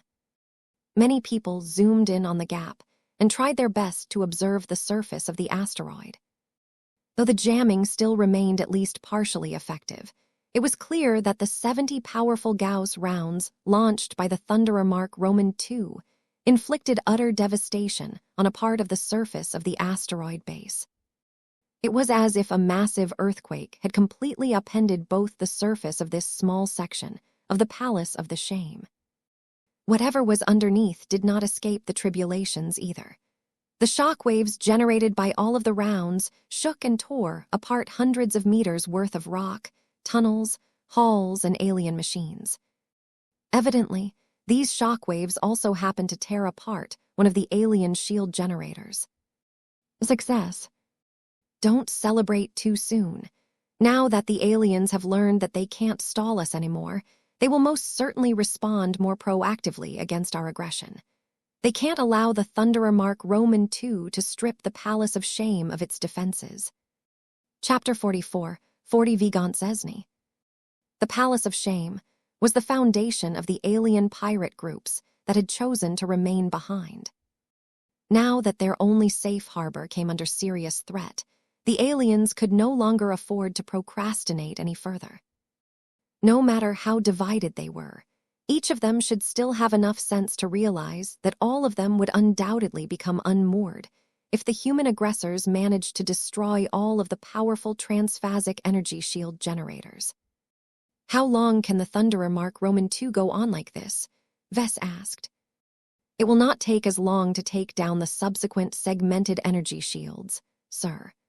As long as there are enough gaps, the Thunderer Mark Roman II can employ clever positioning to fire its transphasic Gauss rounds at different angles to damage surfaces that should normally be covered. The Santana Group's powerful Ace heavy artillery Mech continued to exert a lot of pressure towards the Palace of Shame. Though a machine like this could mount even larger and more powerful guns if it wanted to, the advantage of its current set of heavy Gauss cannons was that they offered a high rate of fire. Once St. Osenring managed to get into his groove, the machine under his control ran so smoothly that it was difficult to imagine that it was a large and clunky heavy Mech.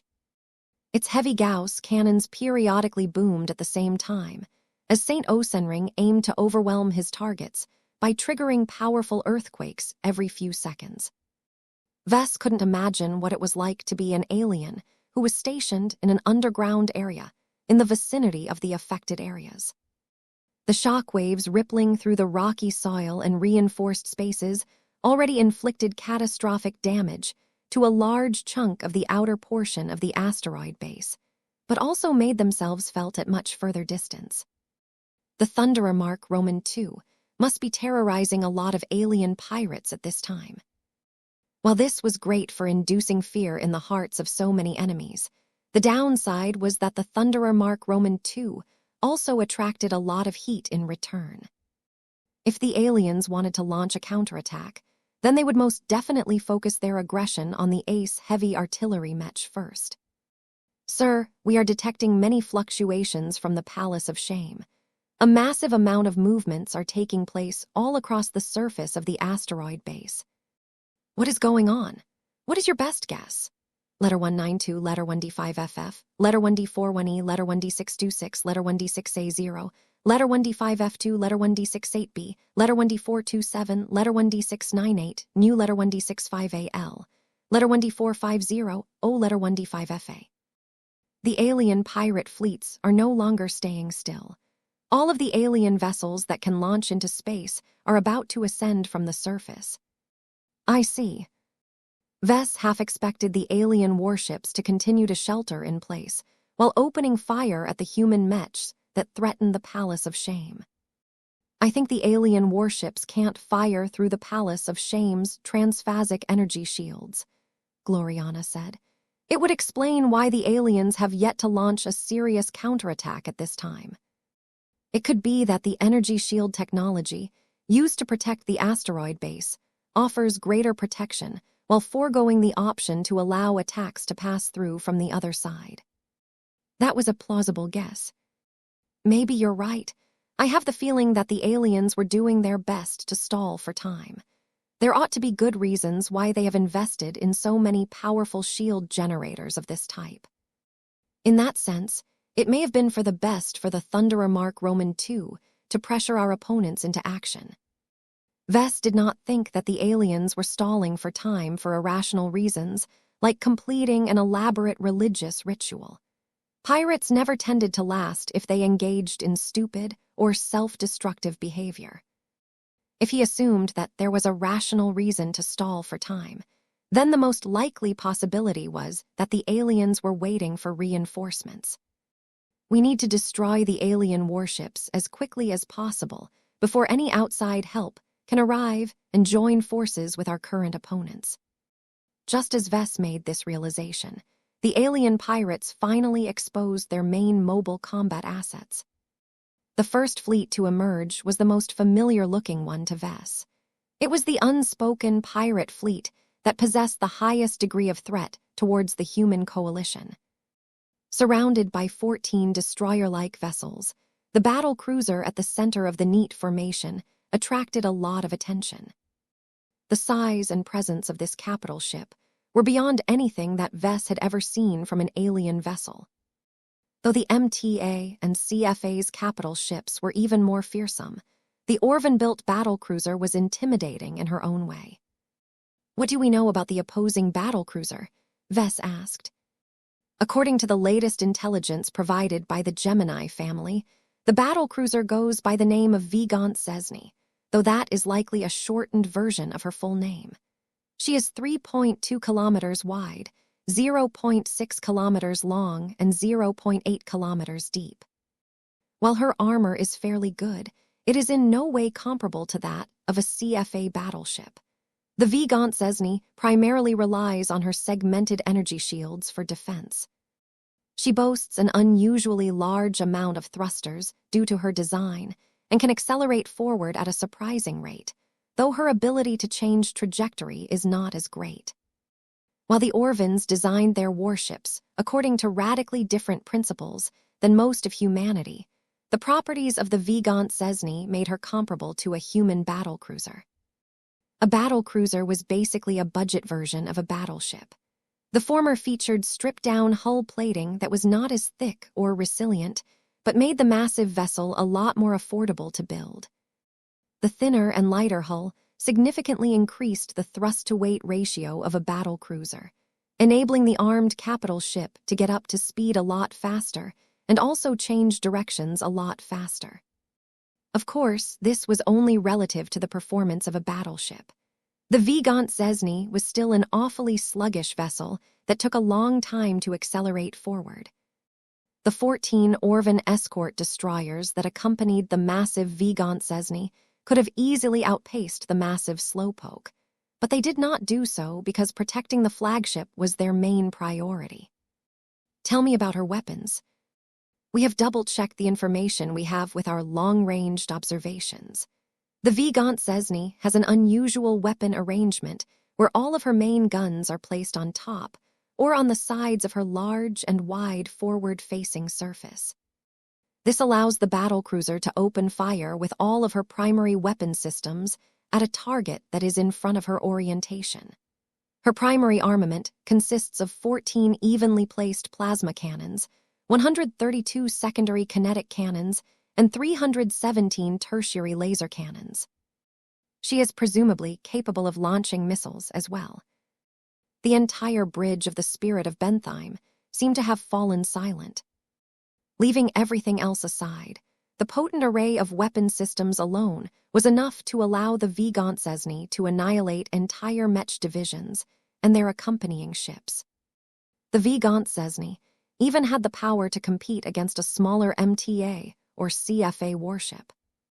While the overall tech and material quality of the battlecruiser might not be the best, the immense scale of this warship alone was enough to ensure it was capable of inflicting a crushing amount of damage. The 317 tertiary laser cannons were comparable to the energy cannons of a ranged Mech, but better. The calibers were similar, but the battlecruiser possessed a vast reserve of energy and could absorb a humongous amount of heat. This made it so that all of the laser cannons that were placed throughout the hull could keep firing at their maximum possible rate for a long period of time.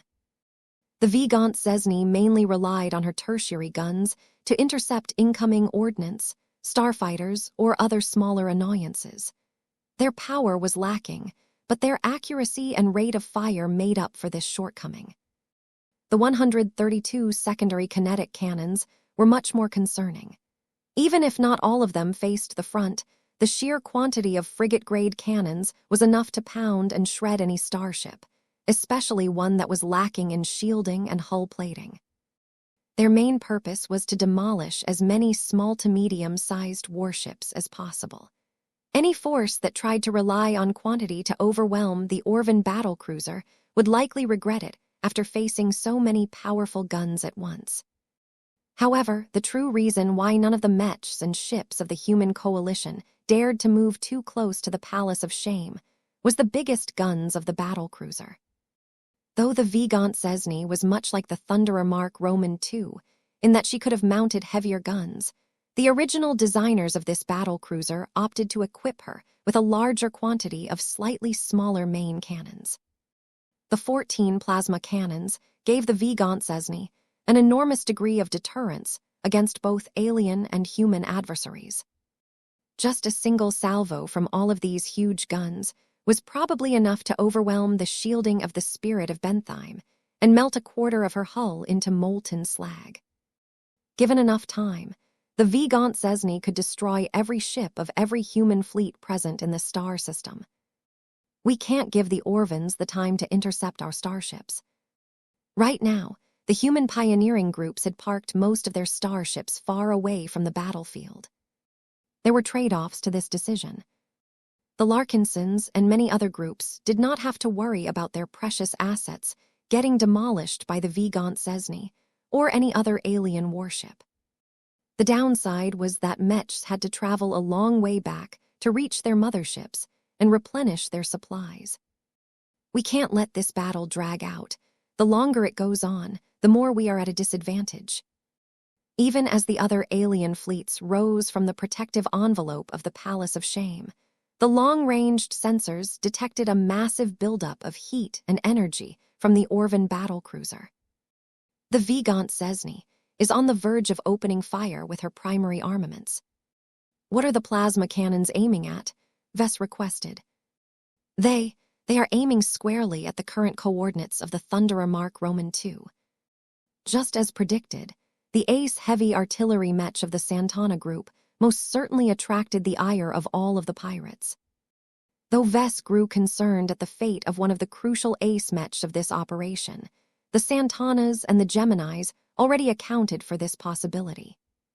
Though the Thunderer Mark Roman II had quickly shifted its priority from attacking the Palace of Shame to attacking the Orvan battlecruiser, the plasma cannons finally unleashed their destructive energies. 14 miniature stars escaped the sizable muzzles of the plasma cannons and zipped across the battlefield at a relatively astounding speed. A brief instant later, many of the immense plasma bolts collided against the asteroid, where the Thunderer Mark Roman II had anchored upon, while the remainder soared past at slightly different angles to cover any escape routes.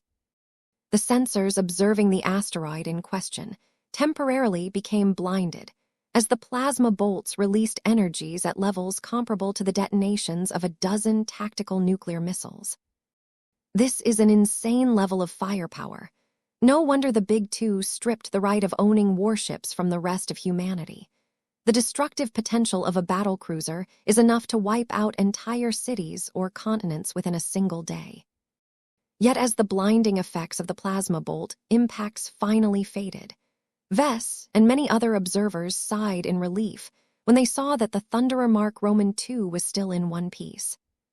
Much of the asteroid had been wiped out in its entirety, but the chunk that was well within the influence of the Ace heavy artillery Mech's St. Kingdom remained partially intact.